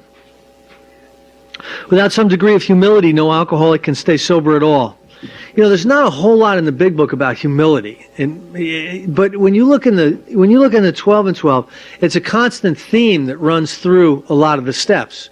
Bill loves to talk about humility. He sees an incredible amount of importance in it. And again, this is 15 years or so later, after the big book, looking back at his experience and the experience of the fellowship. So I believe we should pay attention to this because he feels it's so important. Nearly all A's have found, too, that unless they develop much more of this precious quality than may be required just for sobriety, they still haven't much chance of becoming truly happy. Without it, they cannot live to much useful purpose or in adversity be able to summon up the faith that can meet any emergency. For thousands of years, we've been demanding more than our share of security, prestige, and romance. When we seemed to be succeeding, we drank to dream still greater dreams. When we were frustrated, even in part, we drank for oblivion. Never was there enough of what we thought we wanted. That is so true in my case. If it feels good, if it makes me feel emotionally a little bit more secure, I'll overdo it. That's all there is to it. I'm obsessive compulsive, and that's not only with the booze. I love music. I'm a huge music fanatic. So if I go to the store, like a normal person could probably pick up the new Mark Knopfler CD or something and be happy. I have to walk out of there with a stack of CDs 2 feet high. That's what makes me happy. Or I have to go on Amazon.com and shop for a half an hour and load up my shopping cart for $300 worth of CDs that I'll probably listen to once. You know what I'm saying? Maybe a few of them more. It's like that in a lot of different ways. My friends, Ron included, some of us got together about 5, 6, 7 years ago and started running together. Each of us ran a little bit, a mile here, a mile there, and we decided to get together. And we went from running a mile here, a mile there, to deciding it would be a good idea to run the 92-mile River to Sea relay marathon, And we almost lost a buddy of ours on that one, right? This guy started duck walking about 6 miles into the August 1st, middle of the day run with no shade. And being team players that we were, we told the guy that was following him up, quick, tag him, before he dies so that we don't get disqualified. We got to keep running. But we actually did get the guy to the hospital, after a while because we didn't want to look bad, to the rest of the teams. But he's still not right, by the way. It's a poor guy. It took him like 6 hours to get in an ice bath to get his temperature back down to like 104, and the poor guy fried up. But anyway, he's still a buddy of ours. Anyway, so I understand what they're talking about when they say never was there enough of what we thought we wanted. I mean, I have to have more. Ron was talking about it. I suffer from the illusion that my happiness is contingent on things outside of me, on people, places, or things, when truly happiness is an inside job. It's a job that has to come from within. And my ego doesn't want me to believe that. My ego wants me to think that I need more toys than the people next door to be happy, to be fulfilled. And I think humility, when you look at what Bill talks about in here about humility is trying to put some of that stuff into its proper perspective. So much of alcoholism is incorrect perception, and Bill was so acute at noticing this stuff. In all these strivings, so many of them well-intentioned, our crippling handicap had been our lack of humility. We had lacked the perspective to see that character building and spiritual values had to come first, and that material satisfactions were not the purpose of living. Quite characteristically, we had gone all out in confusing the ends with the means. This lack of anchorage to any permanent values, this blindness to the true purpose of our lives produced another bad result. For just so long as we were convinced that we could live exclusively by our own individual strength and intelligence, for just that long was a working faith in a higher power impossible. This was true even when we believed that God existed. We could actually have earnest religious beliefs which remained barren because we were still trying to play God ourselves. As long as we placed self-reliance first, a genuine reliance upon a higher power was out of the question. That basic ingredient of all humility, a desire to seek and do God's will, was missing. A whole lifetime geared to self-centeredness cannot be set in reverse all at once. Rebellion dogs our every step. That's true. You know, I'll give you an exercise. From now until the end of the month, don't be selfish at all. And then get back to me and tell me how it went. You'll see that rebellion will dog your every step. You know, so much real wisdom has been around for so long. You know, there's been basically different religions, different faith systems, different philosophies that have been around for a long, long time. And Bill Wilson has been described as an architect, a social architect. And I think that that's a very apropos descriptive of Bill Wilson, because what he did with Alcoholics Anonymous and what he did with this literature is he assembled pre-existing ideas and concepts into a unified, cohesive whole. Just like an architect will build a building. They're not inventing anything new. They're just putting existing manufacturing items into a unique structure. And that's kind of what Alcoholics Anonymous did. I brought a couple things here today that I want to just hold up here for a minute. Props, yeah. Okay. What we have here, I'm also a book collector, if you can imagine. Now, usually I can read one book every 2 weeks. I buy 5 books every 2 weeks. Why? Now that I'm admitting it, you know, maybe something can be done. Anyway, in the early days around AA and prior to, the Oxford group had sprung up and really taken root in a lot of areas, and a lot of people were getting sober, and a lot of sinners were being reborn. But what concerns me is the amount of drunks that were being sobered up in the Oxford group, because this is significant. Because absent of any evangelical spiritual type of fellowship / movement, alcoholics have always died drunk, with very few exceptions, because it is a terminally progressive illness that always gets worse, never gets better. There's some good news for the newcomers. Anyway, all of a sudden in the late 20s or so, early 30s, the Oxford group starts sobering up some of these drunks. I mean, these Bowery, you know, the guys that would stagger into the missions, you know, for a cup of coffee and some cookies or something. They would be grabbing these people, and some of them would be sobering up, and a lot of them ended up really, having their lives changed. And later on, there were people that were wrapped around the Oxford group that wrote some books. Here's one that was written by A.J. Russell called For Sinners Only. And it was printed in 1932. That was a couple of years before Bill Wilson even got sober. And it talks about Bill Pickle in here. He was, I think, an alcoholic. They talk about what was going on in the Oxford group.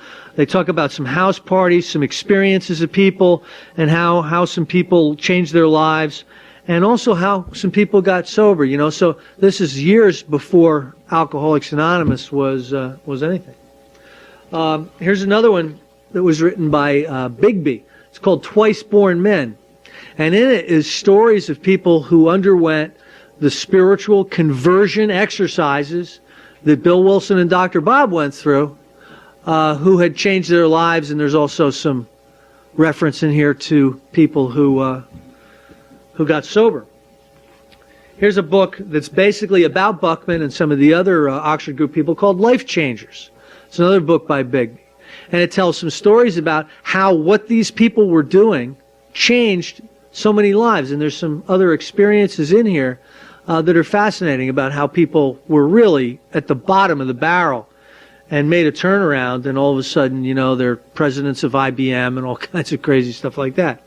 So that's a great book. Here's one that was reprinted just recently by our friends over at Hazelton. Practice These Principles and What is the Oxford Group? I'm not real concerned with Practice These Principles. That's a newer writing. But What is the Oxford Group is basically the Oxford Group instruction manual. Just like the book Alcoholics Anonymous is the text for AA, What is the Oxford Group was the basic unofficial text for the Oxford Group. And I want to just read some titles to the chapters in this, just to show you how closely aligned our 12 steps are with this earlier process. Chapter 1 is on the Oxford Group. Chapter 2 is sin. You could change that to character defects. They found it more politically correct to call them character defects because we don't like people coming up into our face and telling us we're sinners. I don't cotton to that. You know what I mean? Put your finger away before you lose it. I can handle character defects a little bit. Here's one. Sharing for confession and witness. That could be our third step, you know. Surrender. There's a chapter on surrender. That could be our first step. Restitution. All of our favorite one. That could be our 8th and 9th step. Guidance. Couldn't that be our 11th step? Then they talk about the 4 absolutes, which is honesty, purity, unselfishness, and love, which was basically, they used that as a yardstick against your actions. If you thought about, well, what am I going to do today? I'm going to go over here and do this. You were basically guided to check it against honesty, purity, unselfishness, and love. And if it passed muster with those 4 qualifications, it was supposed to be a guided thought or aligned with God. So that's basically what is the Oxford Group. You know, very interesting reading if you're in Alcoholics Anonymous. This man right here, Sam Shoemaker, I love his books. There's 2 earlier Oxford Group writers that I love. I love Gene Clark and I love Sam Shoemaker. When I read their books, it's like, you know, the ghosts of early AAs come to pass. It's wonderful to read their philosophy. You can really see where our earlier founders got their philosophies. But in this book, Sam Shoemaker, Under New Management, it's talking about what happens after you turn your will and your life over to the care of God. It's now under new management. It does not have an idiot as a manager anymore. You know what I mean? You've fired the idiot, which is you, and you've hired a new manager. And this is the book, what's it gonna be like after you've downsized yourself? All right. Now here's some great chapters in here. Surrendering a situation. You know, where do we get turning it over? You know, from Sam Shoemaker, probably.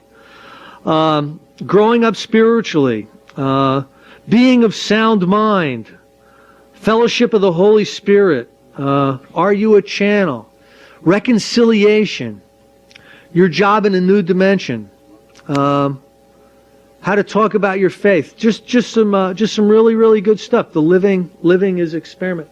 Wonderful books. I mean, if you can find them, I recommend going to what's the one? Alibris is one. You know, the book finding search services, and you can find these used things for a couple of bucks. You know, it's really unbelievable. Let's get back to the step book.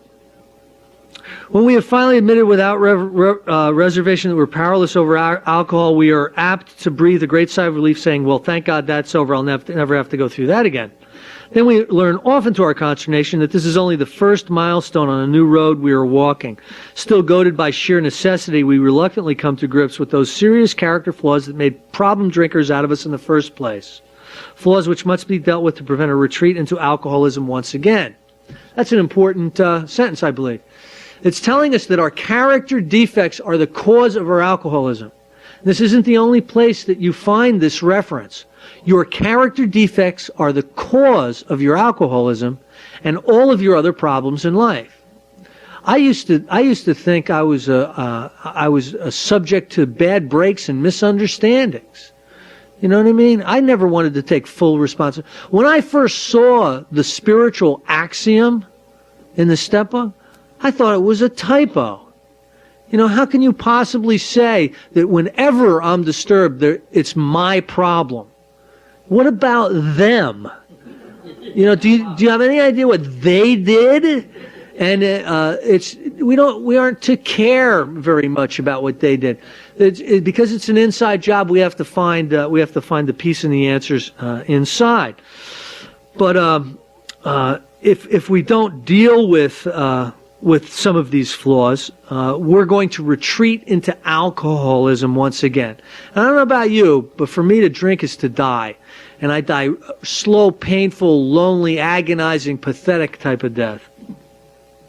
We will want to be rid of some of these defects, but in some instances this will appear to be an impossible job from which we recoil. And we cling with a passionate persistence to others which are just as disturbing to our equilibrium because we still enjoy them too much. You know, there's a great story that I think it's Bob B. From Minnesota tells it, and it's so valid to this step that I'm gonna steal it and tell it right now. This little kid, let's call him Joey. He's about 6 years old or so. It's about 7 o'clock at night. And he starts to get a toothache, and he doesn't say anything to anybody. Right? He gets in bed, goes to bed. He's got this terrible toothache, and he's not going to say anything to anybody about this. But finally, it gets so bad that he has to say something. Now, the reason he didn't want to say anything about the toothache is he knew that his mother would get him some aspirin, give him some aspirin, and everything would be fine, and he'd be able to go to sleep with this toothache. He knew that, right? But he also knew tomorrow a phone call was going to be made to Dr. Mengele, the dentist. You know what I'm saying? And he would have to go in there and have his mouth pried open with forceps and have a smoking drill grind away on his cavities. And when he's finally through, he's going to walk out of there with perfect teeth. You know? He doesn't want perfect teeth. He just wants the toothache to go away. So many times that's what we're like. We don't want to be perfect. If we're perfect, we'll never ever get laid again. You know what I mean? I don't want to be perfect. I just want the pain to stop. And that's how we approach these steps. How can we possibly summon the resolution and the willingness to get rid of such overwhelming compulsions and desires? But again, we're driven on by the inescapable conclusion which we draw from AA experience that we surely must try with the will or else fall by the wayside. At this stage of our progress, we are under heavy pressure and coercion to do the right thing. We're obliged to choose between the pains of trying and the certain penalties of failing to do so. These initial steps along the road are taken grudgingly, yet we do take them. We may still have no very high opinion of humility as a desirable personal virtue, but we do recognize it as a necessary aid to our survival. You know, when I was in high school and you asked me what I want to be when I grow up, I didn't say humble.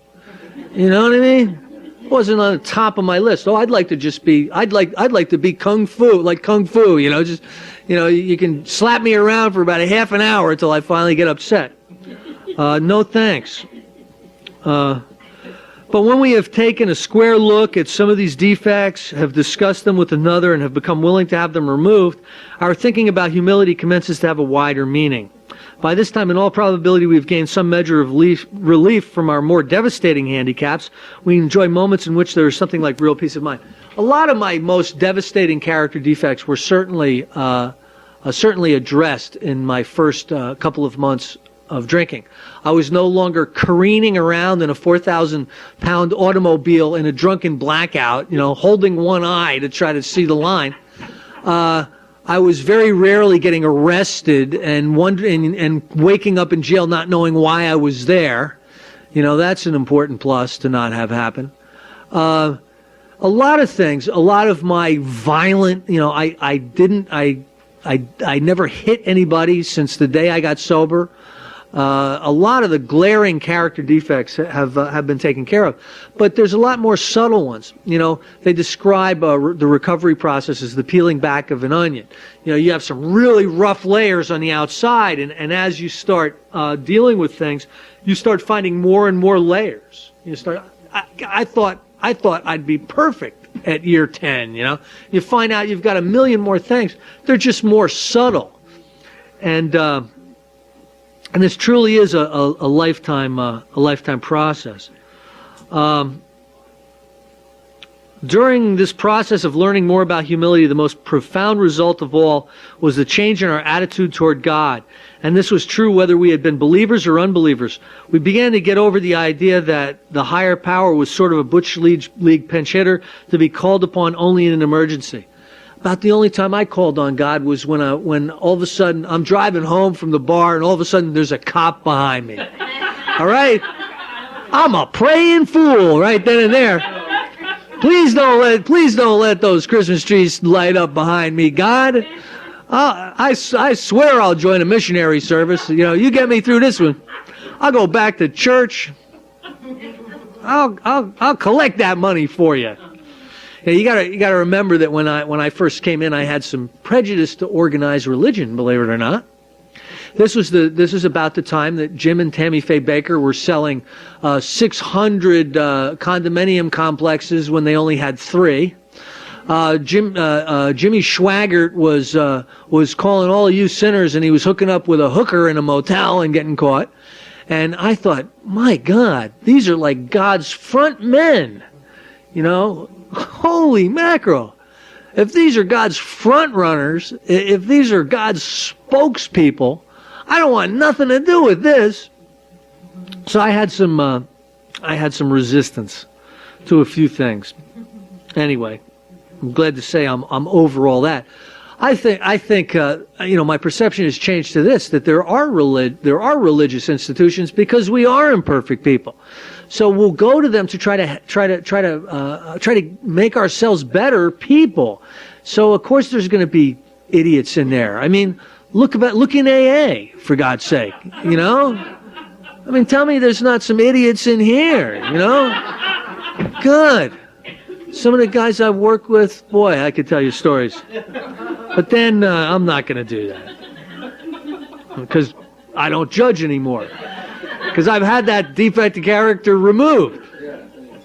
Anyway, the notion that we would still live our own lives, God helping a little now and then, began to evaporate. Many of us who had thought ourselves religious awoke to the limitations of this attitude. Refusing to place God first, we had deprived ourselves of His help. Yeah, I mean, if you call on Him only when the cops are behind you coming home from the bar, I mean, how's that going to work? Did it ever work for me? No, they pulled me over every time. It could be 2 blocks from my house, and they'd handcuff me. Anyway, as one time, I'm driving home, and I smashed my car up against this tree. I've got a bottle of vodka in between my legs. Crashed his car in between a tree, and the guy that was following me pulled in. He was concerned. He's like a human being, He pulls in, he's concerned. He's going, "Are you okay?" And I'm trying to back this car out off of the tree. There's no front end left. I'm going, trying to back this out. He's going, "What are you doing?" I'm going, "I gotta get out of here before the cops come. I gotta get rid of this vodka bottle." And I stagger out of the car and I throw this vodka bottle about 1.5 feet into the bushes, And I gotta go home, because that's where we go after this. We gotta go home. We've got this homing instinct. We don't get there, but we head there. It could be 700 miles, and you'll start walking. But anyway, I'm walking down the road and I'm hitchhiking. And a cop picks me up, throws me up against a car, handcuffs me, throws me in the back. Is that your car? I'm thinking, I'm definitely going to get off on a technicality on this one because he didn't catch me driving, But anyway, we're driving and I'm drunk as a goat. And I go, what's your name, officer? And he goes, my name is Officer Kierstead. And I think, Kierstead? I had just had an accident about a year earlier where I was killed. Okay, I had driven through a telephone pole and they had to resuscitate me with CPR and, all this, and they got me going, and then I went flatline in the ambulance again. They had to resuscitate me again. And this was the cop that saved my life. So I go, yeah, the cop that saved my life, right? He ended up driving me to my house, calling a tow truck, we're hugging, I was like, oh my God, what a mess. They called me Crash Schroeder. That's what you would hear over your police band. Crash piled another one up. I used to love it. That was back when friends let friends drive drunk, by the way. Things have changed. Anyway, it's actually customary to not let somebody who can't walk drive anymore. Back when I was drinking, it was perfectly fine. As a matter of fact, just try to take their keys away. Huh. You ain't taking my keys away. It's my keys. If I want to go kill myself, this is a free country. Anyway. We needn't always be bludgeoned and beaten into humility. It could come quite as much from our voluntary reaching for it as it could from unremitting suffering. There's a statement of hope. I don't have to be continually humiliated to get some humility. A great turning point in our lives came when we sought for humility as something we really wanted rather than as something we must have. It marked the time when we could commence to see the full implication of step 7, humbly asked him to remove our shortcomings. Here's a great one. The chief activator of our defects has been self-centered fear. Primarily fear that we would lose something we already possessed or would fail to get something we demanded. What, does he pin us to the wall with this? You know what I mean?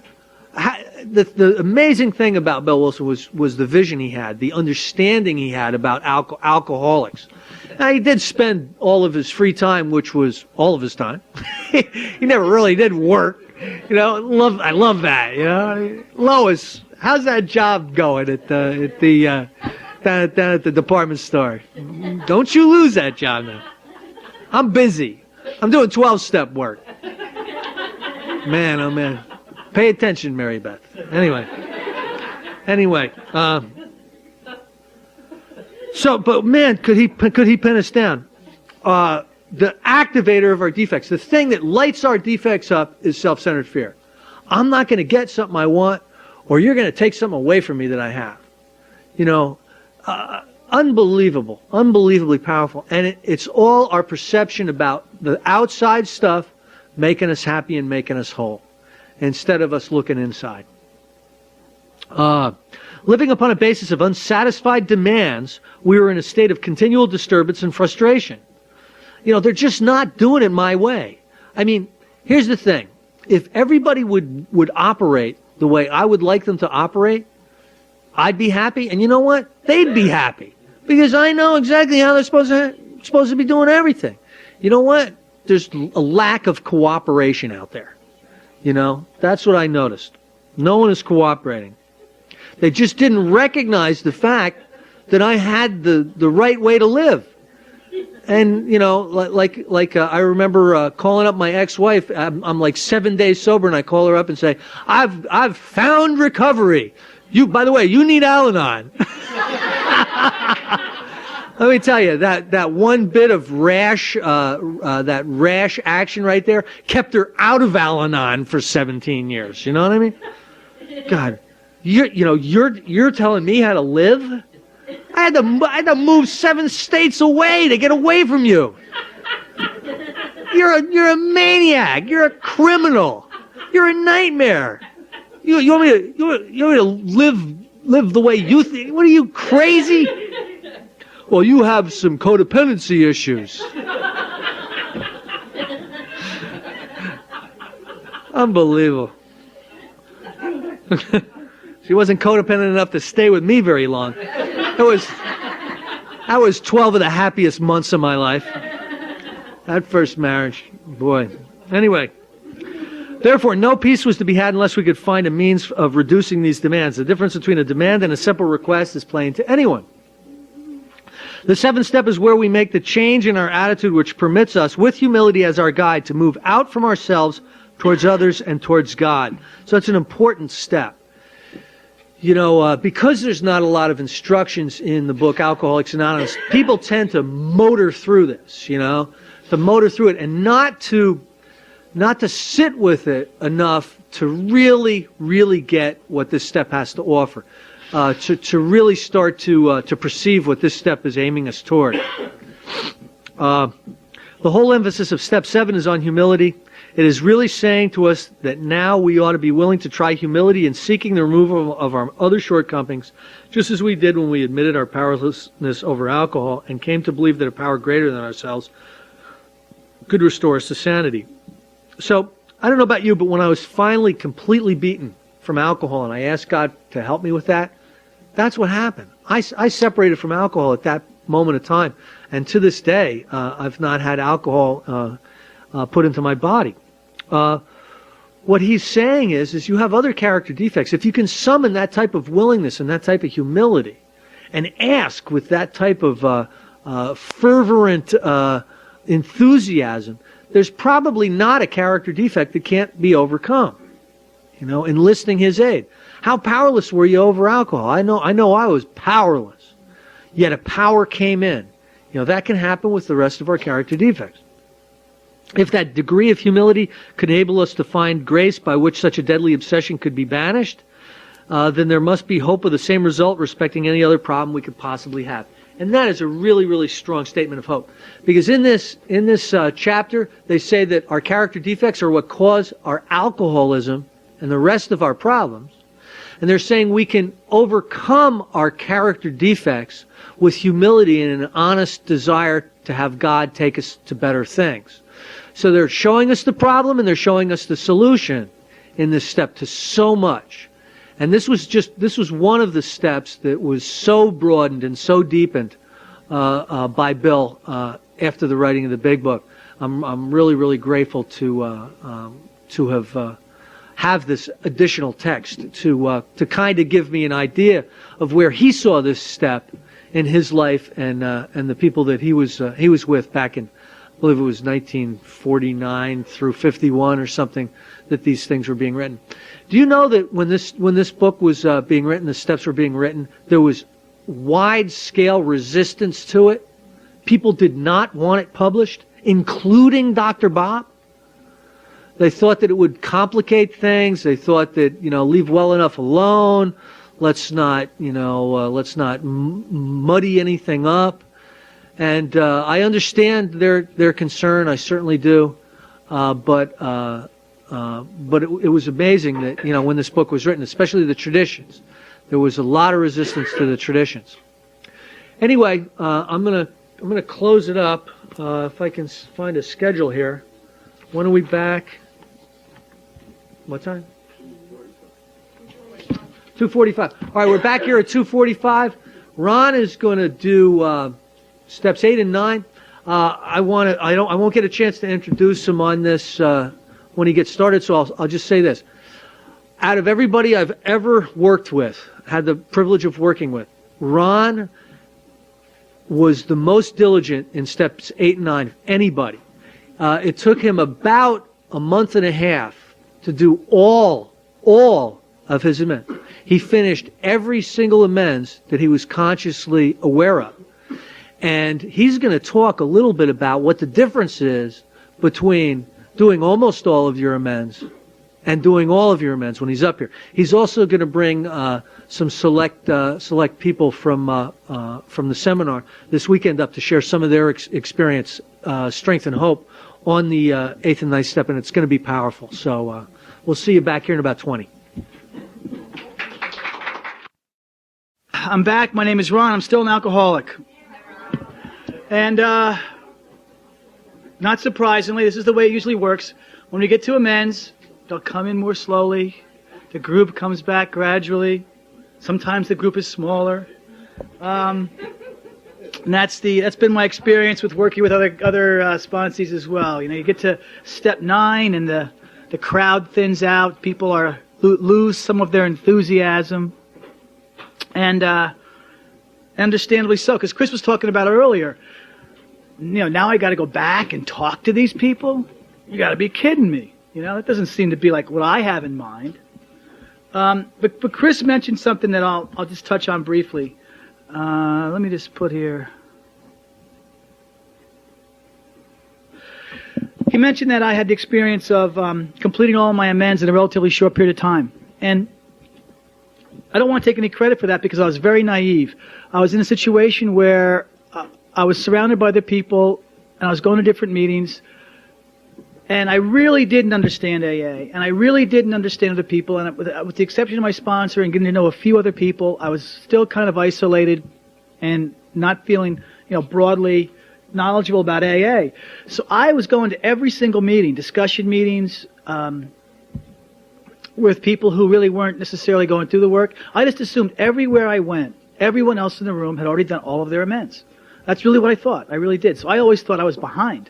And it wasn't, and my sponsor, of course, didn't want to tell me anything different because then, maybe I'd be less motivated, But I literally thought that everybody who came to AA, every single one, did all of their amends and did them as soon as they could. And because of that, I just thought that I was doing what I was told to do was the right process. My experience was, and I guess this is what Chris was alluding to, as a consequence of that, a little different than some people have had, and that is, I did complete my amends, and I completed them in a rather short period of time. And the sensation I had, the experience I had from having completed them was unbelievable. The freedom that I had, the sense of oneness with God, the spiritual consciousness that I had as a result of that was just really unbelievable. I really had experiences following that of deep meditation and feeling of being at ease and at one with the world. And I really believe that, therefore, I say there's two things you can do. You can start amends and you can finish amends. And they're very different because people do start amends, and I've seen this experience even today, and they stay in amends for a long time, a year, 2 years, tracking down people. It's hard for them to move through it. And I don't have a problem with that. That's their own experience. I can't have their experience. That's their experience. But what I can tell you is this.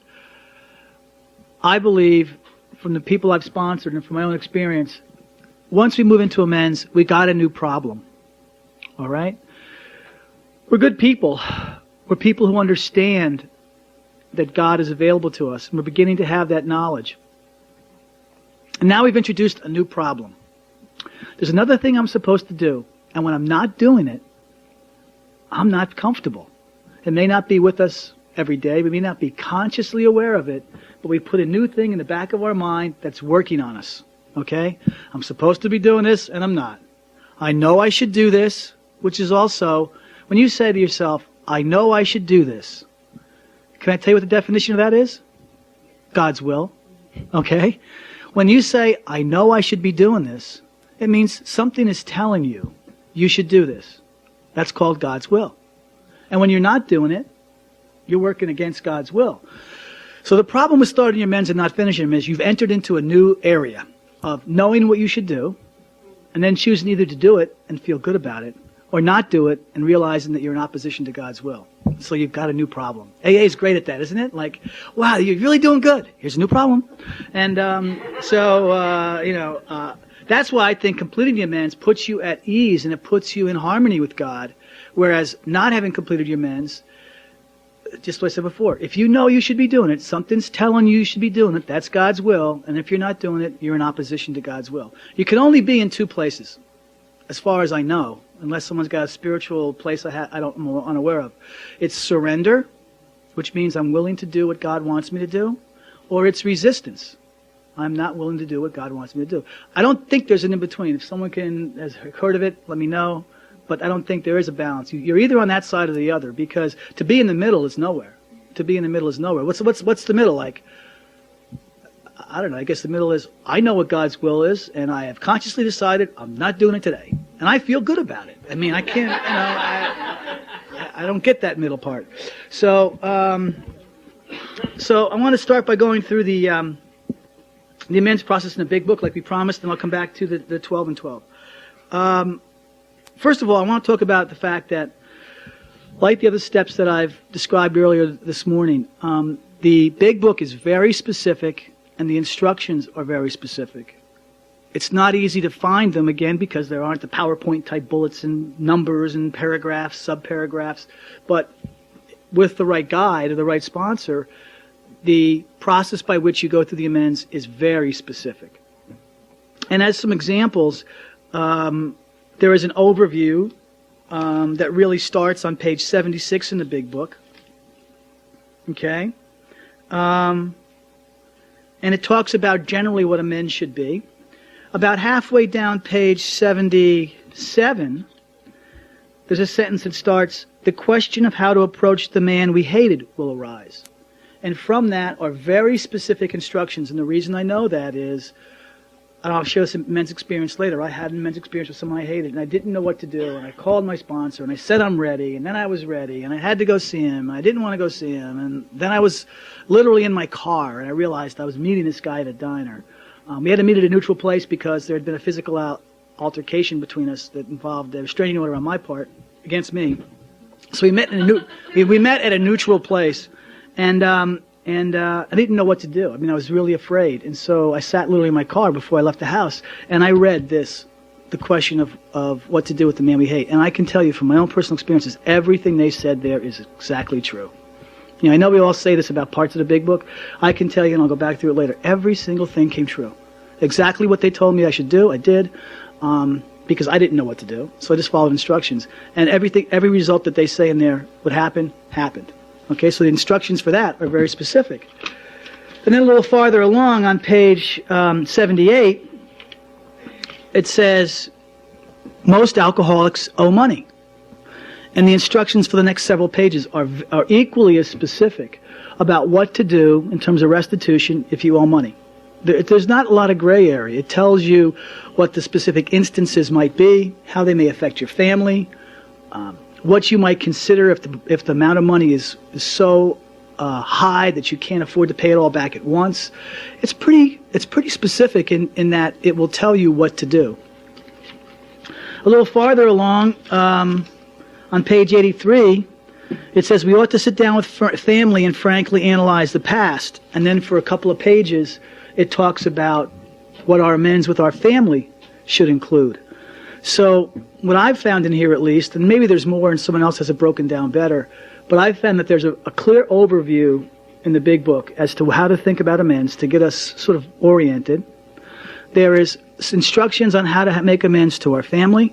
There's instructions on monetary restitution, and there's very specific instructions for the man we hated. So when I'm going to work with a sponsee, or when I'm doing amends myself, that's the reference I want to go to, because that's what's going to tell me exactly how I should approach the amends and give me direction. And because I've tried it this way and done it and found that it really works, I do it that way, you know. And I'll share some of those specifics in just a minute. Before I do, so that's what's in the big book. And you know, for those of you who haven't done amends, I'll only add a couple of things. There's a couple of other specifics in terms of the mechanics that people who I sponsor follow and that I follow myself. One is that we use 3x5 index cards, and you know, well, why is that important? I could tell you how it worked for me, because I thought it was stupid. And I said, you know, well, why would I do these? And what ended up happening is, on each 3x5 index card, I had the person's name, their phone number, their address, how I could reach them. So I was prepared to make that amends. I had a plus or a minus indicating whether I was ready to make that amends or not. And so the minuses go to the bottom of the pile. And I had them. I had one in particular, that man I hated, who I had told Chris at the time, I will never do this amends. I don't know why he's on the list. and I'm sure you could see my point of view. He's not going to get into men's. And he was the last one, but he did get into men's. And so the plus or minus is on there. And then there is the explanation of what the harms are that you want to be discussing with this individual. And then there's 3 questions that we ask. And those 3 questions are, is there anything else you need to tell me? Do you need to tell me, that's number 1. Do you need to tell me how this made you feel? Do you need to tell me how this affected you? And then the 3rd question is there anything I can do to begin to make a direct restitution or amends to you? And those 3 questions are to be asked somewhere within the process of the amends itself. And those formal instructions I found really worked great for me. I was able to put those cards sort of in order and shuffle through them, and when I was done with the card, I ripped it up. I found it to be a very good physical tool. I would go through the deck and look at the ones that I felt I was ready to do, and I'd shuffle them around a little bit more, and then I'd say, oh, no, maybe not that one. And then I would eventually, find the one that was ready, that seemed to be ready for me to do, and I would do it and put the pile away and come back to it. And I kept those stack of cards, and I still do when I go through amends, in a drawer at a nightstand alongside of my bed. And when I tell you that occasionally I actually hear them calling to me, it's scary. It's like they're in there going like, Ron, come in, we're over here, so the physical cards, while it may seem that it's just a physical tool, I think they really help in the spiritual exercise of completing these amends, or at least that's been true for me. And so that's the other instruction that goes along with this process. When we get to the 12 and 12 now, on page 8, they give some instructions about step 8, about how to actually make the list. And if you go to page 77, it says, to a degree, he has already done this when taking moral inventory, but now the time has come when he ought to redouble his efforts to see how many people he has hurt and in what ways. And the list itself, I think sometimes there's things added that aren't as immediately obvious. And I'll give you some examples in a minute, but we should be taking them off of our resentment inventory. We should be taking them off of our harms inventory. They're right there available to our inventory, but we should double check to make sure that there aren't any other kinds of amends that we might want to make. These obstacles, however, on page 78 are very real. The first and one of the most difficult has to do with forgiveness. The moment we ponder a twisted or broken relationship with another person, our emotions go on the defensive. To escape looking at the wrongs we have done another, we resentfully focus on the wrong he has done us. This is especially true if he has, in fact, behaved at all badly. Triumphantly, we seize upon his misbehavior as the perfect excuse for minimizing or forgetting our own. There isn't too many places where the word forgiveness is used in conjunction with this 9th step.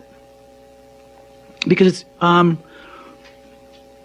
it can get confused, it can get confused that we're going to someone else to talk about forgiveness, and we're really talking about amends, and they're very different. And it was explained to me by someone that an amends is not an apology. This isn't about sort of the forgiveness process as such, because the word amends is like you would use in a contract. If you amend a contract, you see that if the language isn't quite correct, it's not specific enough or needs to be changed, and you go in and you change that contract. You amend that contract to make it right. If you add an amendment to the Constitution, okay, you realize that the Constitution doesn't fully take into consideration something that needs to be right. And so there's an amendment to the Constitution that makes it right. All right? And so what we're trying to do by virtue of amends is to make it right.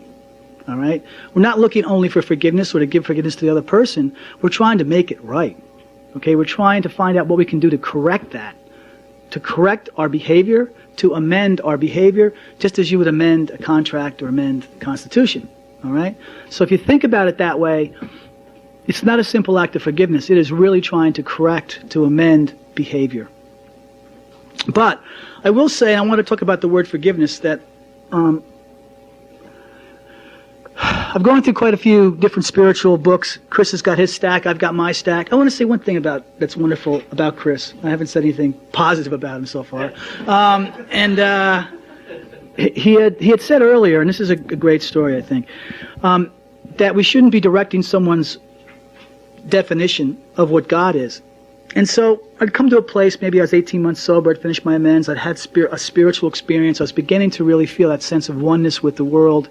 That was just a terrific spiritual transformation. And I said to him, oh, you know what I'd love to do now? I want to come over to your house and go through all these books on spirituality with you and find out, I want to hear what you think God is. And I want to go through this whole definition. I want to do what you're doing in terms of your journey to God. And he looked at me and he goes, I don't think that's a good idea. And I'm going like, oh, like, what do you mean? He goes, I think you should have your own journey. And I don't think you should live mine. And then he refused actually for a while to give me books. Not that he refused, he just made it a point he wasn't giving me books. And kind of put me out there into the swimming pool to learn how to swim. And it was a great experience for me because I bounced all over the place. I've read a number of, and still do, Buddhist books and books on Christianity and early Christianity in particular I'm fascinated by. Books on Gnostic Gospels and what else? I've read Emmett Fox, of course, who was a great author from the early AA period. Anyone who hasn't read Emmett Fox, you might really want to pick those books up because actually if you want to find another place where AA's roots can be found, according anyway to Emmett Fox's website, if you go to Emmett Fox's website and then find out where his involvement, there's a mention in there that frequently Bill Wilson and his friends would pile in a car and travel, I think to Baltimore is where they used to see him, to see Emmett Fox, because he was sort of like a motivational speaker, more like an Anthony Robbins type, I guess. And actually some of his literature was very spiritual and some of it was more self-help in nature. But Emmett Fox is really great. But one of the things that I did read that really struck a chord with me is that the word forgiveness comes from a Greek word which means to let go. And I really learned that forgiveness takes on a whole different meaning when you think of it that way. I need to let go of my feelings towards other people, sometimes in ways I can't even think of. Sometimes I want to love other people more. And what I do in prayer is forgive them. And that means I'm letting go of any of my old feelings towards them so I can have a fresh feeling of relationship with them. So if you think of forgiveness as letting go, what you're doing in the 9th step is you're letting go of your feelings. I'm letting go of the resentment. I'm letting go of all the attitudes I have. Because you know what? They're only hurting me. And they're only hurting you. And so you know what? I'm letting them go. I'm going to stop making judgments about them. I'm going to stop having an opinion about them. I'm going to stop letting them work on me. I'm letting them go. So when you think of it in that context, there is an element of forgiveness or letting go that takes place in the amends process. And if you think about that root word, the Greek word of forgiveness, that's the reason they used to say that I forgive you your debt. I let go of the debt. You can have it back. And so in that's sort of the Greek root of that. Let's go down to the next paragraph. Right here we need to fetch ourselves up sharply. It doesn't make much sense when a real tosspot calls a kettle black. Let's remember that alcoholics are not the only ones bedeviled by sick emotions. It is usually a fact that our behavior when drinking has aggravated the defects of others. We've repeatedly strained the patience of our best friends to a snapping point. This is the fourth step. This is the fourth column, reality, and have brought out the very worst in those who didn't think much of us to begin with. In many instances, we are really dealing with fellow sufferers, people whose woes we have increased. If we are now about to ask forgiveness for ourselves, why shouldn't we start by forgiving them? So the forgiveness really goes both ways. I want to let go of my feelings to them, and I want to put them in a place, put them in a position where they can let go of their feelings towards me. If I approach them on a neutral ground and put them in a place where they can let go of their feelings toward me, then we can both walk away with that forgiveness. Let me see. Another 79. We have cried, shouldn't bygones be bygones? Why do we have to think of these people at all? There are some ways in which fear conspires with pride. All of these are just the reasons why we shouldn't do amends, and you don't have to read them here. Just get a sponsee, and they'll give them all to you. They'll give you all the reasons why they shouldn't. But if you go over to page 80, I wanted to talk about a couple of something that actually came up recently with me. If you go to the bottom of page 80 in the 12 and 12, we might next ask ourselves what we mean when we say that we have harmed other people. What kinds of harm do people do one another anyway? To define the word harm in a practical way, we might call it the result of instincts in collision which cause physical, mental, emotional, or spiritual damage to people. If our tempers are consistently bad, we arouse anger in others. If we lie or cheat, we deprive others not only of their worldly goods, but of their emotional security and peace of mind. We're taking something away from them. Notice the way that reads? It almost reads like we're stealing. You know, what am I taking? We deprive them of their worldly goods. We deprive them of their emotional security. We deprive them of their peace of mind. We're taking something away from them. And so when we go back to doing amends, we want to try to find a way to give it back. We want to try to find a way to put it back into a positive play.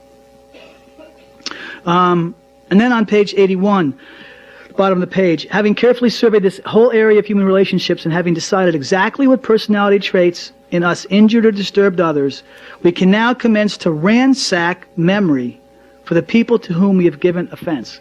And I wanted to just share one thing before I go into the next chapter about ransacking my memory, and then I'll give you some experiences of 9 steps. I ransacked my memory a couple of years ago, and one of the things that occurred to me is, it didn't come out of my inventory, but I can just tell you it was true for me. One of the behaviors I had is to take other people for granted. All right? And because that's subtle, it didn't come out of my harms list. I didn't hurt them. It's what I hadn't done. And I wasn't a particularly grateful person. And so, in that case, people had done things for me that I hadn't expressed gratitude towards. And so they didn't come out of my harms list because I didn't do anything to them. I just didn't do it at all. Okay? And there were people that had really helped me in my life. And I took that for granted. And so I didn't hurt them. I just took it for granted. And so that didn't come on my list.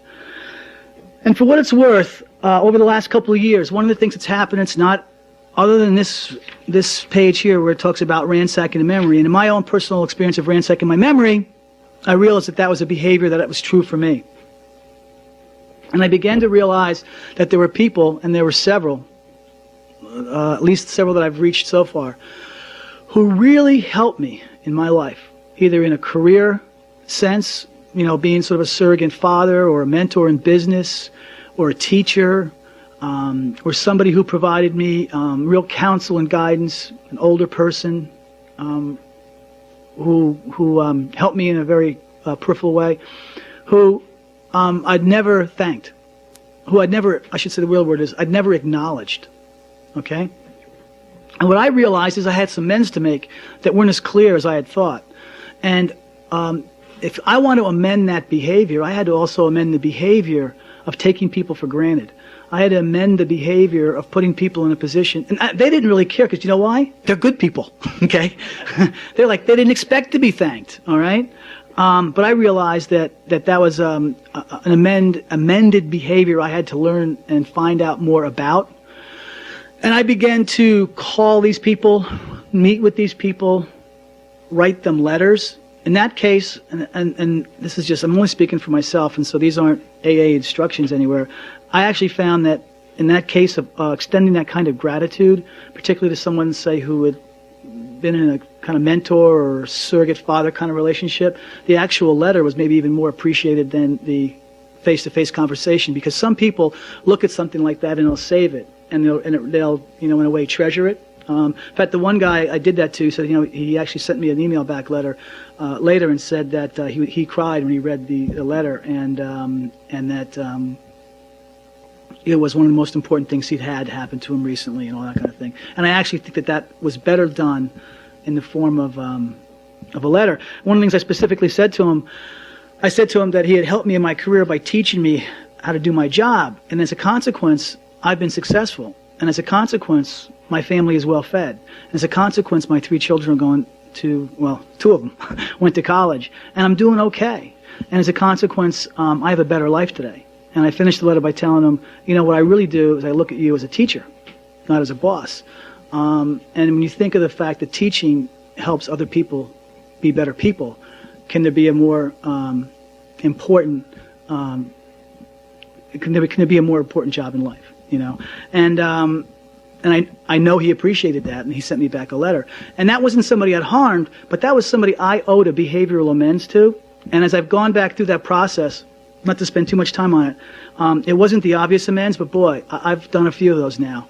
And they've really helped me understand how selfish I was. because these people did deserve an amends. Because when I wrote that down, I realized they had helped me, and as a consequence of their help, I was a lot better off. As a consequence of their help, my family was better off, and I never thanked them. And it wasn't. I wish it was only one person. There were several, and so I just offered my personal experience that that ransacking of the mind made me realize how selfish and how I tended to take things for granted and not thank people. And so there's some thank you amends that I've been working on recently that are really in the form of acknowledging people's impact on my life in a positive way. Now we go to step 9 on page 83, and we talk a little bit about making the amends. Actually, I want to go into what they start in here. He starts talking about how we sometimes want to launch into amends right away, and it's not a good idea, and discourages that. In fact, he says on page 84, it may be unwise at this stage to rehash certain harrowing episodes. And then later on it says, we shall at once think of a few people who know all about our drink and been most affected about it. We may not want to say anything for several weeks or longer. And I think really there's a little bit of discouragement there of starting your amends process until you're really ready for it. However, on page 85, he cautions the other way. We will want to rest on our laurels. Isn't that the truth? The temptation to skip the more humiliating and dreaded meetings that will remain will be great. How true. Or we may just procrastinate, telling ourselves the time is not yet, when in reality we have already passed up many a fine chance. These are all like true, okay? We will procrastinate, we will rest on our laurels, and we will skip if we can, because amends are not something that we look forward to. The only exception to that is, and he's left now, so I can talk about him, okay, is John, a guy I'm sponsoring who just left. He's been here all day. He is now, and I don't think he'll mind me saying this, he actually looks forward to amends because he realizes, and he'll say this, he says it at meetings, he realizes that without the amends process, his behavior started to bother him so much now, he can't let it linger. And so he realizes that the amends is a necessity in his life to get to that behavioral change immediately. Because it's like festering. And so he actually looks forward to, I got to do this amends. In fact, we talked about a couple today, because I can't live like this. I mean, he's become like hypersensitive, As soon as we begin to feel confident in our new way of life and have begun by our behavior and example to convince those about us that we are indeed changing for the better, it is safe to talk in complete frankness with those who have been seriously affected. I think there's a couple things there. We are confident in our new way of life and begun by our behavior and example to convince those about us that we are indeed changing. So if you're 6 months into it and your family isn't really believing you're sincere because you've done something over and over and over again, you may want to make the amends or you may want to wait. But you know what? Either way, you can't expect them to believe you, okay? You can't expect them to buy into it 100%. So whatever you decide, realize that you've said this before. The one that I remember the most that strikes me is my, maybe at 6 months in, or I don't know, 9 months, whatever it was. I said to my daughter, who was using drugs, and she was drinking, and she was in a lot of trouble, she was getting thrown out of school, I'm going to give her some advice, Of course, I got 9 months, what the heck? And I said something like, Amanda, as you know, I've changed. I've gone through some changes, and I want to tell you a little bit about, what I see in you. And she just looked at me, she goes, Dad, we'll see. We'll see. And she walked away. I mean, she no more believed that I was going to stay sober than the man in the moon. All right? That conversation was over. And so that was we'll see. Now, I'll tell you an amends story about her that happened a couple of years ago, several years after that particular instance. That was very, very different. And she was different and I was different. But that was her initial reaction. So for us to expect our family to, we're ready, they should be ready, I don't think so. At least I don't think so. Maybe you've got different experiences. The only exceptions we will make will be the cases where our disclosure could cause harm. These conversations can begin in a casual and natural way, but if no such opportunity presents itself, at some point we will want to summon all our courage, head straight for the person concerned, and lay our cards on the table. We needn't wallow in excessive remorse before those we have harmed, but amends at this level should always be forthright and generous. So I think I want to talk a little bit about a couple of amends specifically. I'm going to call up in a minute so you can prepare yourself mentally. a couple of folks here who are going to share some amends, and the first one's going to be Beth. So I'll call you in a few minutes, Beth, all right? So, like, do some jumping jacks, get ready, all that stuff. But I'm going to share a few amends stories myself. I'll share two about my daughter that will kind of go at odds with what I just told you about her attitude toward me, which was really we had a friction, to say the least. And I mean, there was a time that the police had said if I could just bring her down to the police station to be arrested, it would avoid them having to come to the house to handcuff her. It really wouldn't look good, taking her out of the house and everything. And I couldn't get her to see it my way, so we actually got in a fight, and I had to put her over my shoulder and throw her in the car. It was a good father-daughter relationship. What do you think? It was like, we couldn't agree on how to get arrested. I just couldn't, It wasn't like, what dress should you wear to the prom, nothing like that. It was like, well, listen, I think you should get arrested without handcuffs. So I discovered the nature of, or part of the relationship that I had with her, and some of my role in it, after I'd gone through my first set of amends, and she wasn't on it. And because I really didn't see where I'd done her that specific harm, because she was still over in that column where she had been pain in the ass to me. And so I didn't see it that clearly. But what happened was, one morning, she couldn't get her truck up the driveway. There was a sheet of ice, and we live on a little hill. And she comes in and she's like, can't get the truck up the driveway. And so after I, cursed at her and yelled and said, well, I told you not to buy that truck. If you would have bought the Honda with front-wheel drive, you wouldn't be having this trouble, blah, blah, blah, blah. And I go outside and look at the tires are bald, so I'm thinking like, oh, great. So I'm going to get in, I'm going to fix it. I drop the hill. I try to go up the hill, and I try to put it in a four-wheel drive, the transfer case. It's a big truck. She insisted on having a big truck when I wanted her in a little Honda. And I screwed it up and kind of got it out of gear, but I couldn't get it back in gear. And then I jumped out of the truck and said, I see, this is your friggin' fault. You should never have bought this truck. And I threw the keys at her and I said, it's your fault. It's your problem. And I'm walking away, and I'm like 20 steps away. I hadn't even got into the house yet. And all the way is like, I could see the four columns like right out in front of me. Okay. And there in the fourth column was, how is this affecting me? It's affecting my pride. How? I was going to solve the problem, did I? No. It's affecting my self-esteem. The fact is, if she didn't buy the car I wanted her to buy, I guess I'm not very influential, so my self-esteem felt bad. It affected my pocketbook because this is going to cost me money. After all, I did screw up the transmission. And it affected my pride. It affected all of these things, right? And I get to the end and I realize, so what's my role in it? I want her to act the way I want her to act. And right now I feel really bad because I couldn't solve her problem, and I'm afraid that makes me a less than father. Turned right around, and I came back, and I said all that to her. And I said, Amanda, I think I see this clearly now, okay? I'm trying to solve these problems for you, and I'm not able to, and I don't feel good about that. And so it's really hurting my pride, and I'm taking it out on you, and I'm blaming you for how I feel. You didn't do anything. I did it, and all of my fears and pride is really at stake. I'm really sorry, And I'll tell you the truth, and this is going to sound like a great AA story, but it is the truth. And people who know me and know my daughter, like Mary Beth or Chris, will tell you this to be the truth. In spite of the relationship I just explained to you earlier, we have not had an angry word, let alone a fight. Not an angry word since. Not one. And she knows who I am, and I know who she is, and I love her, and she loves me to death. And we talk almost she's 23 now. We talk almost every day. We send emails. We have not had an angry word because I saw my role. I know who I am today. I don't have to be the kind of father that I thought I was. Because the truth is, she never saw me that way anyway. Okay? We've talked about this later. She goes, Dad, I never thought you were particularly successful as a father anyway. So you don't need to, you didn't need to live up to anything for me. It's like, oh, okay, thanks for that advice. The other story I'll tell real quickly about her that was my direct amends. I made a direct amends to her a few years ago, and some years after that experience, when I realized after you've been sober long enough, you realize, wow, there were things that happened back there when she was like 3 years old or 4 years old.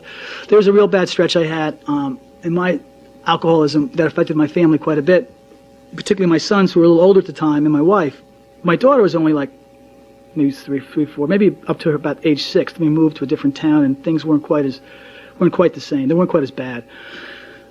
But that was a really, really bad low point in my alcoholism. And the house was just a nutty place. I mean, I was constantly running around screaming and putting holes in, like pounding the walls and stuff, just, bad stuff. And I realized that it probably affected her even at a younger age. And so while it wasn't directed towards her, she lived in that kind of a household. And so the amends I made to her is the fact that I exposed her to that kind of a life. And I didn't want her to misrepresent that as a good family life. And we talked about that, and I said, look, you saw a life that doesn't have to be for you, and it doesn't have to be for your family. That was not the kind of life that's a good thing, And so I want you to be in a position where you don't have to see that as a way to live. And one of the things that I said to her is I reminded her some of the specific experiences, and I reminded her of some of the things that happened in our household during that time. And you want to know the thing that was unfortunate or fortunate, one of the others? She remembered them. When kids are like 4, they remember a lot. And by the time they're 6, they remember even more. It was scary. She laughed. She goes, "Oh, Dad, you don't have to describe that. I was there. I remember the whole thing." Then she told me the whole thing. And then she told me, I really don't want to go into those details because I'm going to get upset, worked up today. But she told me things that happened in the house that where she was present. Maybe I was in a blackout or whatever, and reminded me of things that had happened. And when she said them, I did remember them. I said, "Oh, yeah, wow. I've buried that one. Damn it." So she was really good about it. And I told her that, I asked her how that made her feel, and I asked her if there's anything else she needed to tell me, and, what I could do. And when I asked her what I could do, she said, Dad, this is a great lesson. She was 21 at the time. I always say this is the wisdom of a 21-year-old woman. She said, "Dad, I don't know. You're asking, you're saying you're sorry, or I don't think that's really right." And I said, I'm thinking that's good, first of all, but why? I said, "I'm not sure what you mean." And she said, "Well, I think that people who change don't have to be sorry, because like you've changed, and I've had an opportunity to learn from that and grow from that, and I've been watching that, and that's really been had a positive impact on my life. So the apology is unnecessary. It was the change that really helped me and be a better person." She said, "I think it's something like this." She said, "I think that if you change, you don't have to be sorry. But people who don't change are always sorry." Okay? And I'm thinking like, oh, that should be a saying, and now it is. And so, it was a great wisdom. I understood exactly what she meant. She meant that, when we don't change, we're going to be sorry, and then we're going to be sorry again, and then we're going to be sorry again, and then we're going to be sorry again. But rather than be sorry, let's just change, okay? And that's the amends process. That's the change. That's the changing of the contract. And I dropped her off at the airport that afternoon. I'm driving home, and I'm thinking, there was one last thought I had, and I said, wait a minute. Isn't there a threat in there? I said, the way she said that, and then I realized if I don't stay changed, I'm going to be sorry, okay? And I said, wow, maybe she's really smart. I don't know. But it was a great opportunity for me to make clear what she'd been through, understand how she saw it, and to reconcile each other's feelings, and that forgiveness went both ways, because now I can let go of because I was really worried. I was really worried for a long time. Well, what did she go through? And I was trying to imagine what it would be like. And I can let go of that today because she's told me. She can let go of any lingering resentments that she may have had because she's told me. So we've both had an opportunity to let go, And so that was a real difference between the same person who, when I first came in the room, said, "We'll see," to someone who's growing with me. Which, by the way, she went from, I always tell a story because I'm very, very proud of my daughter. She went from graduating from high school shortly after I'd gotten sober with a 1.8 cum, which is a strong D, I want you to know, okay? To as we grew together and she got out of all these problems, I've mentioned that some of my family is still out there and using. Her experience was a little different.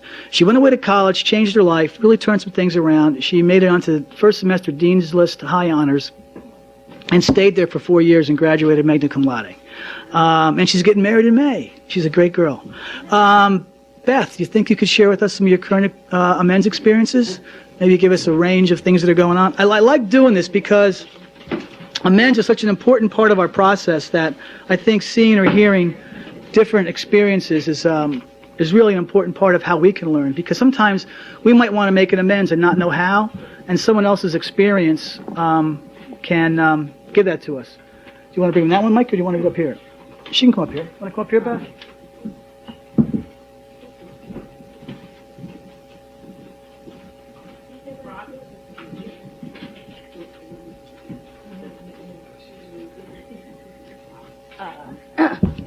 Hi, my name is Beth, and I'm an alcoholic. And I'm petrified right now because I didn't think about this at all. And of course, I have to be the first one up here. I tried to con Dave into it, but it didn't work. And ninth step amends. The most recent ninth step amends experience that I have happened a month and a half ago, maybe 2 months ago. But the process for me started quite a bit before that. My sponsor has us over her house every other week to just see where we're at. We're a group. We meet together. We're all her sponsees. And my sponsor's really big on no labeling and stop judging, or stop judging Beth. And she'll say this within the 2-3 hours we spend together. She'll say this maybe 10 times throughout the time we're together, and 8 of the times it'll be to me. So I start thinking that's not good. And so I sat down and I talked to her about my criticism and my judgment. And it came very, very clear to me that although some of my character defects have been relieved, your criticism and judgment are definitely on the top of my list, as if they have not only remained the same, but taken the place of other character defects. And so I started writing letters to God, trying to sort through this, and I did the columns, and I looked at it, and I asked God to remove it, and when I asked God to remove it, I stopped judging as much. I'm still judgmental, but I stopped judging as much, I stopped being as critical, and I started to see where my judgment and my criticism had affected the people around me, and people I didn't even know. So I'm temping, which is basically making money for doing nothing all day. So I'm sitting at my desk with this computer in front of me, and I just, I open Microsoft Word, and I just start typing. And I'm typing, and I'm typing, and I'm typing, and the night before, somebody had asked me to speak at this group that I judged, this group that I had criticized openly, that I had slandered, that I had gossiped about openly in large groups of people, and thought it was funny. So I'm sitting here writing this letter to God going, yeah, so what am I going to talk about? And they've asked me to tell my story, and I don't know my story, and you usually do this for me, so if you could hook that up for me, that'd be great. And, yeah, because when I speak, it's just not good. And I started thinking about this group, and I'm not crazy, but I get answers when I write. And the answer that I was told was that I owed them an amends for judging them and criticizing them openly and harming their meeting by maybe somebody who had never been there hearing that message and being afraid to go to that meeting, and that may be the one meeting that saved their life. So now I'm pissed off because I have to make amends. And unlike Jimmy back there, ninth step amends is not my favorite thing to do. I love the freedom of the ninth step amends, but I hate admitting I'm wrong. So I of course print all of this out because I can't save it. So I print it out and I put it in my purse and I try to lose it, but I didn't. And then it snowed the night of the commitment. I'm very, very, very petrified of driving in the snow. So my best friend drove me to the meeting, and we were like a half hour early. We're sitting in the car, and I knew I was supposed to tell her because I had gotten the sense, and I really thought I was supposed to tell her so I could find a loophole to get out of it. But so I shared with her my resentment. I shared with her my character defects. I shared with her my motive, which was to make myself superior, to make my group superior, to make my way of working, my perception of this 12-step program superior, and the amends that I was supposed to make. And it just happened to have the paper in my bag, so I gave it to her, and she read it, and then I knew I was screwed. So she said, something. So I said, I don't think I'm going to make it. And she's like, well, you have to. she looked at me and she goes, "How free do you want to be?" And I'm like, "I don't know." But I knew that it was the right thing to do, and I know that God does nothing in God's world happens by mistake. And all of these events had happened exactly to a lot of people. And I went up to tell my story, and I told my story. And at the end of the story, I looked over, and my best friend was just staring at me. And I said, before I get off the podium, I have an amends to make to this meeting. And I made amends to the meeting for being judgmental, for harshly judging, for criticizing, for gossiping. And I tried to pull out whatever I could. I didn't have a card in front of me, which is always hard. And then I laid out the 3 questions. If anybody in this meeting knows of any other way that I've harmed you that I'm not aware of, I need to know. And please have the heart to tell me. And if there's anything else anybody would like to say to me, I'll be available after the meeting. And if somebody could please let me know how to set these matters straight, I would be more than grateful. And I stood at the end of the meeting for about, I guess I stayed there for like a half hour, and people came up and they talked to me, and they expressed how they felt, and they expressed, they spoke to me. Nobody had harsh words towards me, which is what I'm always afraid of. And a woman asked me to please go to an inpatient rehab to speak with young people, and so I agreed. And I know that walking away from this amends, I've gotten a great freedom from judgment and criticism, not completely, obviously, in the way of looking at Alcoholics Anonymous as a fellowship that is perceived by every single person differently. And it is not, it's almost like the line in the big book where it says, "Who am I to say there is no God?" Well, who am I to say how anybody should work their program? There are people out there who are happy, joyous, and free that have probably never picked up the big book, and it is not my right to judge them. And it's rough, but I feel free from it, and I look at the experience as thank God that He's taken me to a better place with it. So that was my latest 9-step amends. I'm sure there'll be another one next week or something. So I'm not done judging. But that's it.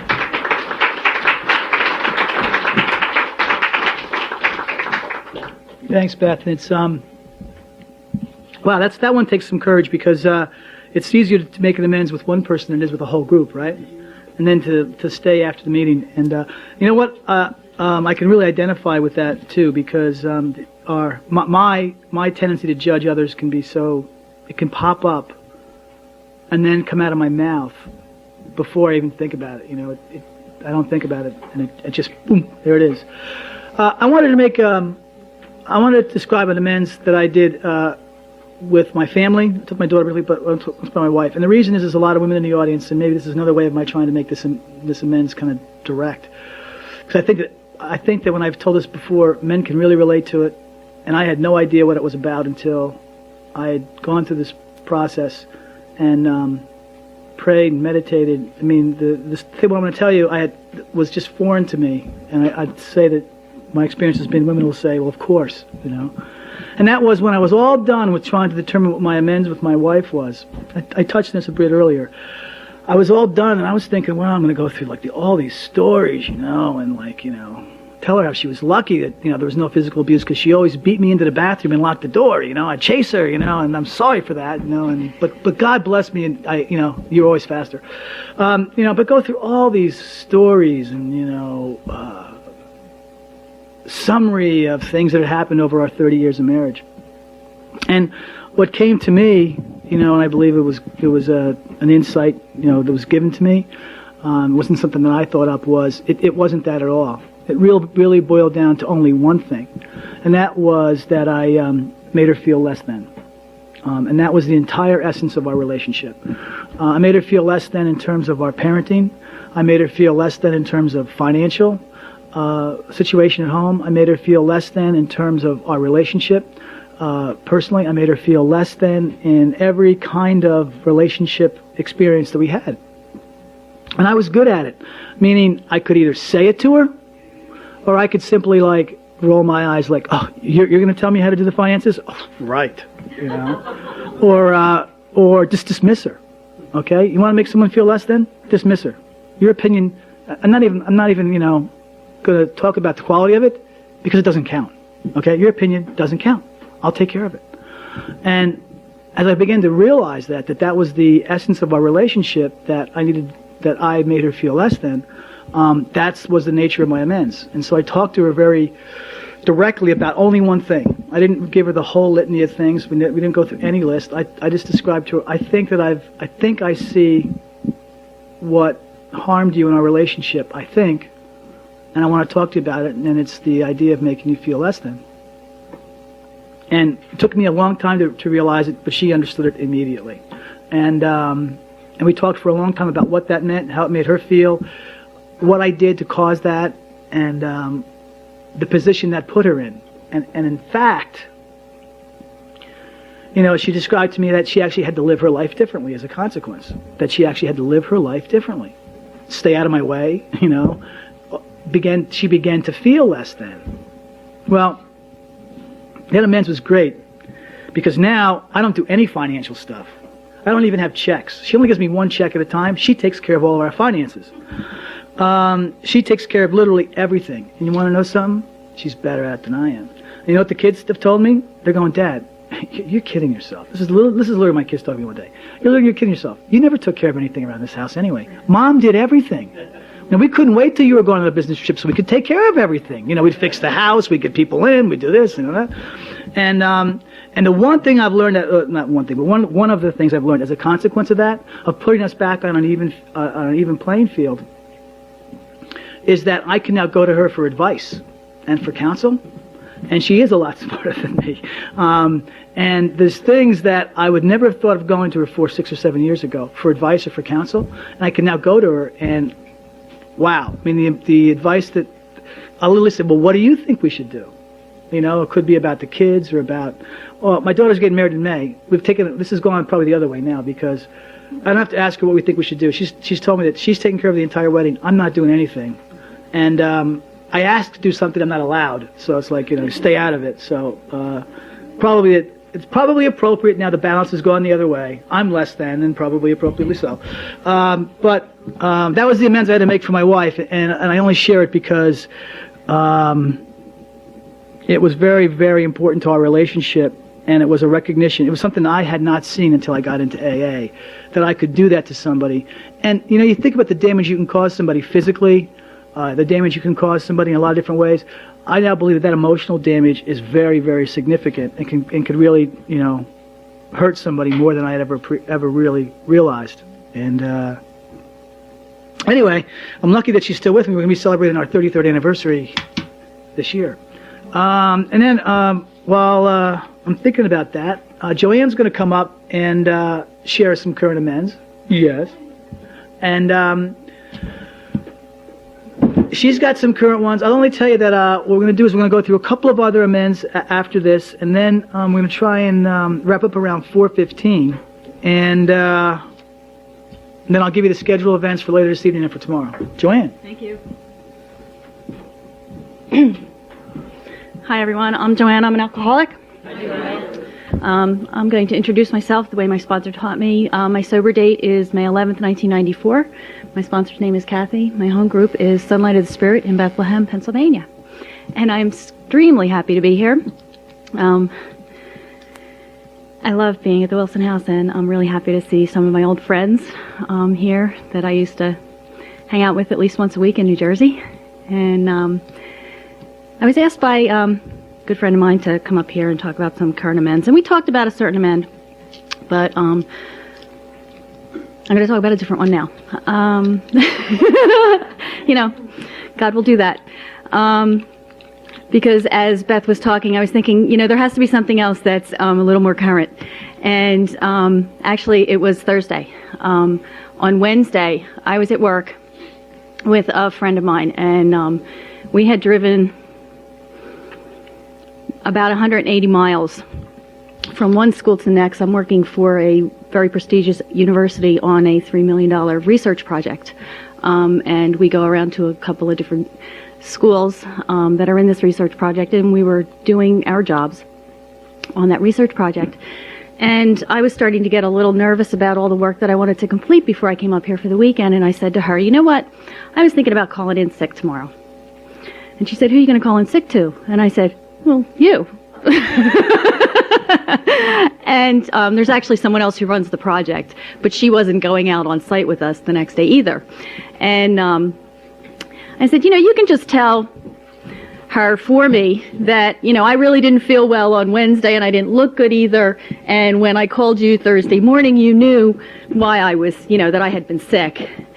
And she went, okay, whatever. We don't really need you. We're going to be able to get it done anyway. There's so-and-so and so-and-so are going out, and there's, we can handle the workload without you. Don't worry about a thing. So, of course, after I dropped her off back at her car, it started. That voice inside you that says, you can't do this. This isn't right.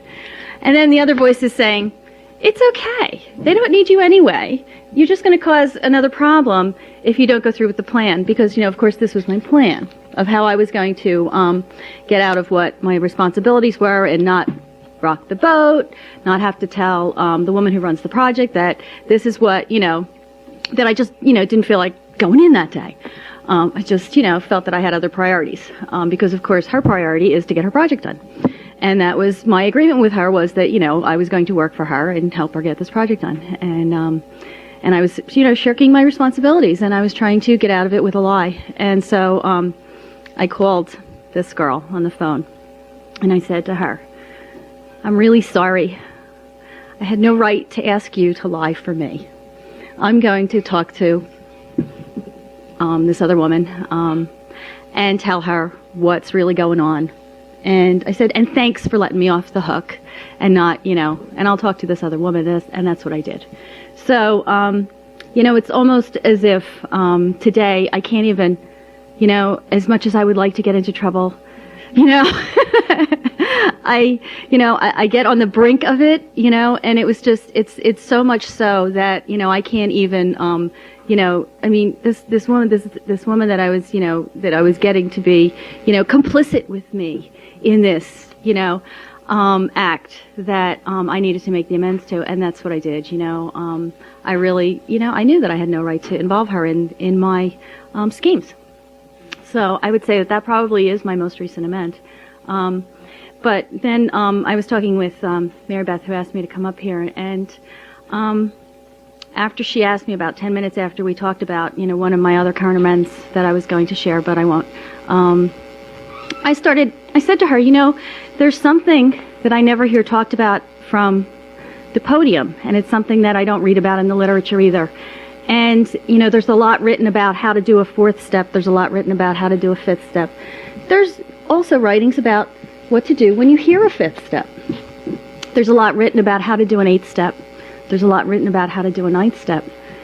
I haven't been able to find much about what do you do when an alcoholic calls you and wants to do an amend.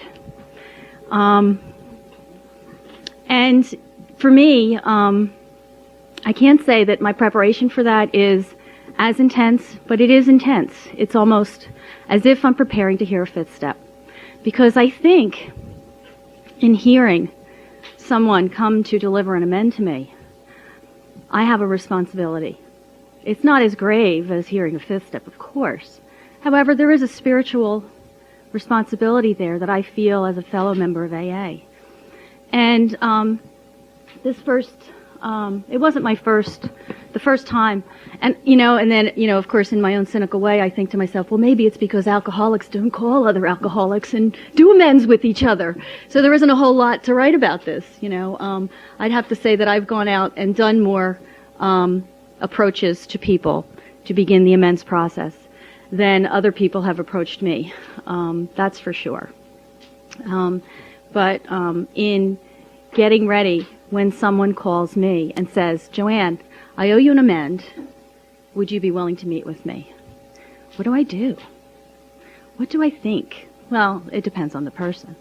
And I can say that, the first thing I have to be clear on is whether or not I've written my inventory.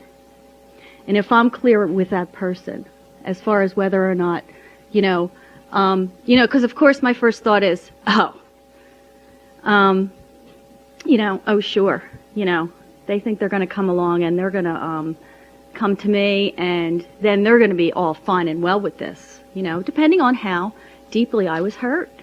I love what Marianne Williamson says about this. And one of the things that I love to quote is, yes, I have to forgive you. If I'm going to live, I have to forgive you. But that doesn't mean we have to do lunch. So, in order for me to be willing for someone to come to me and to approach me to begin their amend process with me, how do I get spiritually ready for that? Because I need to be clear that I have indeed forgiven them. Because in this process, I need to be magnanimous. I have to have forgiven them. I have to be loving. I have to be open-minded. I have to be willing. And I have to be quite sure that I am going to be of service to God as I listen to this person that day, regardless of what happens. And I can say that there's been times when, I was delivered an amend and I deeply felt the love of God come through me as I looked at this other person as a child of God. And I can also say that there's a situation where someone came to deliver an amend, and after saying what they had rehearsed, that what they read off their card, they then turned to me and said, okay, but now can we talk? And they began the process of what I had already forgiven them for, but they started it again. And I had to sit back and really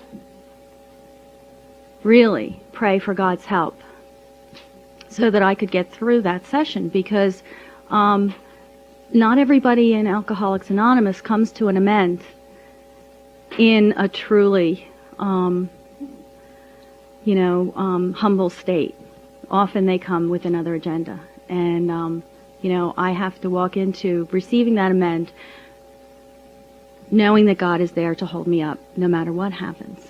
And I think that, it's something that we need to talk about, because, when someone first, an ex-boyfriend that I had met in AA and everything, first approached me to come and make an amends, I went to every guy I knew, and I asked him, every guy I knew who had gone through this process, which were few, and asked them, what happened when you made amends with your ex-wife? What happened when you made amends with your ex-girlfriend? What was the situation? How did, because I needed to hear some experience. I needed to hear what had happened. And, it's not something that, that there's a whole lot of, that I could find a whole lot of experience to draw on. So, it was really a real learning process, and I think I'll end there. Thank you for letting me share.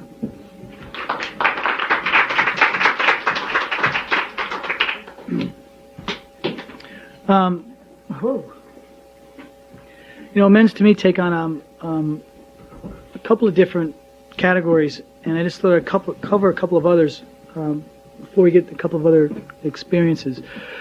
We've talked about family a little bit. We've talked about some group settings. I will tell you that my own experience was I had to cover a wide range of amends. I had quite a few amends at work. And I had amends with people I work with, people that work for me, people I work for. And I know it may sound like a foreign idea to somebody who's new or coming back, or maybe even to someone who hasn't done this before. But I will tell you that I went into the workplace and I made, 6 or 7 amends around the building that was an attempt to amend my behavior. And in many cases, that behavior has stayed amended. It's entirely changed the nature of my relationship with those people at work. In some cases, it's cropped back up, and I've had to go and make amends again for the exact same behavior. And that person, at least she said this to me recently. She said, Ron, I know you were really mad yesterday. I'm glad you came back in.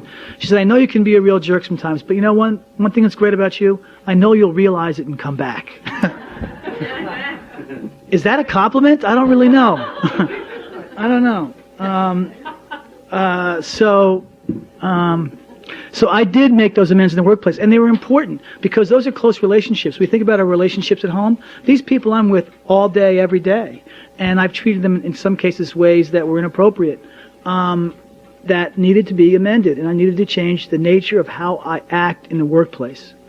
I could tell you there was a point in time when there were a lot of people I didn't know their name, who worked in my building, who I didn't care to know their name.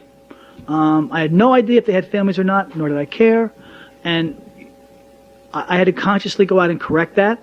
I had to ask people, like, what is the receptionist's name? You know, so I could say hello to her in the morning. And it's Michelle, by the way. And because I didn't know her name for years.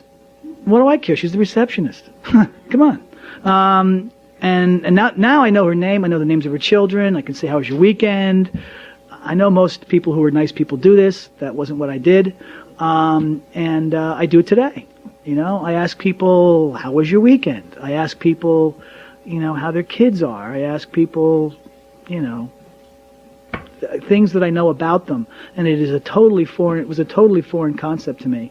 Unless they could do something for me. You know what I mean? If there was something they could really do for me, that was different. I also made amends to people that I'd let go. There were two people. Well, actually, one of them I thought I fired. He later told me when I made the amends that he quit.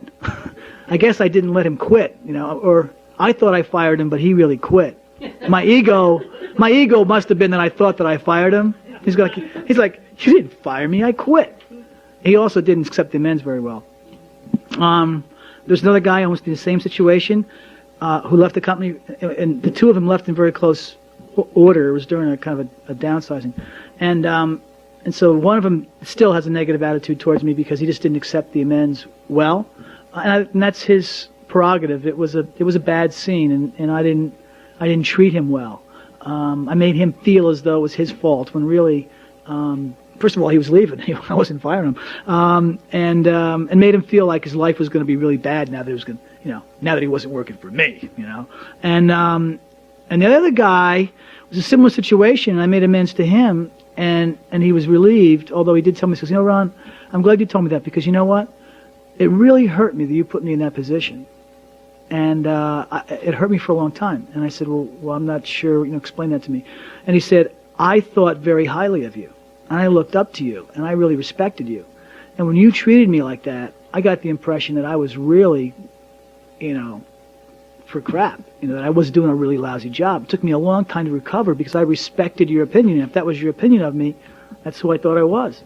And of course, they looked at me and says, but I don't feel that way now. You know, and so.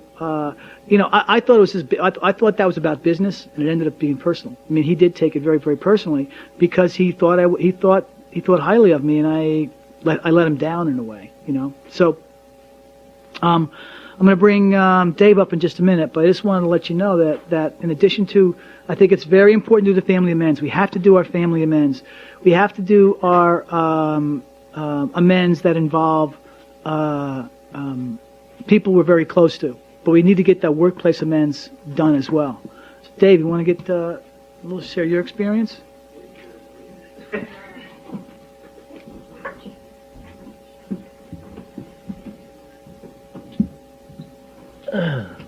Dave, alcoholic. I love this chair. You have to forgive me. I'm gonna kind of take my time here and try to forget the speech that I had prepared the last 20 minutes, waiting for because it's all about me, and try to let the truth come out. First, I'd like to say though that how grateful I am to have fallen into a group where I have so many examples. I have so many people to strive after, to chase. You know, I'm fortunate enough to have Chris as my sponsor, and Ron, you know, as a friend, and several other people, and Jimmy is a pit bull on my ass.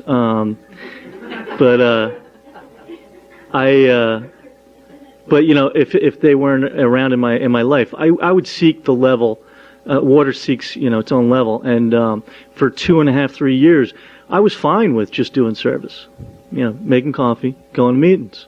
That's all I heard, and that's all anybody around me was doing, and I was fine with that until I finally hit a point where I was going insane and had no idea what was going on, and looked around, and my entire network had disappeared, and I was alone again after being, not drinking for 2.5 years.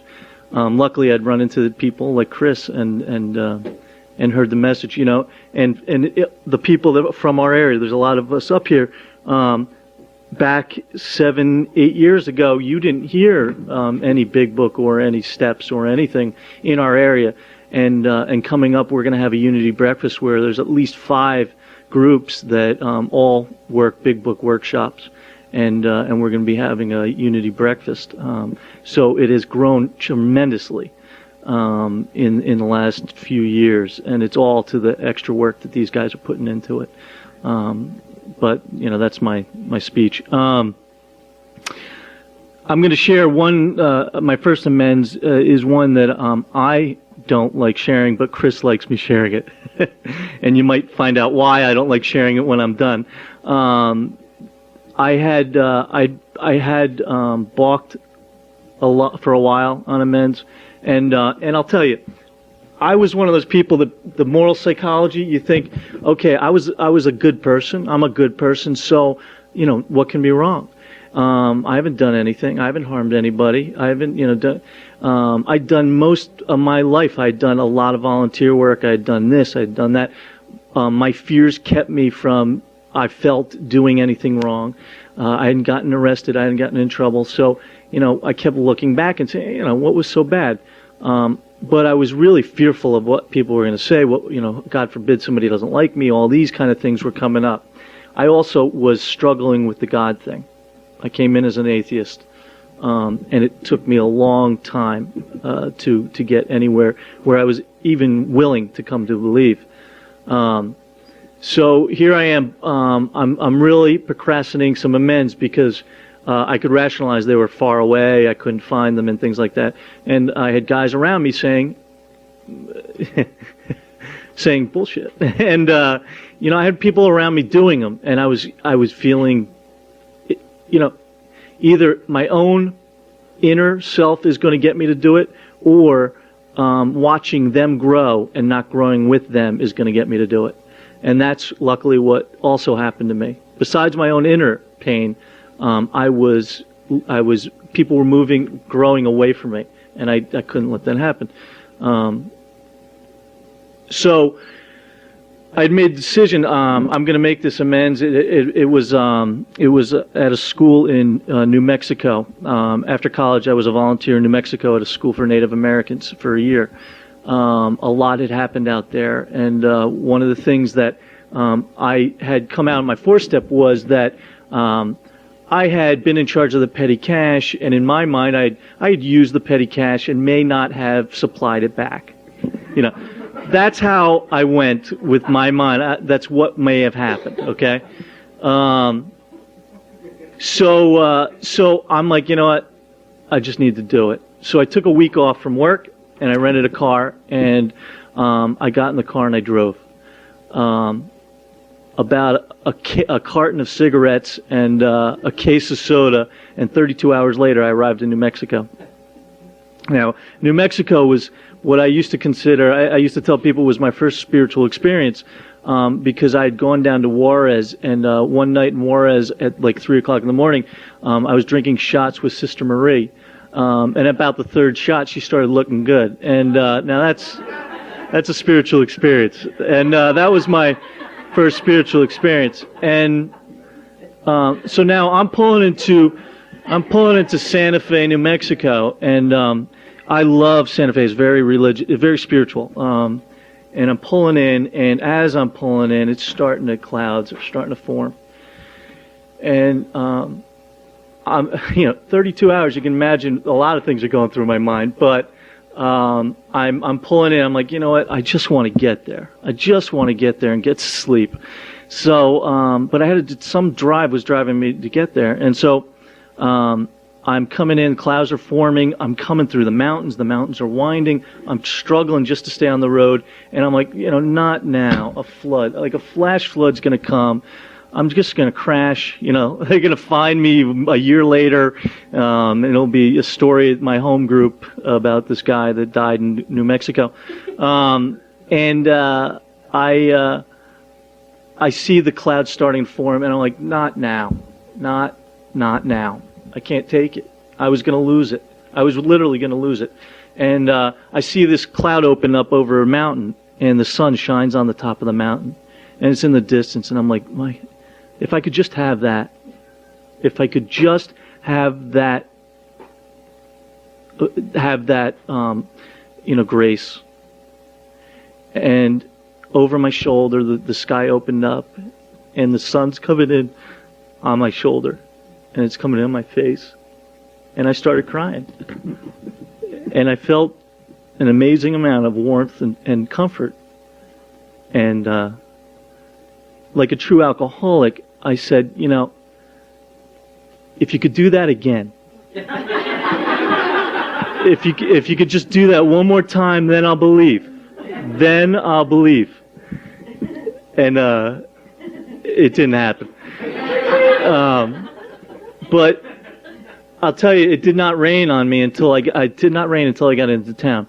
Now, at this point, I am so juiced up. I took a shower, and I'm like, I'm not fearful. I'm ready to go. I want to go confront those nuns.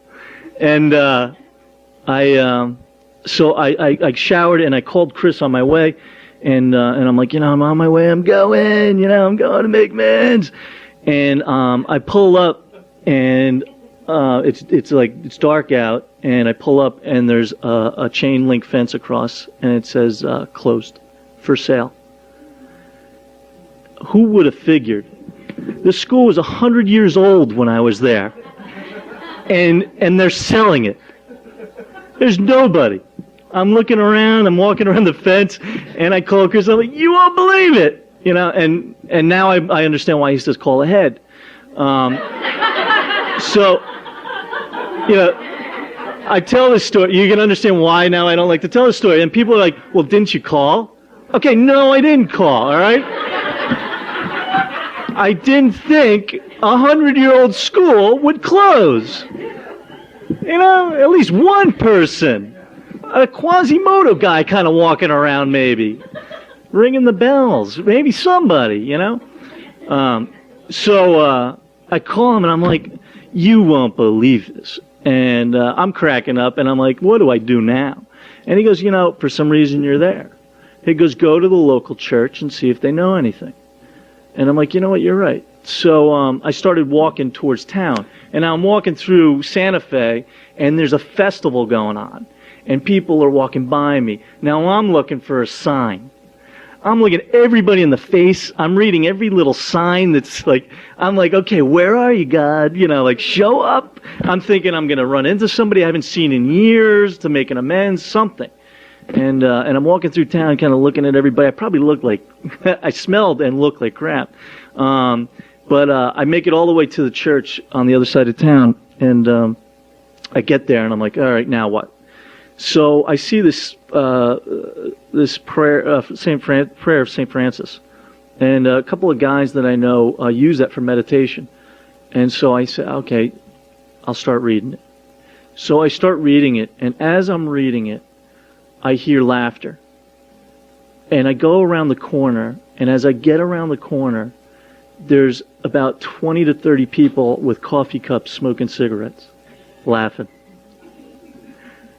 I started cracking up. I said, no way. And this guy standing next to me goes, hey, how you doing? I said, good. I said, this is an AA meeting? He goes, yeah. He goes, were you looking for it? I said, well, I didn't think so, but I guess so. I said, when does it start? He goes, about 5 minutes. Son of a bitch. Chris is back home, and he's directing me to a meeting. And so I went in, and I sat right in the front, and as soon as they asked if anybody has anything to share, I stuck up my hand, and I just shared. I shared exactly what I had done. And I ended it with, And by the way, if anybody was sent by God here to talk to me, please come up at the end of the meeting. And 3 people came up to talk to me at the end of the meeting. 3 people. And one of the guys actually was balking at his meds. And we talked for about 15, 20 minutes about that. And in a weird, strange it turns out like his grand sponsor is my grand sponsor. I mean, it was weird. And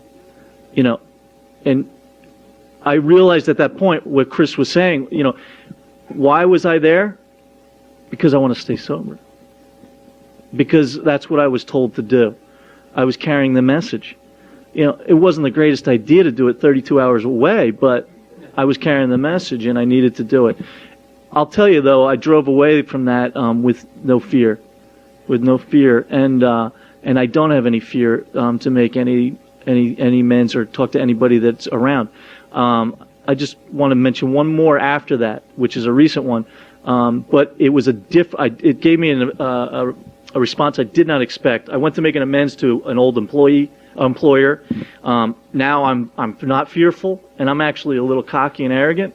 And I go to make amends to this guy, and I'm telling him how I'm in AA now, and all the things I'm doing, and I'm helping others, and all this. And he starts sharing with me. He goes, I can actually relate. I can actually relate how helping others helps you. Because this guy has cerebral palsy, and he's never walked, and he's in a wheelchair, and his wife has cerebral palsy, and she refuses to be in a wheelchair because she wants to have a baby. And he said, a lot of days she gets up just to dress me to go to work. She gets up from severe depression because I need to go to work. And I need to go to work to help other people. And I'm sitting there. I'm sitting there like 2 inches high. Here I am boasting about all that I'm doing. And I'm throwing alcohol. I have the ability to throw alcoholism out there as a handicap, that everybody should feel sorry for me when I want to. When I want to manipulate you, I'll throw it out there. And this guy has a severe handicap, and he's not throwing it in my face. He's not using it as a crutch, And I'm sitting there expecting him to, praise me. And that taught me a lesson that I wasn't expecting. That's all I got. Thanks.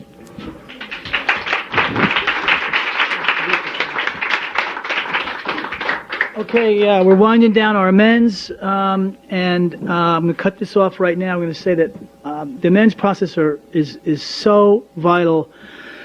We've heard a lot of different kind of amends. I just want to leave us with one thought, and that is there's 2 ways to approach it. There is beginning your amends, and there is completing your amends. And the difference is night and day. And for any of you who've experienced one or the other, you know what I mean. Have a great afternoon. Are we rolling?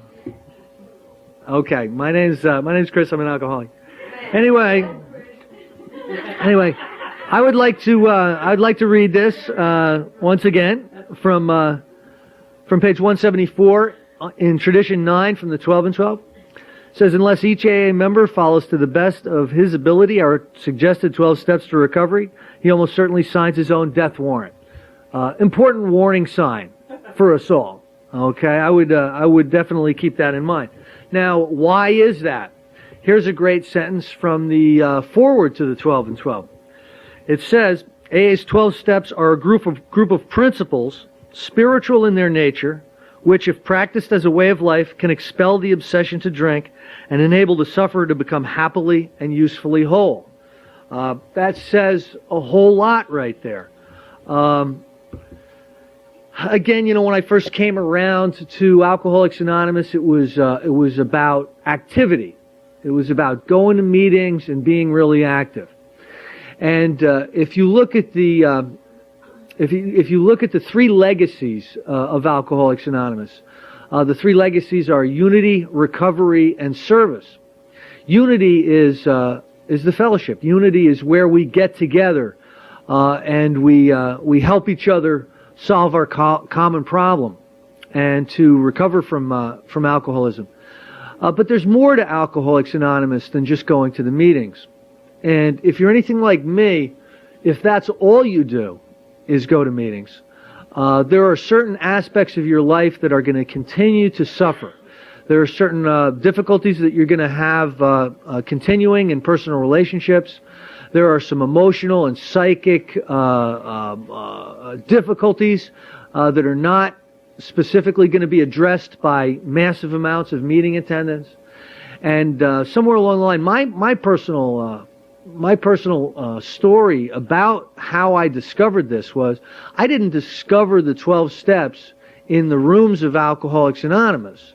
Now, it wasn't because the steps weren't being talked about, because I was going to millions of step meetings. It wasn't because the big book wasn't available, because I had one from the day I went into rehab, long before I got sober for the last time. It was because I wasn't listening. It was because the people that I was hanging around with at that time were not emphasizing the steps. So basically, what happened with me is somebody lent me a set of tapes. I was sober about a year and a half or so, and somebody lent me a set of tapes, and they were a set of tapes from a couple of guys in Arkansas that go around the country and talk about the big book. Now, I hated people from Arkansas. You know what I mean? You're from Arkansas. You got nothing for me if you're from Arkansas. But I had a long commute to work, and it was kind of like a boring commute to work. So I would throw these tapes in, and I started listening to these guys, and they started talking about a program of recovery in the book Alcoholics Anonymous, a program of recovery. And here's the message that I got that caused me such consternation and resentment. They basically said to me, Chris, if you're not working through the big book and you're not taking the instructions that are in the big book and following the spiritual exercises in there, you don't have an AA program. So do us a favor. Don't go around saying you do. And I'm like, God damn. So first thing I do is get a resentment and put these tapes off to the side. Now I really don't like people from Arkansas. But what happened was, the truth will haunt you. If you're alcoholic, the truth will haunt you. And if somebody tells you the truth about your alcoholism, you're usually going to react with a little bit of hostility at first. But I'll tell you what, it'll haunt you, and you'll have to come to terms with it. If you're going to stay sober, you're going to have to come to terms with it. And that's what happened with me. And the psycho-emotional difficulties that I was going through at that time that were not being treated by massive amounts of meeting attendance was getting worse. I mean, I saw a lot of people that I had come in with getting better, and I was having to act as if I was better. How you doing, Chris? Oh, great, doing fine. That was my stock answer. If I was really to be honest, I would have to say something like, well, I have fantasies of homicidal destruction against anybody that crosses my path. I can't forget any of the things that have been done to me, and I spend most of my time in my head going through scenarios that are never going to happen. I've got suicidal thoughts that, reoccur, and here I am pretending everything's fine. How's it going with you? I mean, that's what I would have to say if I was honest to somebody. But what I said was, fine. Okay, I'm fine. So these tapes started to haunt me, and I pulled them back out this one day, and I go, God, I had to come to terms with a program of recovery. I just did. And I pulled these tapes out, and I started listening to them, and I opened the big book, and I started doing a 4-column inventory. I remember going to my sponsor with a 4-column inventory. He goes, what the hell is that? Like, it's a 4-column inventory. He goes, where's your story? I go, I don't have one this time. Let me just read this. It was rough. But anyway, I learned some very, very significant things during this period of time in my life. Number one, the emotional trauma I was going through as an untreated alcoholic started to become treated by these exercises that I was doing in the big book. I never would have believed it at the time, but that it would be so significant, the amount of change that was happening in my life, but it was. But another thing that was even more significant was I was sponsoring people at this time. I've always been a talker, and I can give good share, and I can, if somebody talks about, I can talk about it better than they can, and so if you blow a lot of steam, if you're like a tugboat that blows the most steam, pulls the boats sometimes. And because I was doing that, there was actually people dumb enough to ask me to sponsor them. Some of these people are even still alive today, unbelievably enough. But anyway, I was the type of sponsor. I'd say, here's my phone number. Give me a call when there's a problem, and talk to you later. And that's really how I sponsored. And I started changing my method of sponsorship because of these tapes. I started asking people to come over to my house, and we would start reading the big book, and where there would be an instruction, we would stop, and we would do that. We would do whatever it said. We put these resentments down on paper. All right, stop, close the book. Let's get out a piece of paper and a pencil. Let's put our resentments down on paper. And this is how I started sponsoring. And the most significant thing that came out of this was the fact that the people that would go through the book with me and take the exercises stayed sober. The people that said, Chris, in this newfangled, unfashionable method of recovery, I'm gonna ask the cookie guy to sponsor me. The guy who's got the cookie commitment because it's easy. He's not asking me to do as much. So this guy wants me to write inventory and make amends, and I'm going to the cookie guy. So the people that did that, some of them stayed around, but most of them drifted away. And they either drank or didn't drink. Who knows when people leave the rooms? I don't keep track of them. But the people who did the work are still around today. They're still members in good standing of Alcoholics Anonymous. If they did relapse, it was a brief period of relapse, and they came back and started working the program stronger. But they're all still around, and they're all members in good standing. Now that was significant for me because for a long period of time, I could never bet on who was going to make it and who's not. I would say, somebody'd come in, I'd become friends with them and think, this guy's going to make it, and they'd go out and drink on me, And some of the people that would come in that were the most annoying some bitches in the world that you just couldn't stand hearing them share one more time, stayed sober, and I couldn't figure it out. So, this gave an understanding, like a statistical probability, to people actually staying sober over long periods of time. So it was very significant. What I want to do is I want to cover briefly some of the stuff in the big book, on step 10 and then move into the 12 and 12 as we're trying to do this weekend. Step 10 suggests that we continue to take personal inventory, which we learned how to do in step 4, and continue to set right any new mistakes as we go along, as we've learned how to do in steps 8 and 9. We vigorously commenced this way of living as we cleaned up the past. So I believe that step 10 is asking us to become active in a lot of different areas of the program as we're moving through our amends. We've entered into the world of the Spirit. Now that's a great line right there. We are now in the world of the Spirit. If we've moved up and into amends and solidly into amends, we are in the world of the Spirit. We're no longer in the world of the self. Our next function is to grow in understanding and effectiveness. This is not an overnight matter. It should continue for our lifetime. And step 10 truly is a lifetime type step. It's a step that, you don't do this once and then forget about it. I'm done with that one, let's move on. It is truly something that you incorporate into your reactions and your behavior as you move through the day. Continue to watch for selfishness, dishonesty, resentment, and fear. We've learned to do that in 4. When these crop up, we ask God at once to remove them. We discuss them with someone immediately. That's a 5th step thing. And we make amends quickly if we've harmed anyone. Then we resolutely turn our thoughts to someone we can help. That's really a 12-step thing.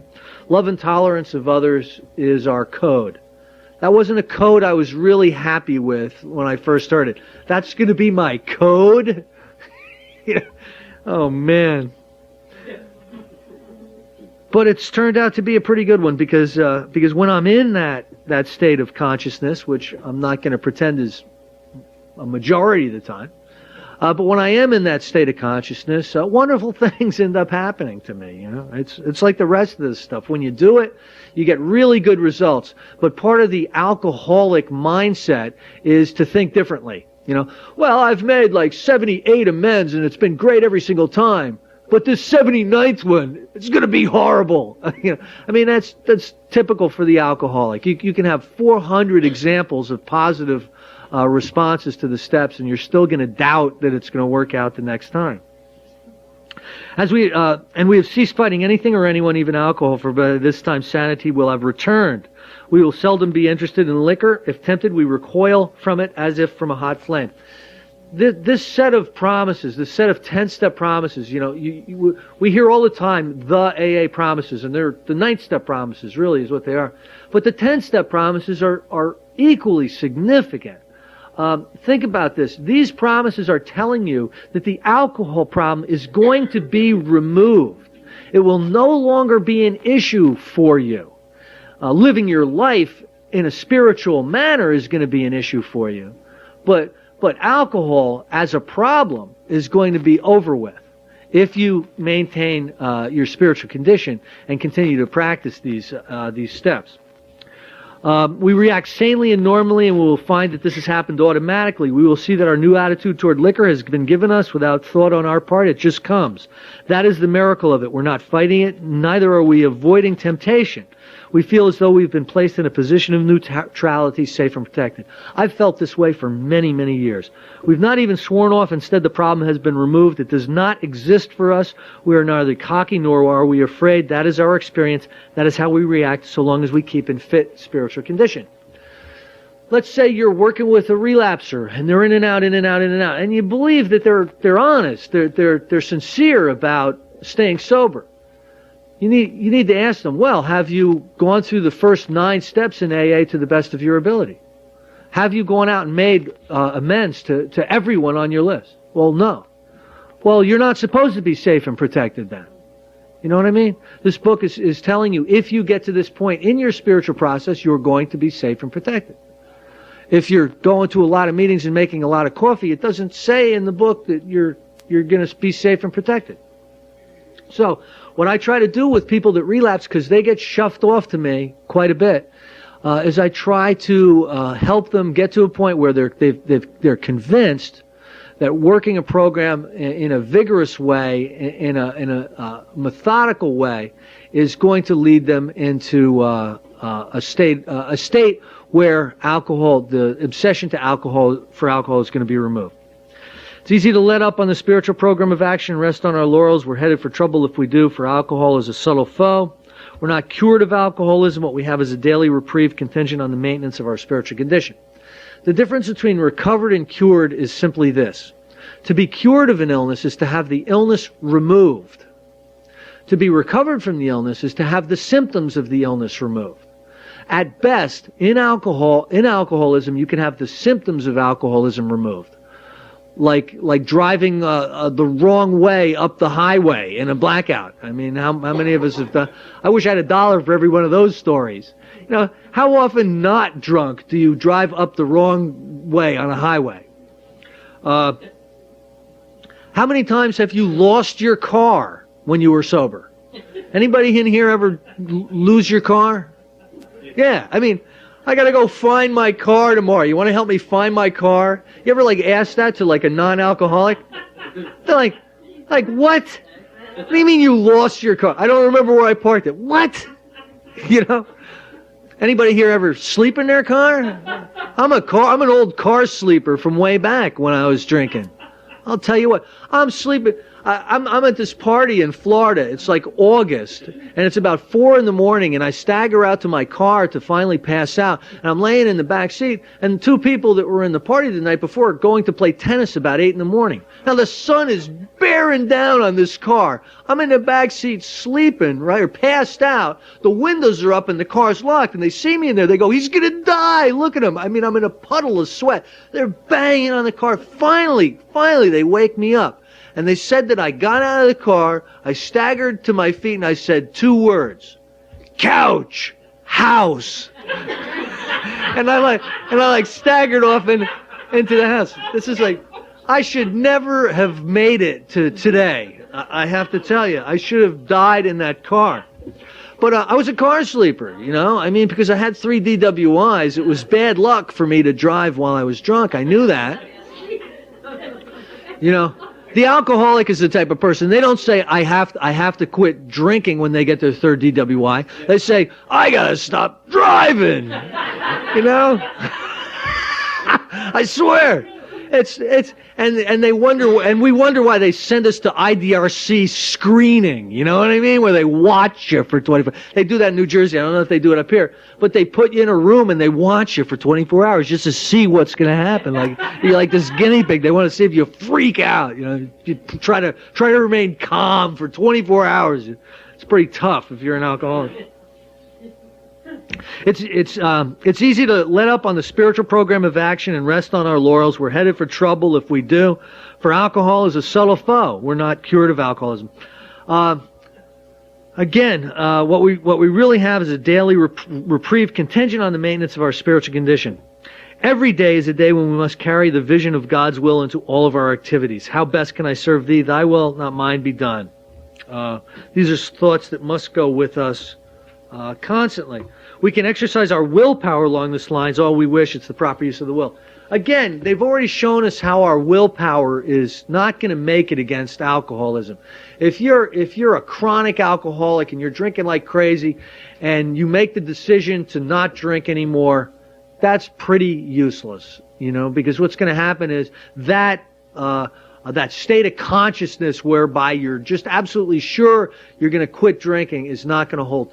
I saw around here somewhere this weekend, there was a picture of all of the solemn oaths that Bill Wilson wrote in the Bible, in his family Bible. Every time he swore to Lois, he was done drinking. You know, there's like one, you know, I'm through with it this time, and how, you know. Then there's another one, really mean it this time. You know. There's another one, this time I really, you know, I mean, come on, forget about it. Finally, he just said, I'm not writing in the Bible anymore. We need to have the obsession of the mind removed. And one of the amazing things about Alcoholics Anonymous is they found a way whereby we can take a certain set of spiritual exercises and that opens up the doors enough for God to shine His light in and remove that obsession. And that's amazing. Let's move to the 12 and 12. Step 10 in the 12 and 12, it's, you know, when I first started reading this after going through the book Alcoholics Anonymous, you know, I really started to understand what it was about. I didn't really understand a lot of the stuff in the 12 and 12 until I had an experience with the work out of the book Alcoholics Anonymous. But in here, this is a place where the steps kind of start to lose their numbers. You know what I mean? By the time you've gone through the first 9 steps and you start moving into step 10, the steps don't have the same type of numerical importance. They start to become ways of operating. They start to become how you move through your day.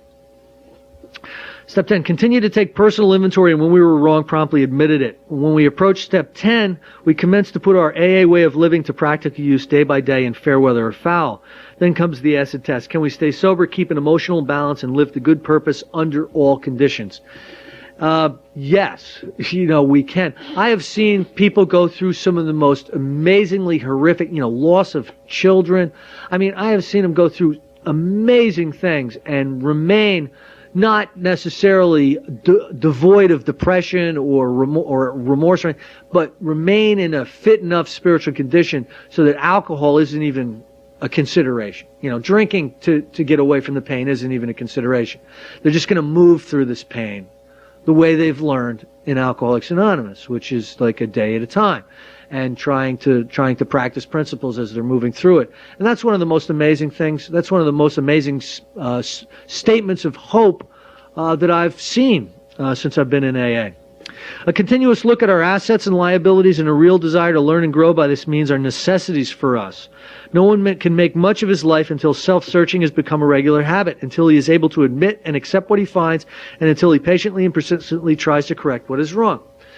A great exercise I learned was step 4 and step 5. Until I made that operative in my life, I could remain convinced that my problems are because of you. You know, it's you, it's my wife, it's my family, it's my job, it's my friends, it's that goddamn AA meeting where nobody ever shuts up. It's a million different things. Once I started to gain a lot of experience doing 4 steps, and doing spot check 4 steps, because one of the things that I do today is if something traumatic happens in my life, I'll go right for the paper. I'll go right for the paper and the pen because I want to gain perspective of it. Because there's a perspective that never happens between the mind and the mouth that happens between the pen and the paper. There just is. When you put it down in black and white, it's the perspective jumps out at you, and it's not, you don't blow it way out of proportion. You see it for what it is. And when this becomes habit, Bill is talking about when this becomes habit, we're in much less danger of becoming wacky. Although all inventories are alike in principle, the time factor does distinguish one from another. There's the spot check inventory taken at any time of the day. Whenever we find ourselves getting tangled up, there's the one we take at day's end when we review the happenings of the hours just past.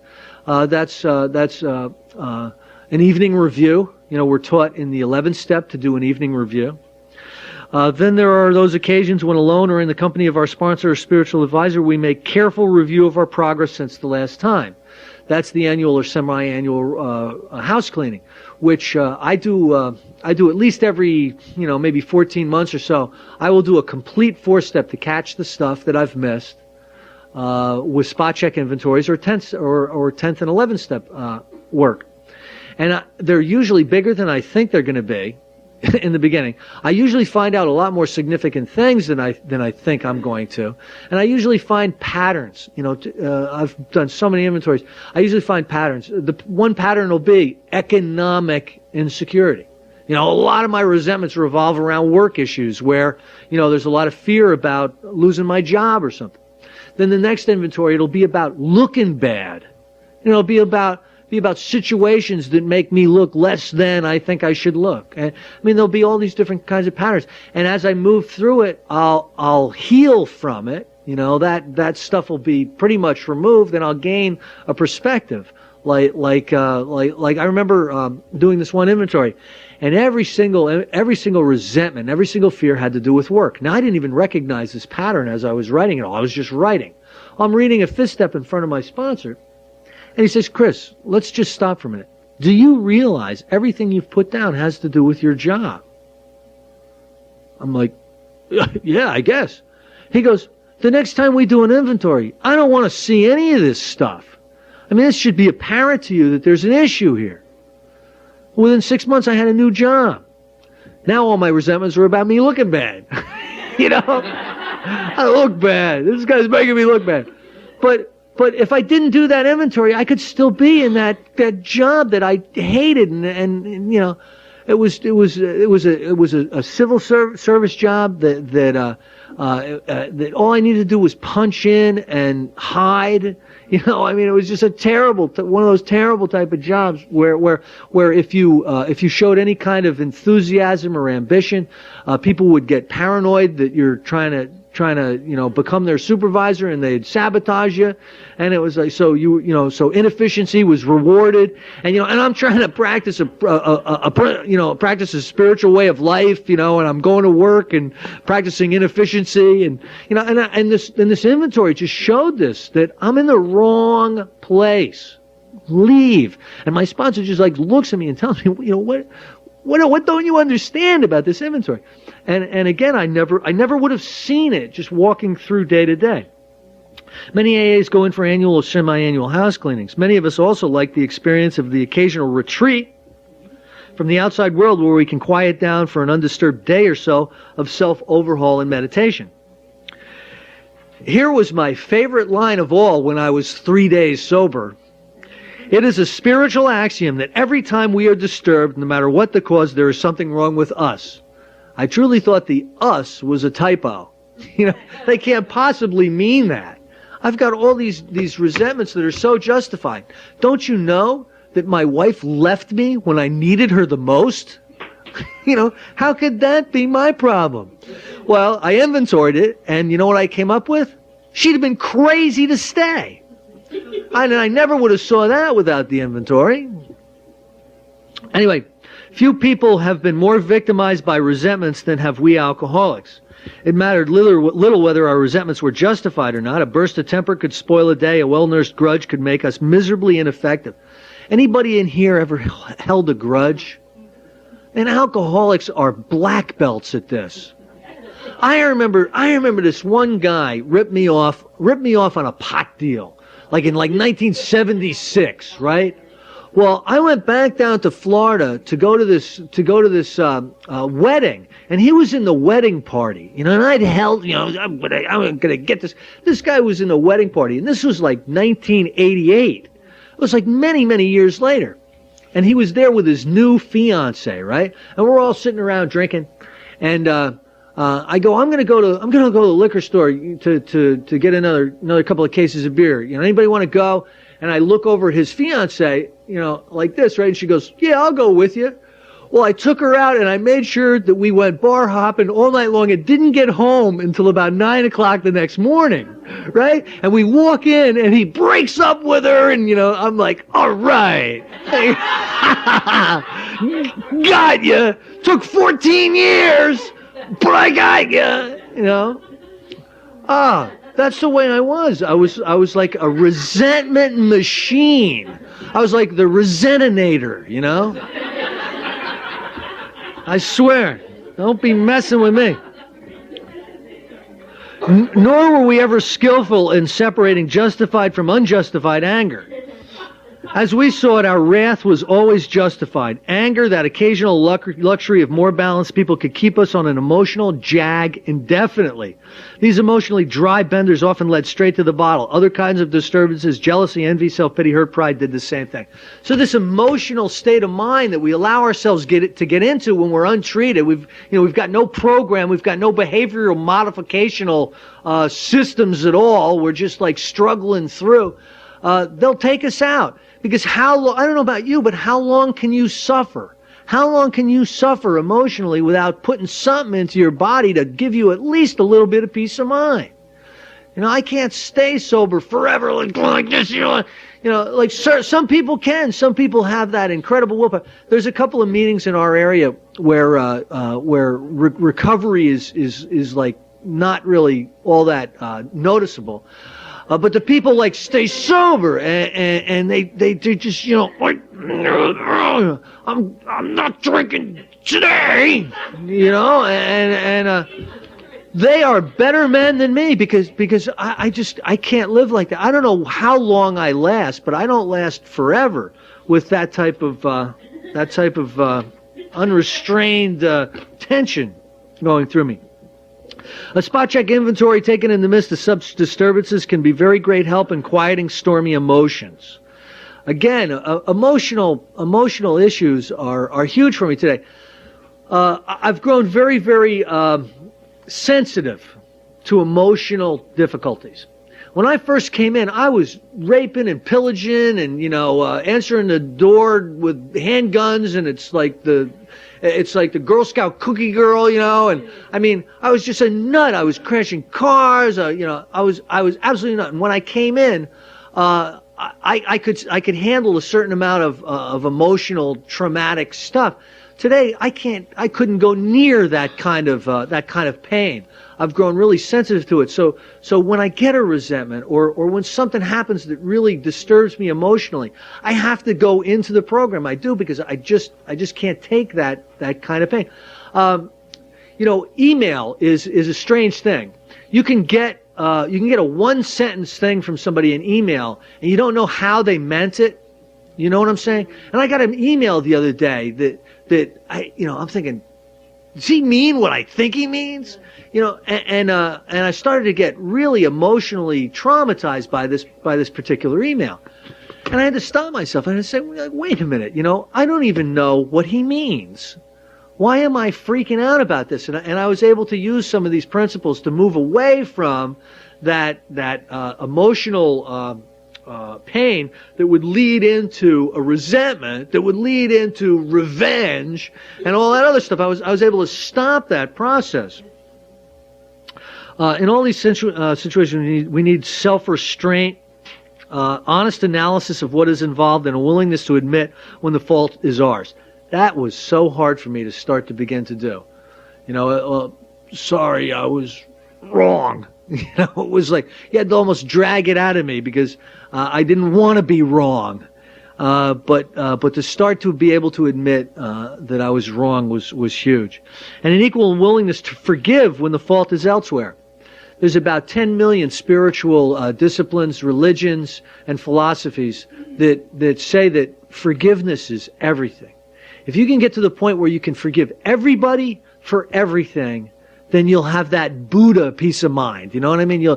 I went through this thing early on in like 1992 called the Course in Miracles. I don't know if anybody's familiar with it, but I went through it. It's like 365 daily meditation exercises that are all designed to lead you from a thought system based in fear to a thought system based in love and forgiveness. And I remember closing the book up at the end of this. I'd spent countless hours, doing these exercises, trying to, it took me a year and a half to do a 1 year program. And I closed the book, and it was all about forgiveness. And I realized I was nowhere near the point of being able to forgive everybody. I was still really angry at everybody, but at least it made me understand that there was a lot of spiritual work I needed to do. Nothing pays off like restraint of tongue and pen or pushing that send button in the email. Anybody ever do that? You're still angry, and I'm gonna get him with this, send. The next day you're like, oh geez, I wish I didn't do that. So nothing pays off like restraint of tongue, pen, and send buttons. We must avoid quick-tempered criticism and furious, power-driven argument. I hardly argue with anybody anymore. I swear to God. I would argue, I would make a mistake and spend the next 30 days justifying it, arguing about how it was really right. I mean, what a waste of time.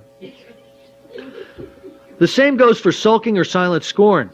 These are emotional booby traps baited with pride and vengefulness. Our first job is to sidestep the traps. That is so key. This is really the first time I'm seeing this sentence. You know how spiritual texts are like that. I've probably read this book. I've been to so many step meetings. I've probably read this book 250 times. And I just saw that you're supposed to sidestep this stuff before it happens. And that is so true. Like when the resentment in the very, very beginning, when the seed of the resentment is planted, you need to pluck that seed out and not even go there. And that is so powerful. When we were tempted by the bait, we should train ourselves to step back and think, for we can neither think nor act to good purpose until the habit of self-restraint becomes automatic. Finally, this was my favorite line in AA when I first came in. Finally, we begin to see that all people, I didn't see this part, including ourselves, are to some extent emotionally ill as well as frequently wrong.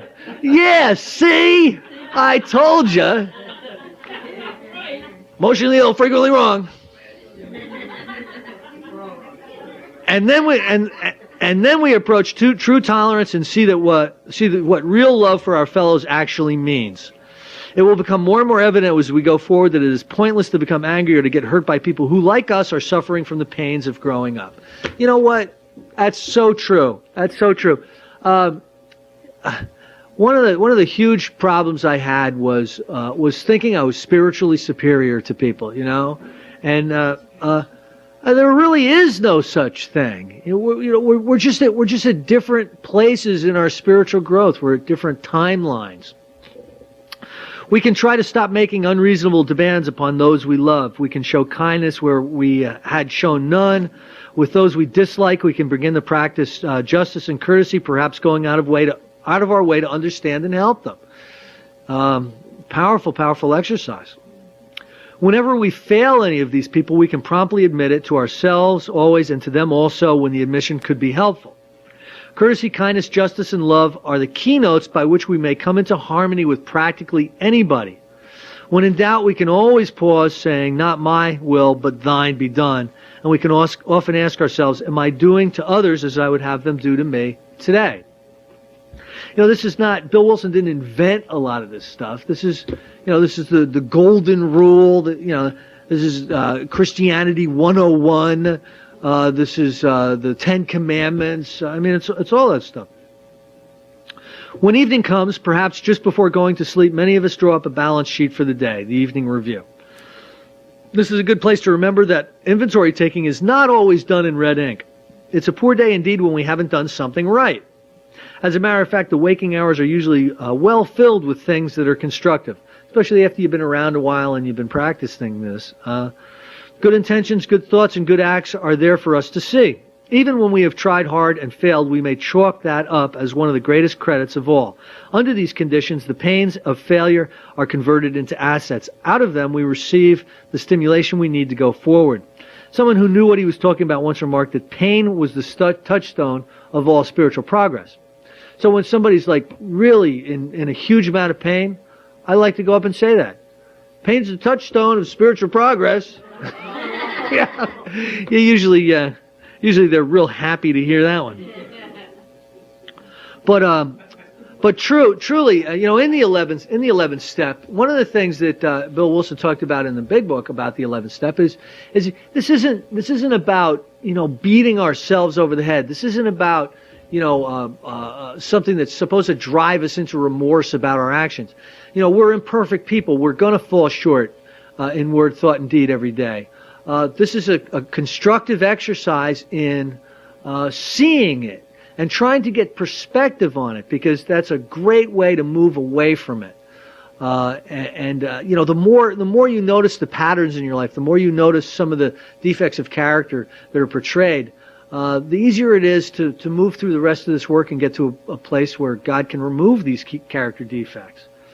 I had a lot of character defects removed early on, and I had a lot of them that hung on like you wouldn't even believe. I remember this, I used to be the worst guy on the road. I would tailgate you like for 10 miles to get to a meeting so that I could share on Serenity. You know what I mean? I was like a nut. And I remember tailgating this one guy. This guy was driving a motorcycle like about 30 miles an hour in a 45. And I'm like, get out of my way. I need to get somewhere. This is inconvenient for me to have to wait behind you. And I tailgate this guy all the way, and he pulls right into the meeting I'm going into. It's my buddy Ross, who's like humble and mellow. And that's why he was doing 35, because he's not attached to having to get somewhere fast anymore, Man, oh man. But that defective character was removed. Judgmentalism. I was the most judgmental. I would walk out of a meeting and I would critique everybody that shared, and I knew this was killing me. I knew this was placing me in a horrible, horrible place. I couldn't stand myself for this character defect. And I prayed for its removal, 3 times a day for years. And that was one that held on and held on and held on, and it's better now. You know what I mean? But it's not been removed, I'll tell you that. But I know now that I'm not in charge of the removal. I'm in charge of placing myself in the best possible spiritual climate for the removal of my character defects. I need to do all this work. But trust me, for me to become unjudgmental, if I could have done it, I'd have done it a long time ago, It's something that's plagued me. Anyway. But in other instances, only the closest scrutiny will reveal what our true motives were. There are cases where our ancient enemy, rationalization, I heard that earlier this morning, has stepped in and has justified conduct which was really wrong. Here's something that I've learned. If I don't inventory something and move through amends with it really quickly, the situation will really change.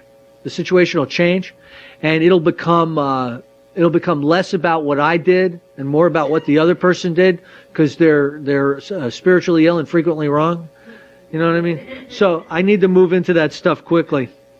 Learning to spot, admit, and correct these flaws is the essence of character building and good living. What if that's true? An honest regret for harms done, a genuine gratitude for blessings received, and a willingness to try for better things tomorrow will be the permanent assets that we shall seek. I'm out of time. I want to bring up my buddy Ron to do step 11 for us. Thanks.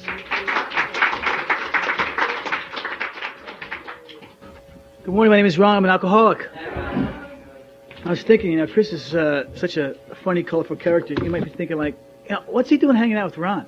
You know what I mean? Like, where's the similarity? And so I thought I'd fall back to one of my descriptions of my alcoholism that some people are familiar with, but for those of you who don't know me as well, this is the kind of alcoholic I was. I for all intent and purposes, totaled my car, but it's drivable, okay? I bounced off of a mountain wall. Like, there's a retaining wall in a mountain, and I'm going around this, like, cliff, and I'm just bouncing off, almost like intentionally, right? Takes all the glass out of the passenger side, literally takes the rubber off, like the wheels the rubber's kind of hard on the wheels, and the whole side is just mashed. But I was close enough that I could get to my in-laws' house. And we were staying overnight there because we were visiting, so my wife and I were at my in-laws' house, and I parked this car in my in-laws' driveway. I come in, total blackout. I really don't know what happened when I came home. It was also a company car, which obviously my wife didn't think that was a good thing for my career. And so I'm in a total blackout. I wake up the next morning, and, man, it's really cold in that house. I don't mean temperature. I mean, my in-laws aren't talking to me. My wife is freaked out. Everyone's, like, really, really distant. So I knew I wrecked my car, but I didn't know what the deal was. So I'm gradually going, like, blackout questions, like, you just want a little information at a time, like, it was a bad accident. And my wife's going, like, that was a bad accident. And I'm going, like, well, yeah, I guess, when I came home, now it's a little disturbing. And she goes, that was disturbing. I'm going, like, gradually, and she goes, and she finally unloads them, and she goes, look, do you remember anything about last night? And I go, I wanted to lie and say yes, but I didn't. I said, well, not exactly. So she goes, well, in the middle of the night, around 3 o'clock in the morning, you turned all the lights on in the house. You go stomping down the house, you wake everybody up, and you say, I can't believe it, another company car. It was my second one. I said, I've wrecked another company car. And you went outside, and you turned on the floodlights in the driveway. And you're stomping around the car, you wake the neighbors up, they're hanging out the window, I'm saying, look at this, another company car. And so a good blackout response, I go, so? And she goes, Ron, you were naked.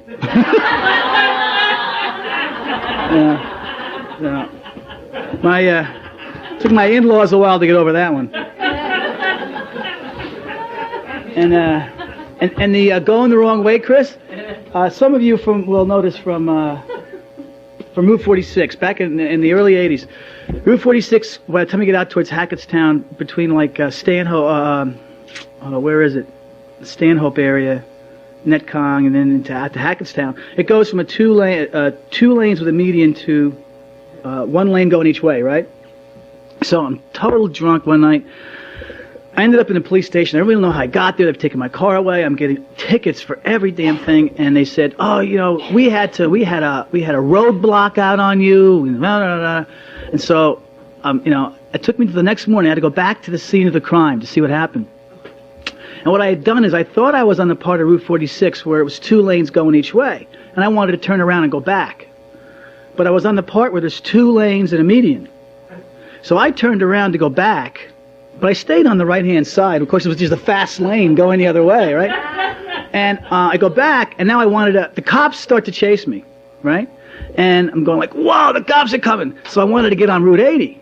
And that's where they put the roadblock, because I made it onto the exit ramp of Route 80, thinking it was the entrance ramp, and the cop had the roadblock there and saved me from going on to Route 80 the wrong way. That would have been a record breaker, But okay, so we're going to do step 11, and if everyone would kind of bear with me here, there's 2 things I want to do. One is I'm going to start since it's step 11, with the simple prayer we all know, which is the Lord's Prayer.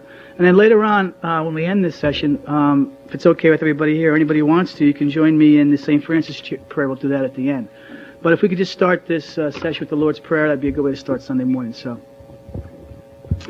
those who care to join me. Our Father, who art in heaven, hallowed be thy name. Thy kingdom come, thy will be done, on earth as it is in heaven. And give us this day our daily bread, and forgive us our trespasses, as we forgive those who trespass against us. And lead us not into temptation, but deliver us from evil. Thine is the kingdom, power, and the glory. Amen. That's a great prayer. And it's one I now can say with real heartfelt passion.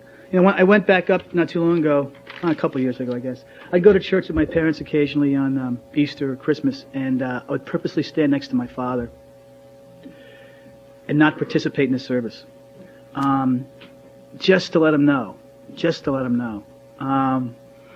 and I was able to. I said this at a meeting one time, and the guy came up to me afterwards, and he said, and it was like Saturday. He goes, "Well, tomorrow's Sunday. Your father lives in Connecticut. Why don't you go up there, drive up there, go to church with him, stand next to him, and say the prayers with him?" I didn't really want that advice, you know, but it was so right, and that's what I did. I drove to Connecticut the next morning, and went to service with my father, and stood next to him and participated in the service. I'm not a particularly church-going person, but I believed enough in what was going on to be able to sincerely participate, and that was a big step in my changing my relationship with my parents and with my father in particular. So, step 11.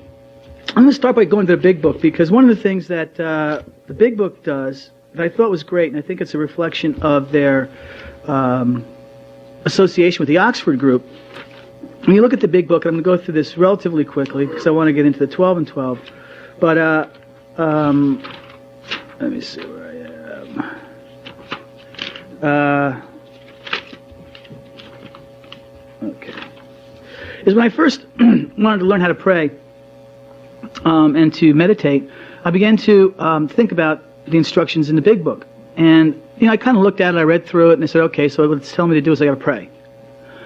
And then, I don't know, at some point, maybe a year later, I went back and looked at it again, and I go, wow, you know, I think they're a little bit more specific than that. They're telling me I got to, you know, do something at night and something in the morning.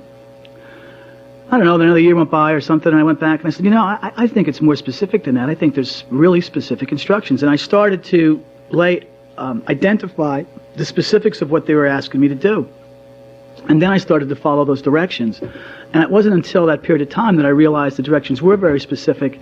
And I don't know this to be a fact, but I assume it's really largely a lift of these instructions from an Oxford group kind of instruction. And it is very specific. Oh, by the way, not only am I not sure of that, I also made another error yesterday, which Bill was happy enough to help correct for me, and I'm really glad he did, because sometime during the day yesterday I was quoting Bill as having written the Big Book with 6 years of sobriety, and actually he started writing the Big Book with 3 years of sobriety. And the reason I'm glad he corrected me is it really blew me away. He told me that when we were at the cemetery to see Bill Wilson's grave yesterday, and it really, I was glad to be corrected, because it really hit me that someone in their third year of sobriety could sit down and write this book. That's wow, it just blew me away, so I thought I'd share that correction with you this morning. So, getting back to the 11th step, the paragraph about evening prayer, which is what I thought it was, goes like this. I'll read it real quick, and then I'll break it back down into what I now understand as very specific instructions. It says, when we retire at night, we constructively review our day. Were we resentful, selfish, dishonest, or afraid? Those, by the way, are the 4 specific things that Frank Buckman from the Oxford group laid out in a talk that he gave. I saw a copy of it and pass it on while I was here. Have we kept something to ourselves which should be discussed with another person at once? Were we kind and loving toward all? What could we have done better? Were we thinking of ourselves most of the time, or were we thinking of what we could do for others, of what we could pack into the stream of life? But we must be careful not to drift into worry, remorse, or morbid reflection, for that would diminish our usefulness to others. After making our review, we ask God's forgiveness and inquire what corrective measures should be taken. And so it sounds like some general information about evening prayer. When I went back through it, I really realized that they were saying very specifically to do 3 things: review your day, pray, and meditate. And I wasn't big on meditation, for the first couple of years I was in. I didn't understand it thoroughly enough. And I wasn't looking for a meditation, but let me see if I can identify exactly where the three things, review, prayer, and meditation, take place. First of all, the review is pretty obvious, where we constructively review our day. We ask the questions about resentfulness, selfish dishonesty, or fear, which are actually outlined in the 10th step as well. Have we discussed with another person at once? Were we kind and loving? Those are all part of our review. Were we thinking of ourselves? That's all part of the review. And then the caution about drifting into remorse, that's all part of the review, okay? Then it says, after making our review, we ask God's forgiveness. That's a prayer, okay? Now I've seen what my day looked like. Now I'm supposed to ask God's forgiveness. I'm supposed to stop my review, ask God to enter in, and acknowledge to Him that I need His forgiveness and His help, so that I can look at this day with His guidance, with His help, and with His direction. It's time for prayer. And now when I'm done with the prayer, I inquire what corrective measures should be taken. Now the only way that I can think of that you can inquire or open up your consciousness to God is through meditation. So now I've said what I want to say to God, which is, this was my day, God. Please forgive me for those things that I've done wrong, or however you want to structure that prayer. But now I have to sit quietly so I can get the guidance of what to do about it. So what I've now come to understand as an evening review is more than just the review. It's to review the day, say a prayer, and sit quietly in meditation to understand what your day consisted of, and perhaps most importantly, to get some direction on corrective measures, okay, which comes from God. So when I went back and looked at this, it was real helpful, and I can't tell you that I do this every night now. I've got a little bit different prayer meditation process that I go through now, but I did use this for a period of time exactly as it's written here, and I learned a lot. I'll tell you one of the things I learned is that Chris talks about patterns. I would do this, I'd write the review, I'd say the prayer, I'd inquire into the actions, I'd go back and look at my writing, and I'd realize I'd done the same things. It looked awful familiar. I'd done the same things. I flipped back a few pages that I'd done 3 or 4 days before. And it just showed me that some of these patterns of behavior, these defects of character, take time to work on because they're patterns of my life. Similarly, after reading what they suggested on awakening, I thought it was basically originally that they're saying when you get up in the morning, you have prayers, all right? And that was really the way I took it for a long time. And then I went back and read it again, and I realized that what they're suggesting here is more than prayer.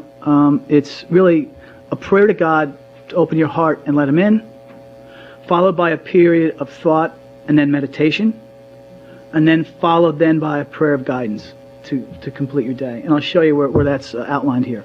On awakening, let us think about the 24 hours ahead. We consider our plans for the day. Before we begin, okay, before I do anything, we ask God to direct our thinking, especially asking that it be divorced from self-pity, dishonest, or self-seeking motives. So I sit down, the first thing I do is, God, direct my thinking, get me into the space I need to be in so that I can begin to be of service to others and get outside of self. Then we go into a meditation or a thought and meditation process about our day. In thinking about our day, we may face indecisions. We may not be able to determine which course of action to take. And so what I actually do, and I still do this in the morning, is I stop and I think for a few minutes about what my day will consist of, who I'm going to see, what kind of meetings I might have, whether I'm driving or taking the train, how I'm going to conduct myself, and try and get myself oriented towards what I might face, and particularly if there's difficult things, how I might deal with them. And then I ask God if there's a better way. Because we're next asked to say, here we ask God for inspiration, an intuitive thought or a decision. We relax and take it easy. I think that's called meditation. Okay? We don't struggle. That's part of meditation. We are often surprised how the right answers will come. But they're only going to come if we go into this meditation experience. So I can think about my day, and now I have to sit quietly and say, God, what would you have me do? And I'm open. My mind is blank, but I'm open to the suggestions and direction that God may provide me with as to how my day is going to unfold. And I get some different answers. This morning it was suggested that I open with the Lord's Prayer and close with St. Francis' Prayer. That was one of the things that came to me this morning as I was sort of thinking about. I had a different plan, by the way. It was much more elaborate and cool. And so instead I went back to the Old Faithful, the Lord's Prayer. You know why? Because I remembered. You all know it, you know? I could have done a prayer that only I knew, and that would make me look cool. And so those are the kind of things that come to me, and know that's a corrective action. That's a corrective action that happened to me this morning in prayer meditation. I thought about how I wanted the day to unfold, and I was given direction as to how I might do it differently. So, you know, it sounds mysterious, but I can tell you that in my experience, it actually works. So we're told to say a prayer, get God in, think about our day, and open up to meditation and direction on God on how that day should unfold.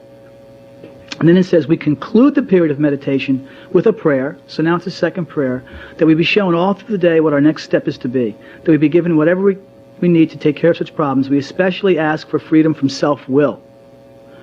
All right? Freedom from self-will. We're going to come to the St. Francis prayer in the 12 and 12 a little bit, and you'll find that this very thought, and I like the way he says, we especially ask for freedom from self-will, is what the entire essence of the St. Francis prayer is about. So there is that linkage between what's in the big book and what Bill Wilson was laying out in the big book and what he later found in a different format, but it's all about self-will and about self-centeredness in the St. Francis prayer. So there's a little connection there.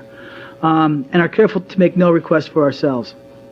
So those are the three parts of the morning prayer or the morning God consciousness exercise that they laid out here. Prayer to let God in, review of the day, and meditation about the day, and then a prayer for guidance throughout the day. So when I looked at it that way, I realized that there were instructions and I could do it.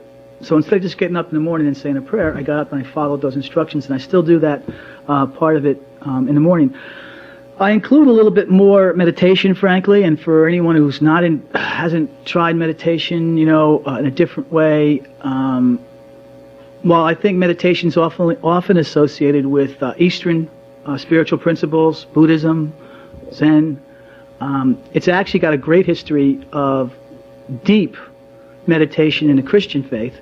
For those of you who aren't familiar with it, it dates all the way back to St. John of the Cross, who was a contemplative, on through someone who wrote, he's anonymous actually, but he was a Christian monk who wrote a book called The Cloud of Unknowing, which was about very, very deep Zen-like meditation in the 13th century, I think, something like that.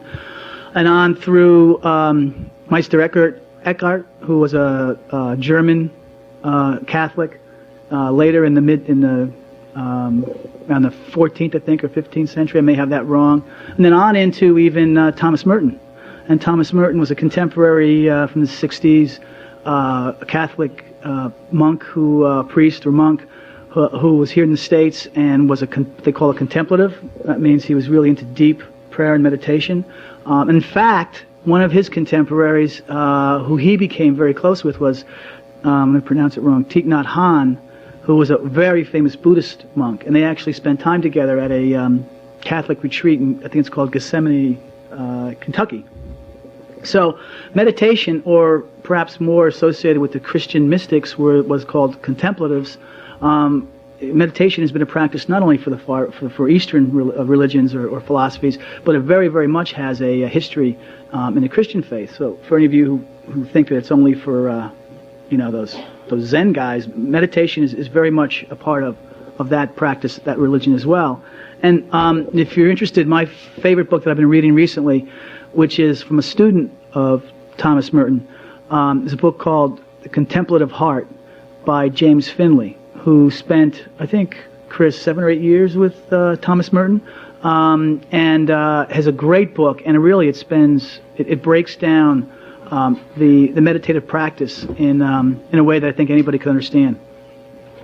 Then the other instructions in the big book are, as we go through the day, we pause when agitated or doubtful, and we ask for the right thought or action. We constantly remind ourselves we are no longer running the show. I love that, because that's what I want to do. I want to run the show. Humbly saying to ourselves many times each way, thy will be done. And I wrote this down, and, this is not in the book, this is from me, but just for what it's worth. What this ended up meaning to me, I talked yesterday about change and about behavioral shifts and perception. And I ended up writing this down and saying to me that basically, I live my life on the basis of two principles. It was random and instinctive. okay? Which means whenever something happened, I was going to do whatever I wanted, okay? And I would get angry very quickly. I was very quick to answer back. I was very quick to protect my wrong points of view, Chris. I know how that goes, you know. I get in fights with my wife, and you get about 10 minutes into it, and you realize you're wrong, but you keep going, you know. I got to protect this point of view. So it was random, and it was instinctive. And what I'm being taught now, and it's not something I'm perfectly good at, is to live a life that's, instead of being random and instinctive, it's to be conscious and intuitive. Meaning, I want to be conscious of what my behavior is like, and I want to seek intuitive direction, or God's will, as to how I should act. And those are pretty far apart. Random and instinctive, conscious and intuitive. I mean, they're so far apart that I'm still bridging that gap. But that's what I think, that day-to-day stuff that they're talking about. So those directions in the big book were really clear and became clear for me. And then when I went to the 12 and 12, I was really happy that Chris broke this up the way he did, because I was really interested in how Bill had progressed in some of the things that he was looking at as he began to lay out his thoughts about prayer and meditation in the 12 and 12. So I thought I would start, actually, I'm going to jump into a couple of quotes I have, and I'm going to come back later and talk specifically about the St. Francis prayer, which in the handout is on this page, it's numbered 17. Lord, make me a channel of thy peace. So I'm going to work my way towards that, okay? And when I do, I'll highlight it specifically. But on the bottom, Bill begins by saying, those of us who have come to make regular use of prayer would no more do without it than we would refuse air, food, or sunshine. And for the same reason, when we refuse air, light, or food, the body suffers. And when we turn away from meditation and prayer, we likewise deprive our minds, our emotion, and our intuitions of vitally needed support. As the body can fail its purpose for lack of nourishment, so can the soul. And I could tell you this, and I'll bet you there's a lot of people, it's not unique to me, who will say the same thing in this room, and that is that daily prayer and meditation is a part of their life. And I've heard so many stories in the rooms. This is not about me. This is about really the fellowship. I've heard so many stories about the people say, you know what? I made a mistake. I didn't pray and meditate this morning. I was in too big a hurry. And I'll tell you what happened. Okay? I mean, how many meetings have we heard that? And I know that that's true to my life. Which isn't to say that if I pray and meditate every morning, my life will be perfect. But I got a better start. I got a better shot at it. And I find that it puts me in the balance and the place I need to be to get started. We all need the light of God's reality, the nourishment of His strength, and the atmosphere of His grace. You know, when I came into the rooms, I was such an atheist, that they kept talking about the grace of God, the grace of God, the grace of God. I finally was at a meeting, and this guy must have thought I was crazy. It was Bob, Big Bob. Anyway, I cornered him after the meeting. I walk up to him and get right in his face. I go, hey, listen, what's grace? You know, and like he wasn't prepared. You know, it wasn't like I said I've got a question first. I just like stuck my face like, "What's grace?" And he's like, "Wow!" And it was like, you know, I don't remember what he told me, but it was like it was a gift. It's a gift of God that's well received or something like that. And I'm just shaking my head, going, "Oh man, it's one of those things," you know. But I didn't understand what a gift that really is. The next paragraph in the 12 and 12 I really love. There's a direct linkage among self-examination, meditation, and prayer. So it's those three things together. That's really, self-examination is review, meditation we talked about, and prayer. So really, when they give the instructions in the big book, they were talking about self-examination and review, meditation and prayer. Taken separately, these practices can bring much relief and benefit. When they are logically related and interwoven, the result is an unshakable foundation. So how do you interweave them? Is exactly as they laid out in the big book. I need to have a review process where I'm thinking about how my day unfolds and how I act during that day. That's a review. That's my self-examination. I need to have meditation to let God in, and I need to have prayer to ask God for guidance and to ask Him in. So those things really all have to fit together if I want to live my life better. And living my life better is really the aim here, you know. I'm not sure if I read this someplace or if it just came to me or where I found it, but at some point I ended up putting a Post-it in my kitchen, and it said, God is in my conduct. And, you know, if you want to know where God is in this is me, I can speak for myself. When I want to know where God is in my conduct. It's how I conduct my daily life. Do I have patience? Do I have tolerance? Do I have love? God isn't, for me, some distinct entity that's really separate, just watching. God is sort of spiritually in me, in the sense that I need to conduct myself the way I would view God's presence, you know? And I guess said another way is if you believe God to be a loving, caring spirit or energy, then that's the way you conduct yourself. If you believe it's a wrathful, vengeful God, then I'm goddamn, I'm going to act that way, you know? And so, you know, that Post-it in my kitchen reminds me, it's not only what I say in prayer and meditation in the morning, it's when I go out into the world, God is in the conduct that I bring forth to somebody else. And I think it was Joanne yesterday had said something about, or maybe it was this morning in the prayer meeting, something about how we go out into the world and how we appear to other people actually can reflect not only who we are, but how they act. You know, it's the old, when you smile at someone, they smile back. And so I think that's that conduct idea.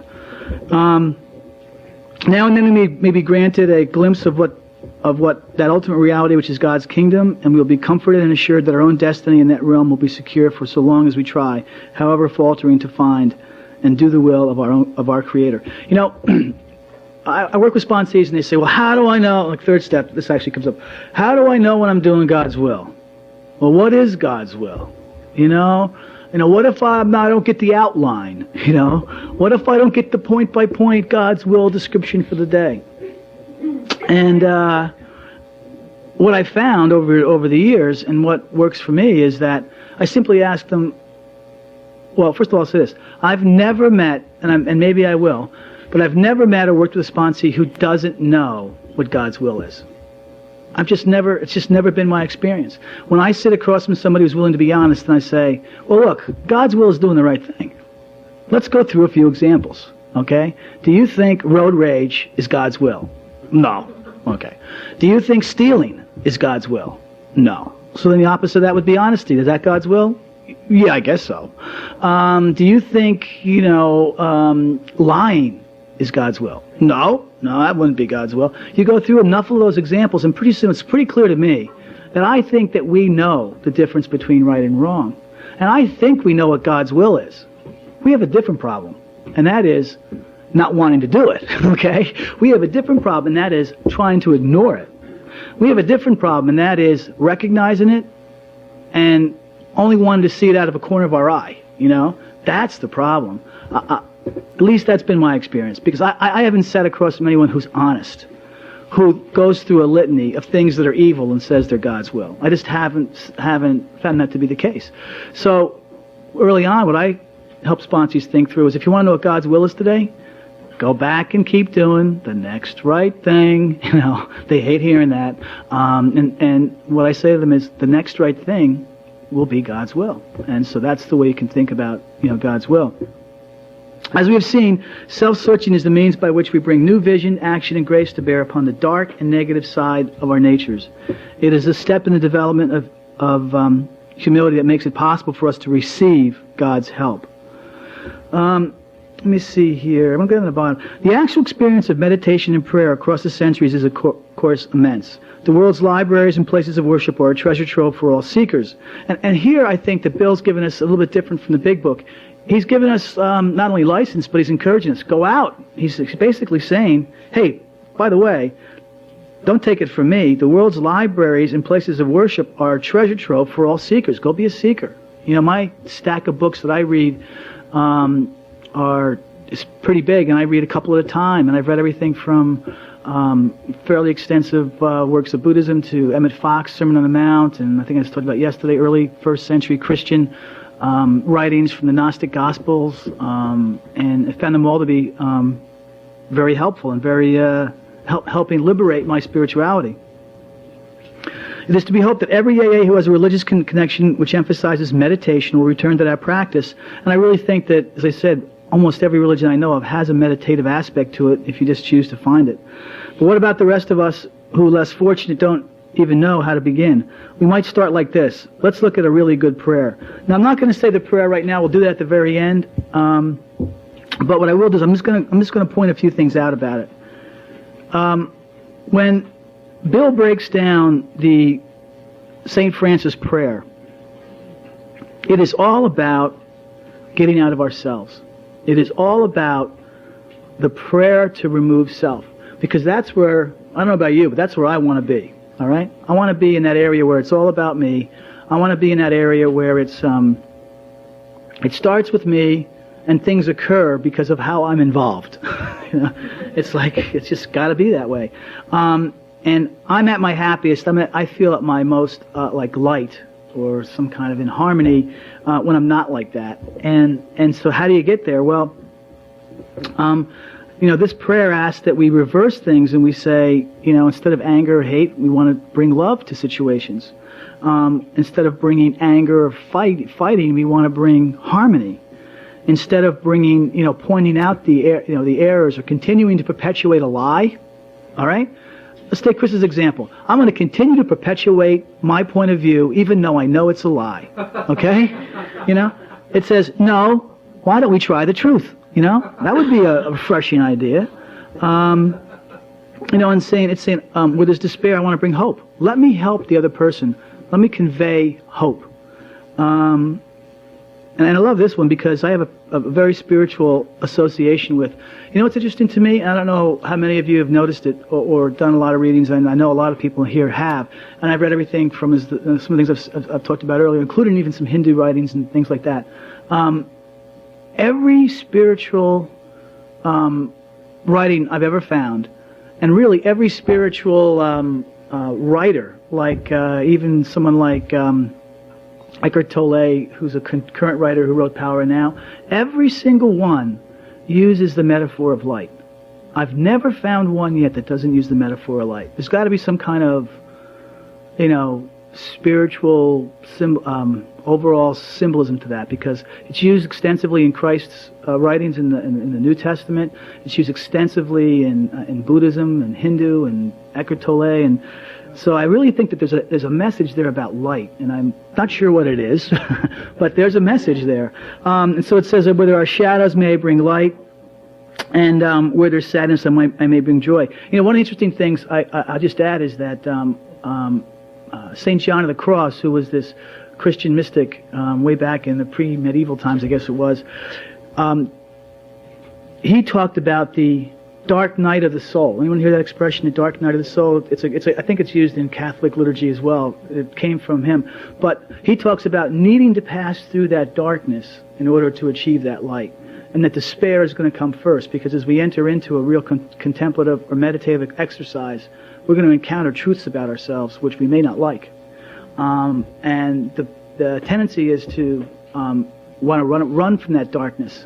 And what we need to do is go through that darkness in order to find the light. And that's another example of metaphor of dark and light, shadow into light.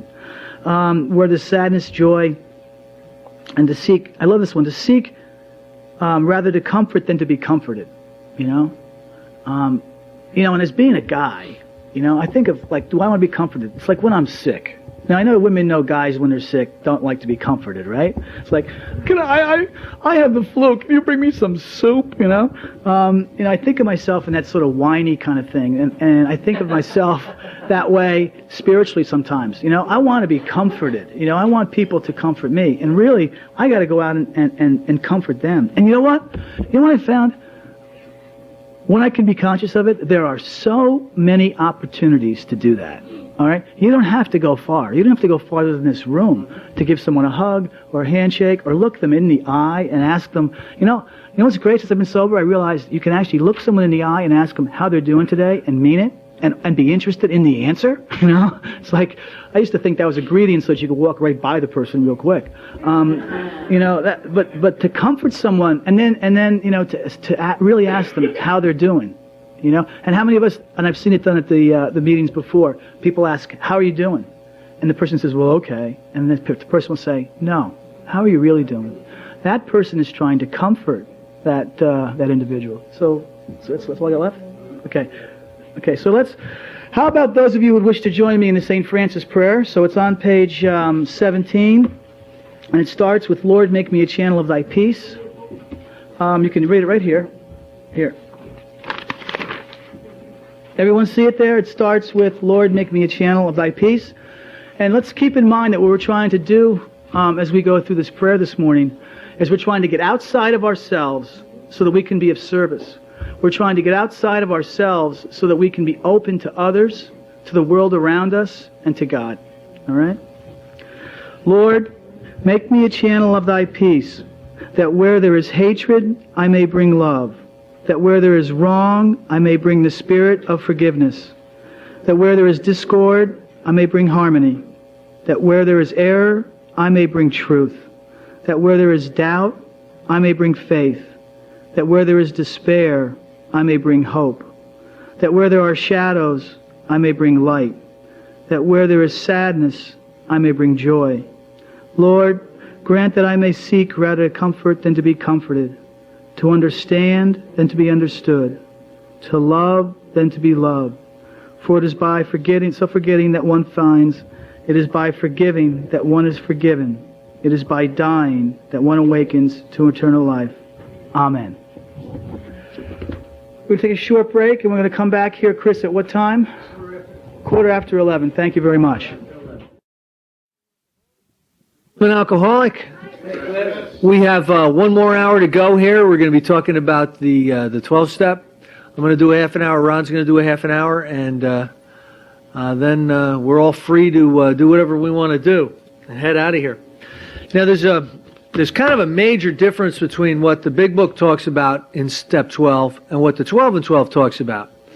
And I can kind of understand that. Looking back on the fellowship was just starting to grow and just starting to expand when the Big Book was written.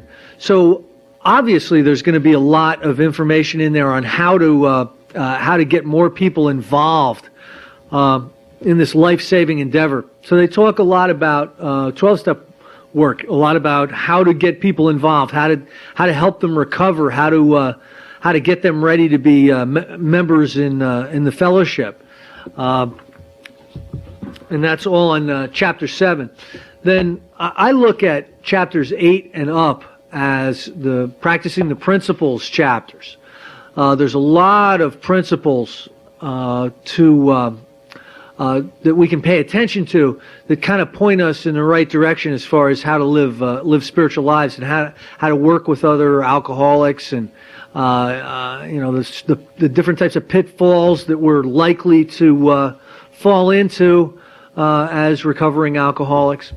So there's a lot of interesting stuff there. But in the Big Book on page 89, it says, practical experience shows that nothing will so much ensure immunity from drinking as intensive work with other alcoholics.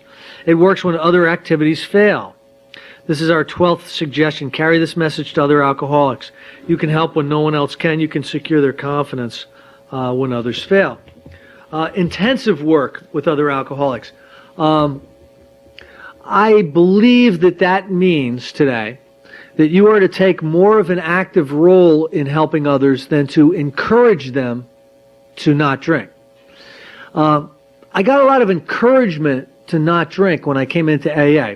People say, "Hey, Chris, keep coming back. It gets better. See you tomorrow night at the meeting. Hey, you need me to pick you up? You need a ride?" I mean, there was a lot of encouragement to keep me coming to meetings, and a lot of encouragement to keep me from drinking. But I'm one of those maniacal alcoholics who need just a little bit more than that, and so and I usually work with people that need a little bit more than that. So when it says intensive work with other alcoholics, I don't think that means encouraging somebody to not drink. I think it means getting involved in their process of recovery in such a way that they'll be placed on the path to achieve a spiritual awakening, and to have that revolutionary change in outlook and attitude that precedes recovery.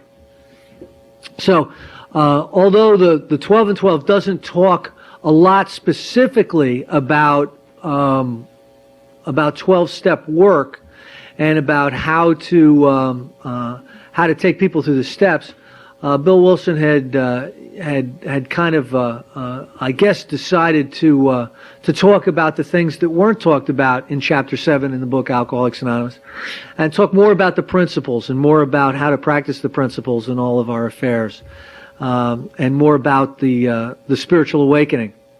So I'm going to jump into the 12 and 12. Having had a spiritual awakening as a result of these steps, we tried to carry this message to alcoholics and to practice these principles in all of our affairs. I just want to talk for a minute on that sentence. Having had a spiritual awakening as the result of these steps. I'm not someone who believes that you can have a spiritual awakening that they're talking about here as a result of steps that you haven't taken. Now, I've done a lot of work in treatment centers, and I've done a lot of work with a lot of different people. And I believe that you can have spiritual experiences as a result of a lot of different things. We've seen a couple of them happen here this weekend, spiritual experiences. However, a spiritual awakening, I believe, because there's enough evidence in the literature for me to come to this belief, is that change in attitude and outlook and perception that precedes recovery from alcoholism. I believe that there's certain benefits to be had by fellowship. I think that there's certain benefits to be had by working a program and working the steps. And I think that there's certain benefits to be had by helping others and practicing 12-step work. And I think a truly balanced program is going to have aspects of all three of those. My message usually to people that I sponsor is very, very simple. Meetings, steps, service. If you're able to keep in good balance with all three of those, you are very, very unlikely to drink. And you are very likely to have your quality of life improve over the course of time. The more that you engage in all this. We tried to carry this message to other alcoholics. What message? Well, if you've had a spiritual awakening as the result of working the steps or the spiritual exercises that are suggested in AA, and you're to carry that message, I guess that's what the message would be. It would be the message of the steps. Hey, I came in, I started going to meetings, I got involved with the steps, had a spiritual awakening. If you're interested, I'm available for you. And to practice these principles in all of our affairs. That's the tough part, I think, when you've been around a while. To try to practice these principles in all your affairs. There is tons of principles in this book.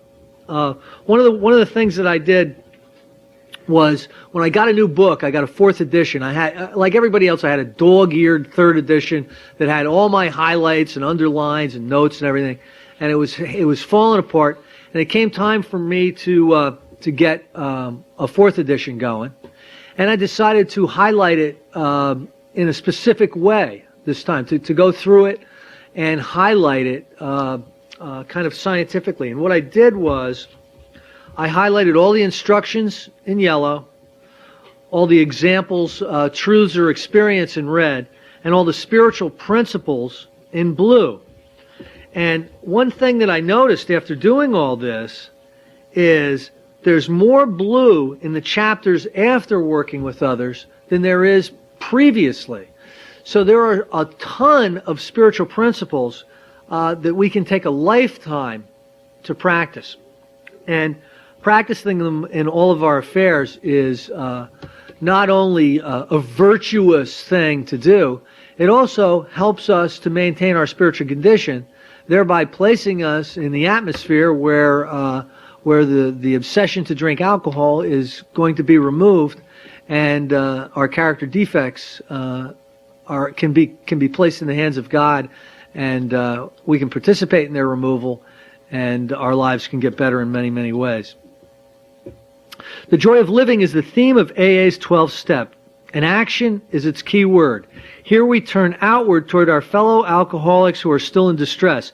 Here we experience the kind of giving that asks no rewards. Here we begin to practice all 12 steps of the program in our daily lives so that we and those about us may find emotional sobriety.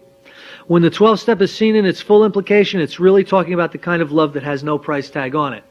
Emotional sobriety is a wonderful term. Again, so many times you don't understand something until you experience it. You can have an opinion on it, but you're not going to truly understand it until you've experienced it. There's two ways of learning. One way is learning intellectually, and one way is learning experientially. All right? And there are two very, very significant ways. I can sit in a room and read the book Alcoholics Anonymous and learn intellectually what I need to do to recover from alcoholism. Or I can read the book, and every time there's an instruction, I can go out and complete that instruction. And then when I get to the big end of the book, I've learned intellectually. I've learned experientially about recovery. And you can usually tell when someone is sharing whether they're speaking from experience or whether they're speaking intellectually.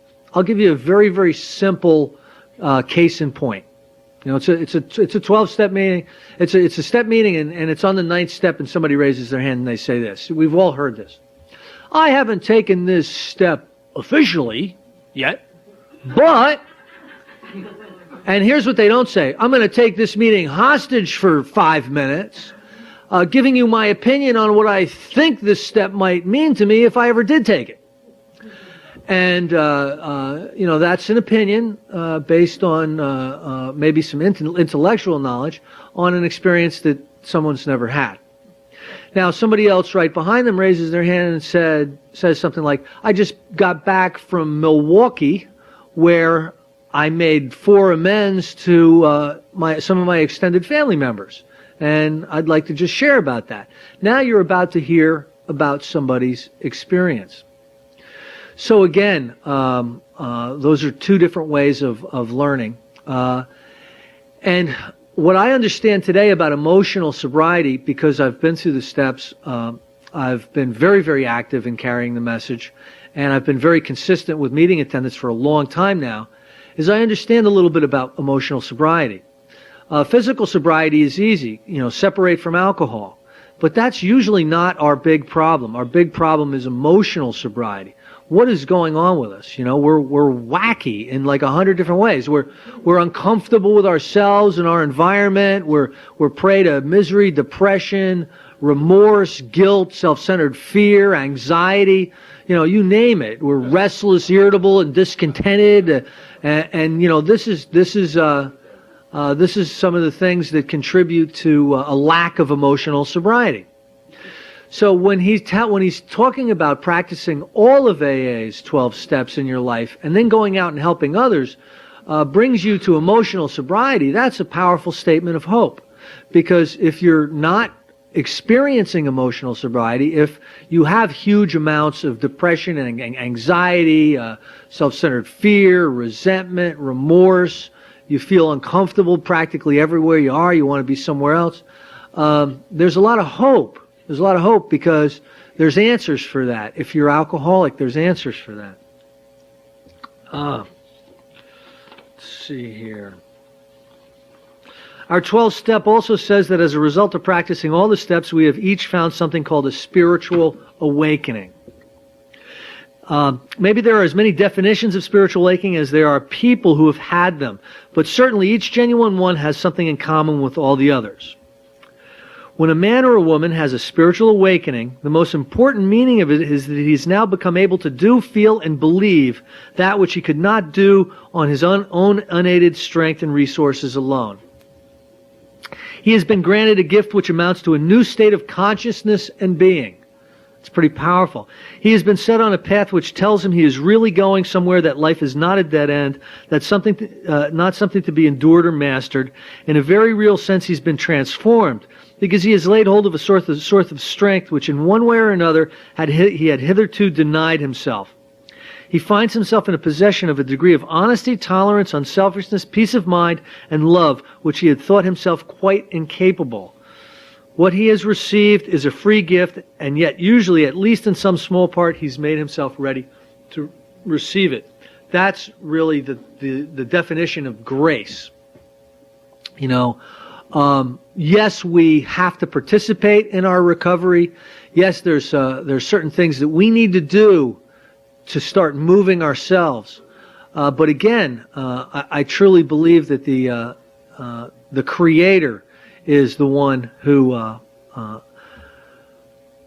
grants us so many of these benefits in sobriety and in recovery. I was a mess. I was a mess when I first came into AA. I have got to tell you, I was something. My normal day was pathetic. I would struggle off to work. I'd come right home after work. I'd buy a quart of vodka or a quart of bourbon, and I'd start drinking it. And this is about 4 o'clock or so. I would start drinking by about 6 o'clock. I would be staggering drunk. And, I usually was sitting at this desk up in a room in my mother's house, and looking out the window.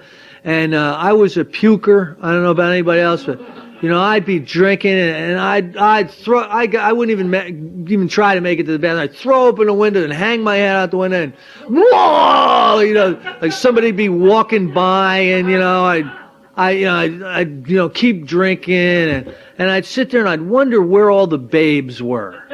You know what I mean? Like a happening guy like me, and there's just nothing going on in my life. They must not know where I am. You know what I mean? And I would be so drunk.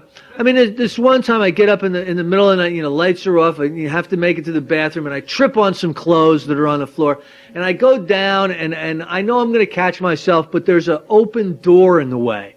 So my head hits this door and splits a solid wood door, and I've got a cut across my head. I'm bleeding. There's blood in my eyes. I can't see. I go downstairs to try to stick my head in the sink. My mother wakes up. She comes out, like starts screaming.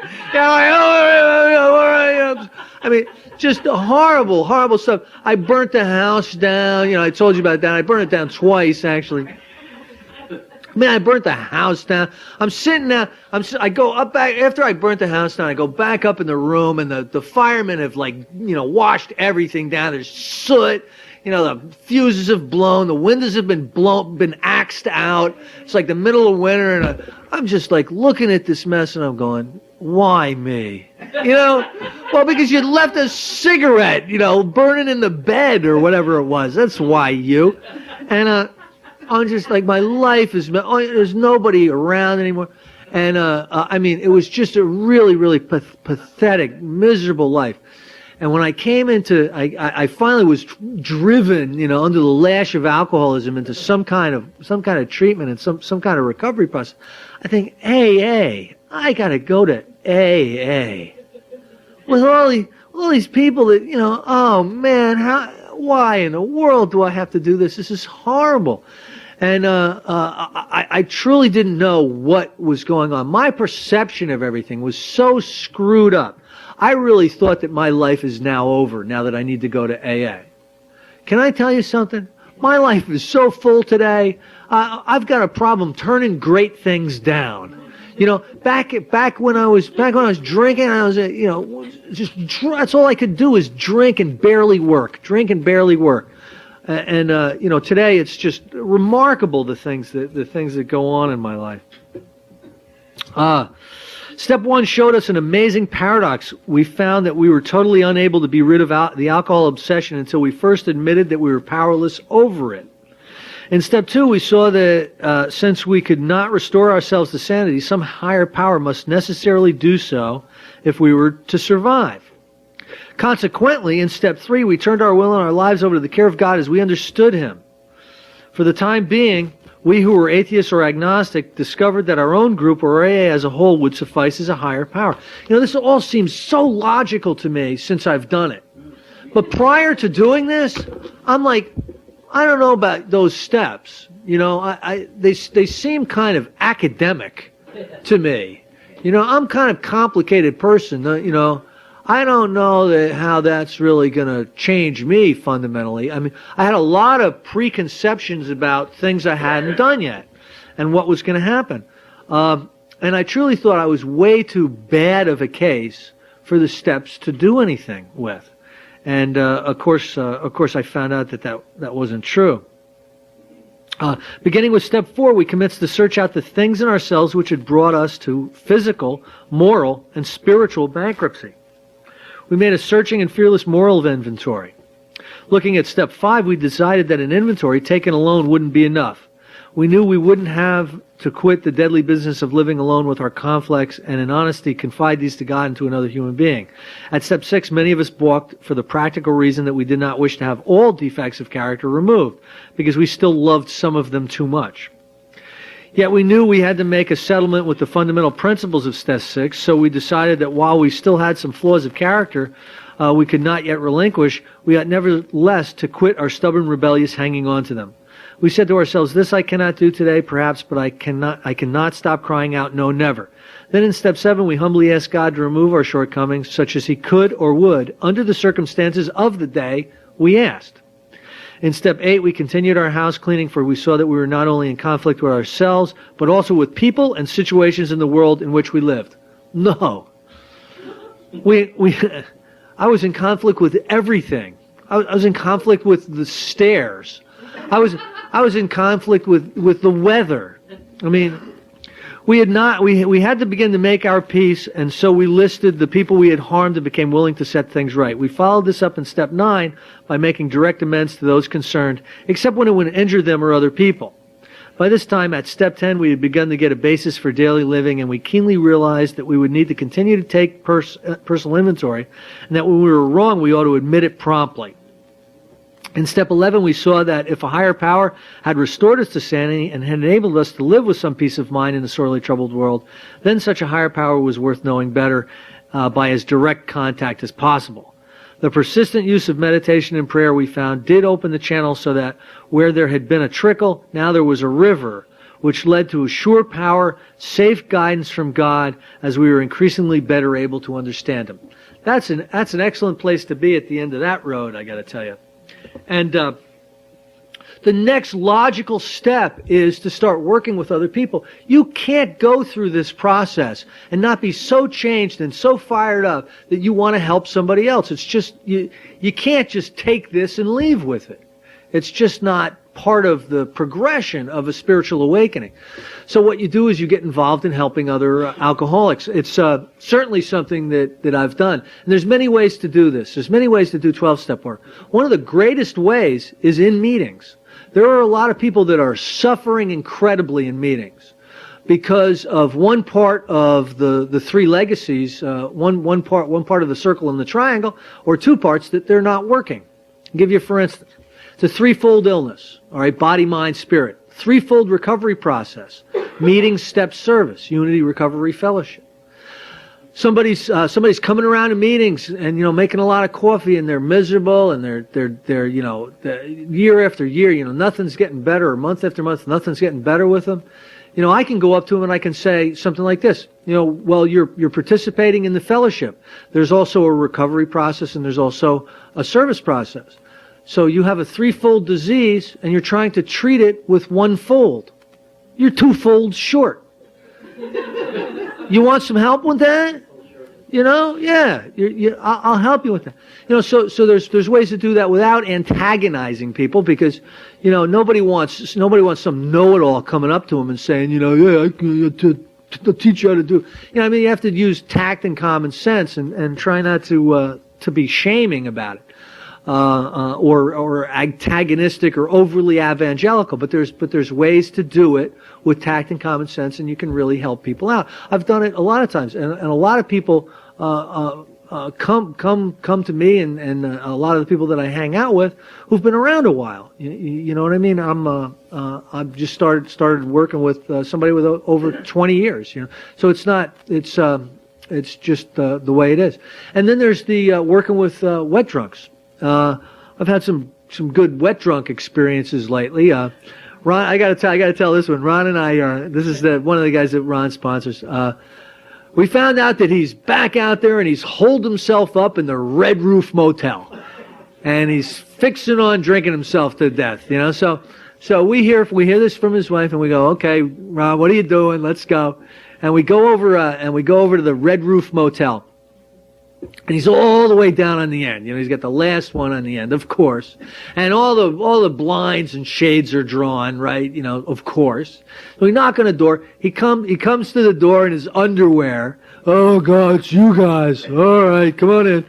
So we go in, and the place is a wreck. There's plastic vodka bottles. I stopped drinking before there was plastic vodka bottles. That's how long I've been sober. But there's plastic vodka bottles all over the place in McDonald's wrappers. The place is like a dungeon. And I walk in there, and I say to him, I go, listen, if you keep on the way you're going, you could lose all this. And then Ron and I, after we stopped laughing, you know, because listen, some 12-step calls are fun, by the way. You know, they can be fun. After Ron and I stopped laughing, you know, we hustle them up and we trundle them off to Happy Hills, you know, as is our prerogative. And we're driving him, and what I do a lot of times, especially when I'm doing 12-step calls with Ron, is you get his wife has the airline bottles. She's not an alcoholic. Imagine an alcoholic having airline bottles. What are you gonna do with that? You know what I mean? Please, unless you have 100 of those, you know, what are you gonna do with it? So anyway, he's got some airline bottles, so we put him in the car with us, and we're driving him off to Happy Hills, and he looks like he needs a drink. You know, we don't want him to go into DTs in the back of my car, for God's sake. So like, you need a drink, and he goes, yeah. So we hand him a little thing of vodka, and he drinks it right down. And about 2 minutes later, he's like, boo, boo. Like, what's the matter? And he goes, I don't drink vodka. I'm a whiskey drinker. Like, quick, get the garbage bag. You know, so, but anyway, you know, we got him off to Reno. Another time, this is the very first 12-step call I ever made. This guy calls me up. It's like about midnight, calls me up and goes, Chris, I'm in trouble. I'm like, well, what? He goes, Satan is talking to me. I'm like, whoa. And so I go to him, I go, Andy, how much coke did you do? Because I understand the relationship between Satan and coke, you know, as there's a relationship there. And so he goes, 3.5 grams. I'm like, this guy's chirping like a squirrel. Hang on, I'll get somebody, we'll be right over. So we get over there. Now, this guy is monstrous big. Dave knows who he is. He's like this weightlifter, boxer, insane guy. And we get over there, and we put him in the back of the car, and we're taking him off to Happy Hills. And so I go, how's it going, Andy? And he goes, not so good. Satan is still talking to me. I'm like, yeah? He goes, yeah, he's telling me to kill people. So I'm like, okay. He goes, especially people that are trying to help me. I'm like, I got my eye in the rearview mirror. I'm going, oh no. Now I know why they say never go alone, you know, but on a 12-step call. Holy mackerel, that was brutal. I've made every kind of mistake that you can make doing 12-step calls. But we've had some successes too. We've even done interventions. We've done interventions with family, and a lot of times that's not going to be successful. But we've had a few successes with it. But here's the thing. Here's the thing that you need to consider. Alcoholism. People die from alcoholism all the time. We bury 2 or 3 people from our area every year that drink themselves to death. This is like serious, serious stuff. And if you have the ability to make a difference, if you have the ability to be that channel that God can use to help somebody through a situation that's going to lead to their sobriety and eventual recovery, what's more important than that? Who cares if Friends is on TV? You know what I mean? if that phone rings, what do you have? What do you have that's more important? And there's some reverse promises in here. Your telephone will jangle at any time of the day or night. Your wife will complain about being neglected. They're like the reverse promises, and they're all about what happens when you become available to do 12-step work, which I think is very, very important. It's very, very important because it can mean the difference between somebody's survival and somebody. And who wants to die of alcoholism? That's just a horrible way to go out. It's a horrible way to check out. Anyway, I'm going to bring up my friend Ron to finish up on step 12. It's really been a pleasure being up here. I want to thank everybody for coming. And is the tape still running? I don't think there's ever been 250 people up here in the Wilson House before. So I'm really, really glad to have been here. Okay, come on up, Ron.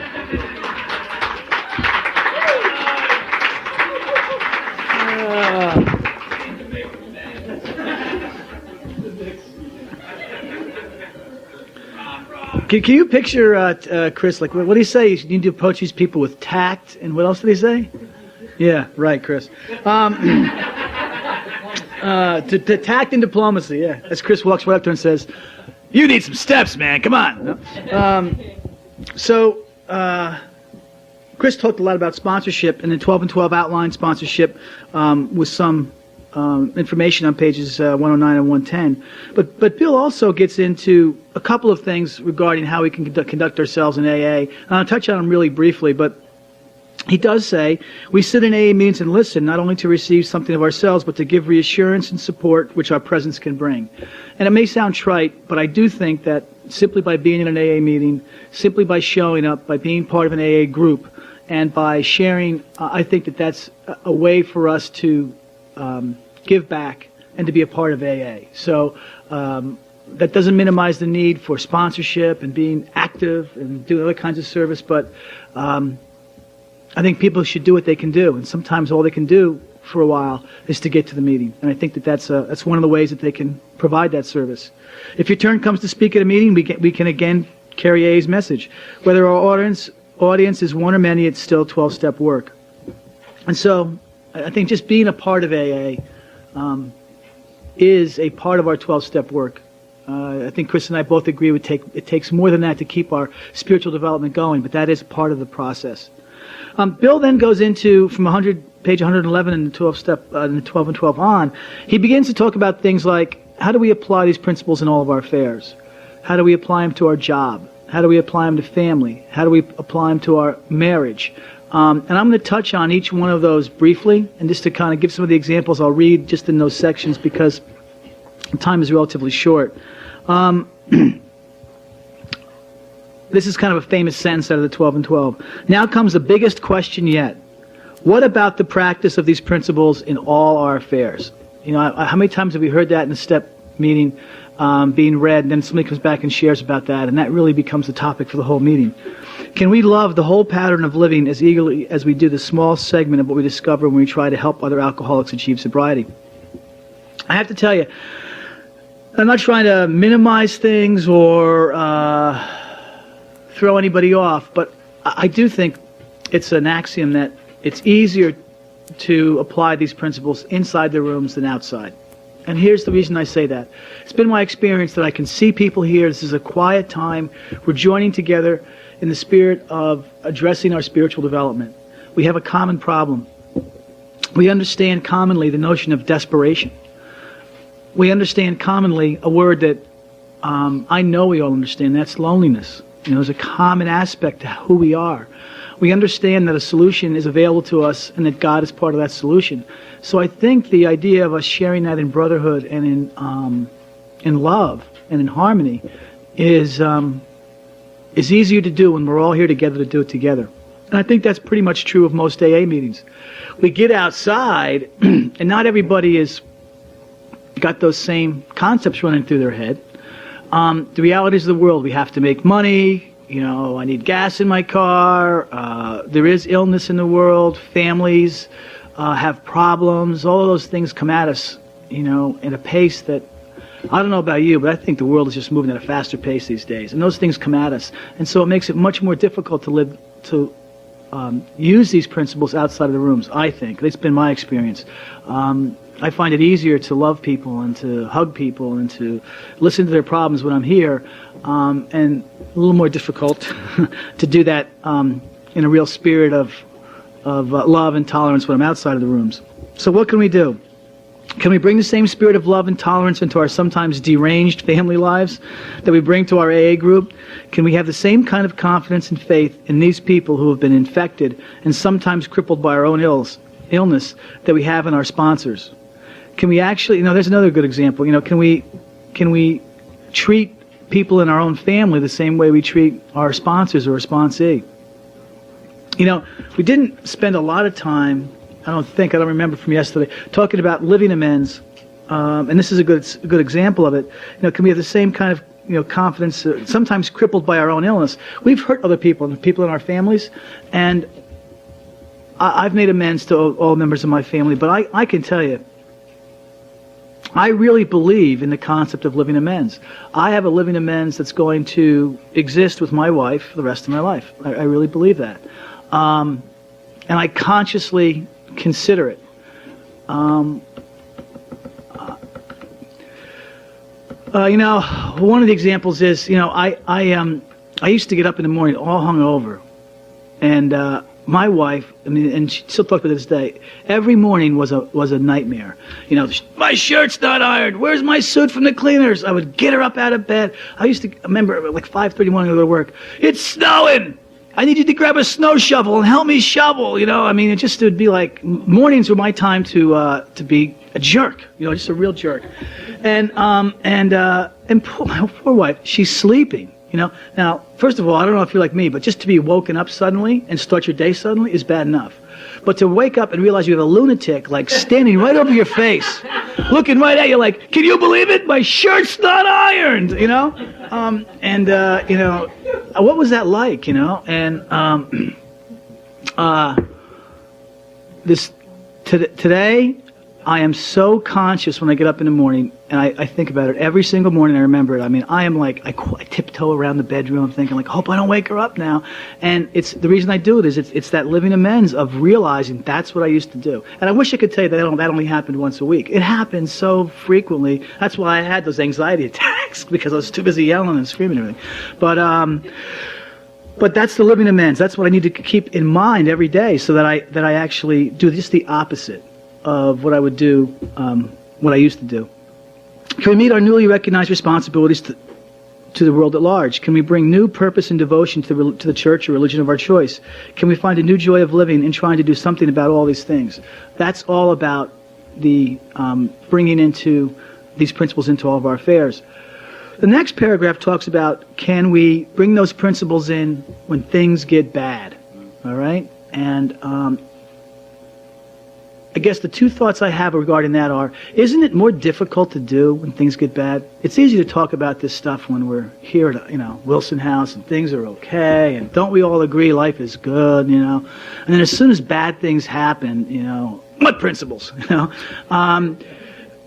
that's one thought. And the other thought is, on the flip side of that, how many of us haven't seen or have seen, and I know I have, people in AA groups who have seen these kinds of so desperate, terrible experiences and conduct themselves with dignity and with grace and come to a meeting. We had a guy in our group whose son died at 9/11. And it was really tragic. He had one child and one child on the way. In fact, his wife was later profiled. When People magazine had those children who were born after 9/11, she was one of those and on a TV show, they had a TV show about it too. This guy showed up, the father of this son, at every AA meeting all week after 9/11. Just kept showing up.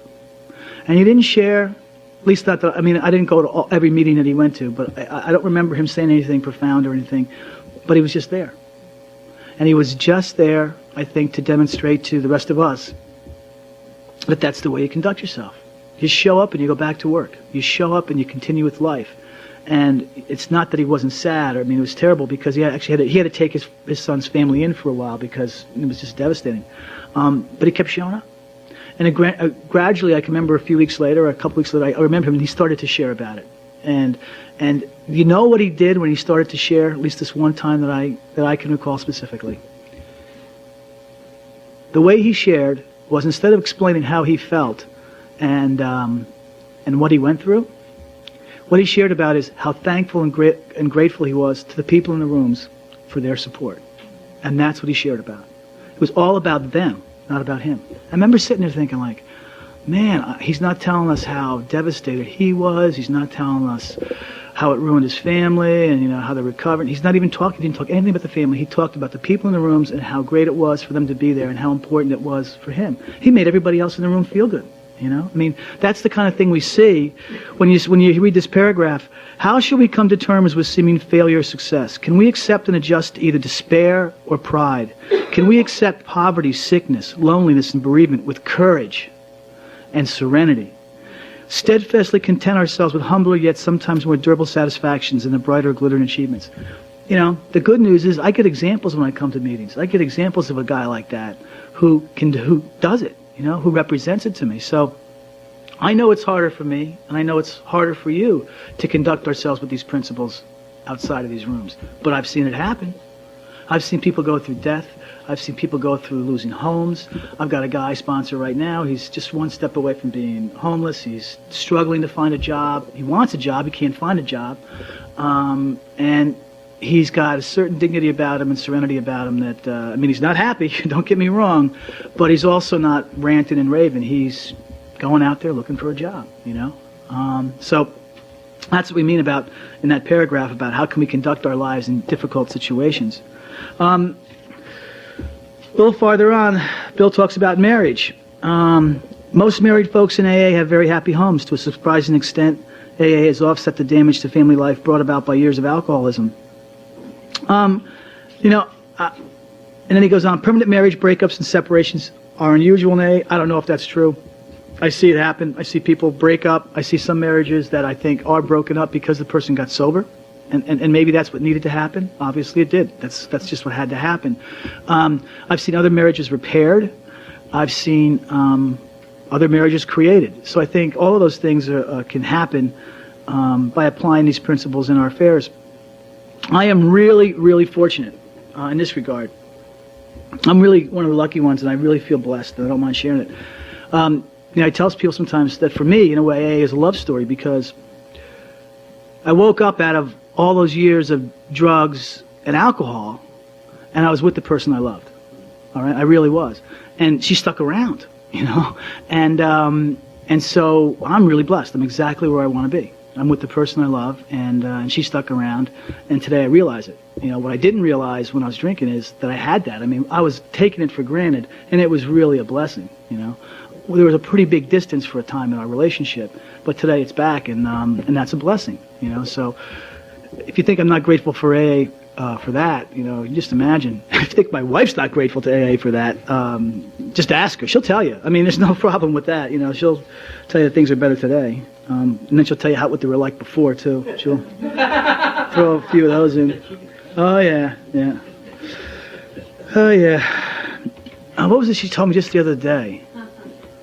I hope it won't come to me later. Yeah, she said something. It was like, I said something really positive, and I said, isn't life so much better today? And she cut one of those zingers right in there, like, yeah, but remember what you used to do? I was like, oh, got me. You know, I think that, you know, marriage is a way we can practice these principles, and I try to think about that in terms of my relationship. One of the greatest places that that's defined, and I'm sure a lot of people in this room here have done it, and I know it was a real important exercise for me, and that's when in our fourth step, when we write out a sex ideal. You know, I tell my sponsees that I say, look, as a sex ideal, think of it as a relationship ideal, okay? What should your relationship be like? And I know when I did that exercise, and after having gone through a four-step and had the experience of had that spiritual awakening, I wrote something that looked very, very different than I would have imagined. You know, it didn't seem like it even came from me. It wasn't like my style of writing, you know what I mean? And, you know, and it talked about things like mutual respect and love for one another and being willing to do for someone else first before thinking of yourself, and those kind of things. And so to me, one of the things that happened for me is I learned about what a relationship should be like by going through the steps, by doing a relationship ideal, so I could see on paper what it was I was searching for and what I was supposed to, how I was supposed to participate, and then I could see it. Now I've got something to work against, and so I think that's a really important part of the 4-step inventory process, because it gives us a roadmap of what a relationship should be like. And then there's, let me just see, job. It talks about job, and one of the ways in the 12 and 12 Bill begins to talk about our jobs is to say financial importance was no longer our principal aim. We now clamored for material security. Even when we were reestablished in our business, these terrible fears continue to haunt us. This made us misers and penny pinchers all over again. Complete financial security we must have, or else. We forgot that most alcoholics in AA have an earning power considerably above average. We forgot the immense goodwill of our brother AAs who were only too eager to help. I think what he was trying to get to as he was going through this is that people tended to, in AA, when he was looking around, look at their jobs differently as they got sober, and they began to think of, hey, it's nice to make money. I need money to support my family, but there's other things in life that matter as well. That there's other values and things that we take for granted that now are taking on a deeper meaning. I actually had a sponsee call me this week or last week. I was on the road, and he said, he goes, I met a guy, Saturday night meeting. Guy works in New York. I work in New York, and he said to me, can you help me? And that's all he said to me. So he said, I said, yeah, where do you work? He said, I'm in the city. He goes, well, okay, I'm in the city too. You're not too far from me. I'll meet you tomorrow at noon, and I'll take you to a meeting. And he said, so I'm talking to him. He goes, yeah, we've been going to meetings all week during the day. And, it's kind of quiet on the phone. This guy's kind of he's got a great job. He works in the city, and he's very successful. And he goes, he's quiet, and he goes to me, he goes, this is going to sound corny. I don't know how this is going to sound, but I'm beginning to think that I need to work, and I'm glad I have a good job, and I'm glad I have what I have, so I can feed my family and give that to my family. He goes, but I don't know what this is going to sound like. But you know what? I think I have a different purpose. I think I have more to give in life than that. And it's a guy who's never said something like that, so he was like saying, is it okay to feel that way? And I'm going, no, that's a good thing. That's a good thing. He goes, yeah, but I really mean it. I mean, I really mean it that I have a different purpose. And to me, it's wonderful to see somebody who comes out the other side and is beginning to tell themselves that. I can tell you that this person was not about to say his job wasn't important when I first met him. He was not about to say that getting more money and being more successful, I mean, those were his priorities. In fact, and if he was here, he wouldn't be ashamed of me saying it because he laughs about it today. He'd tell you, don't forget, there's certain things I can do and there's certain things I can't do. I can't sponsor anyone ever because I have a big job. I don't have time. And if that's where we're going with this whole conversation, just know I'm not going there. And I laughed today because it was the very same guy I talked to on the phone who told me, oh, wait a minute, job is only to support my family, and now I have a different purpose. I've actually seen this transformation. It's a blessing to see something like that. When a job still looked like a mere means of getting money rather than an opportunity for service, when the acquisition of money for financial independence looked more important than a right dependence on God, we were still victims of unreasonable fears. And that's my current experience. You know what? I was at a meeting and a guy said something, and this is what I want to begin to happen in my life, and it hasn't happened yet. And that is, he said, you know what? I look at my job as an opportunity for service. When I'm at work, I'm thinking, can I help other people? What am I doing today to make somebody else's life better? And frankly, I wish I could emulate that. I haven't quite worked myself up to that level, but that's where I want to get to. And fears still come up because I still have all those kinds of fears. But I want to go to the end of this chapter and say that I read a couple of things just this morning, and I wrote in the column, here's my truth. These things are about what I've found in my experience. We have seen that we were prodded by unreasonable fears or anxieties into making a life business of winning fame, money, and we thought was leadership. We get overwhelmed by the things we want. So false pride became the reverse side of a ruinous fear called fear. All right? It's fear. You know what? I've been reading this book for 2 days, and every time I get to it, now I'm at the end, it's still about fear, isn't it? And we're afraid of what Chris said yesterday, not getting what we want or losing what we have. Every time I get emotionally disturbed, I come back to that, and that's where it is. That's the when they talk about self-centered fear, that's the self-centered fear. I'm not getting what I want, I'm going to lose what I have. And that makes us, uncomfortable. We simply had to be number one people to cover up our deep-lying inferiorities. But here's how we can act. We no longer strive to dominate or rule those about us in order to gain self-importance. We no longer seek fame and honor in order to be praised. We do not have to be especially distinguished amongst our fellows in order to be useful and profoundly happy. The best thing that somebody told me at one time is, you want to be in the middle of the road, all right? You don't need to be in the gutter, but you don't need to be on high speed. You just need to be in the middle of the road, and you need to be reasonably happy. And I said, well, wait a minute, no, I thought we were supposed to be really happy. And he said, well, think about it this way. When you're unhappy, what you're really saying is, God, I don't appreciate what you gave to me today. Okay? Because I'm arrogant enough to be unhappy with the gift I was given. I said, okay. He goes, when you're really happy, you're arrogant enough to say, God, you did the right thing. I got what I wanted. And it's just like, wait a minute, you mean so I can be too happy? He goes, yeah, just be reasonably happy. That's the middle of the road place to be. And that's where I hope all of us can be, in that middle of the road. It was great this weekend. I want to say thank you to everybody as well. I had a chance to meet and talk with people from Connecticut and Troy, New York, and upstate New York near Skaneateles, and Pennsylvania and New Jersey, and just Vermont. And it's been a lot of fun being here. I thought that we could end this session, if you would, with me, the very way that Step 12 ends in the 12 and 12. And it ends with the Serenity Prayer. And I'll read the sentence that leads up to it, and then if you'll join me in the Serenity Prayer, we can cap off what's been a terrific weekend. And I want to tell all of you that really the thanks go to you for being here, for being a part of the weekend, because it really made my experience terrific. With each passing day of our lives, may every one of us sense more deeply the inner meaning of AA's simple prayer. God, grant us the serenity to accept the things we cannot change, courage to change the things we can, and the wisdom to know the difference. Drive safe. Have a great rest of the afternoon.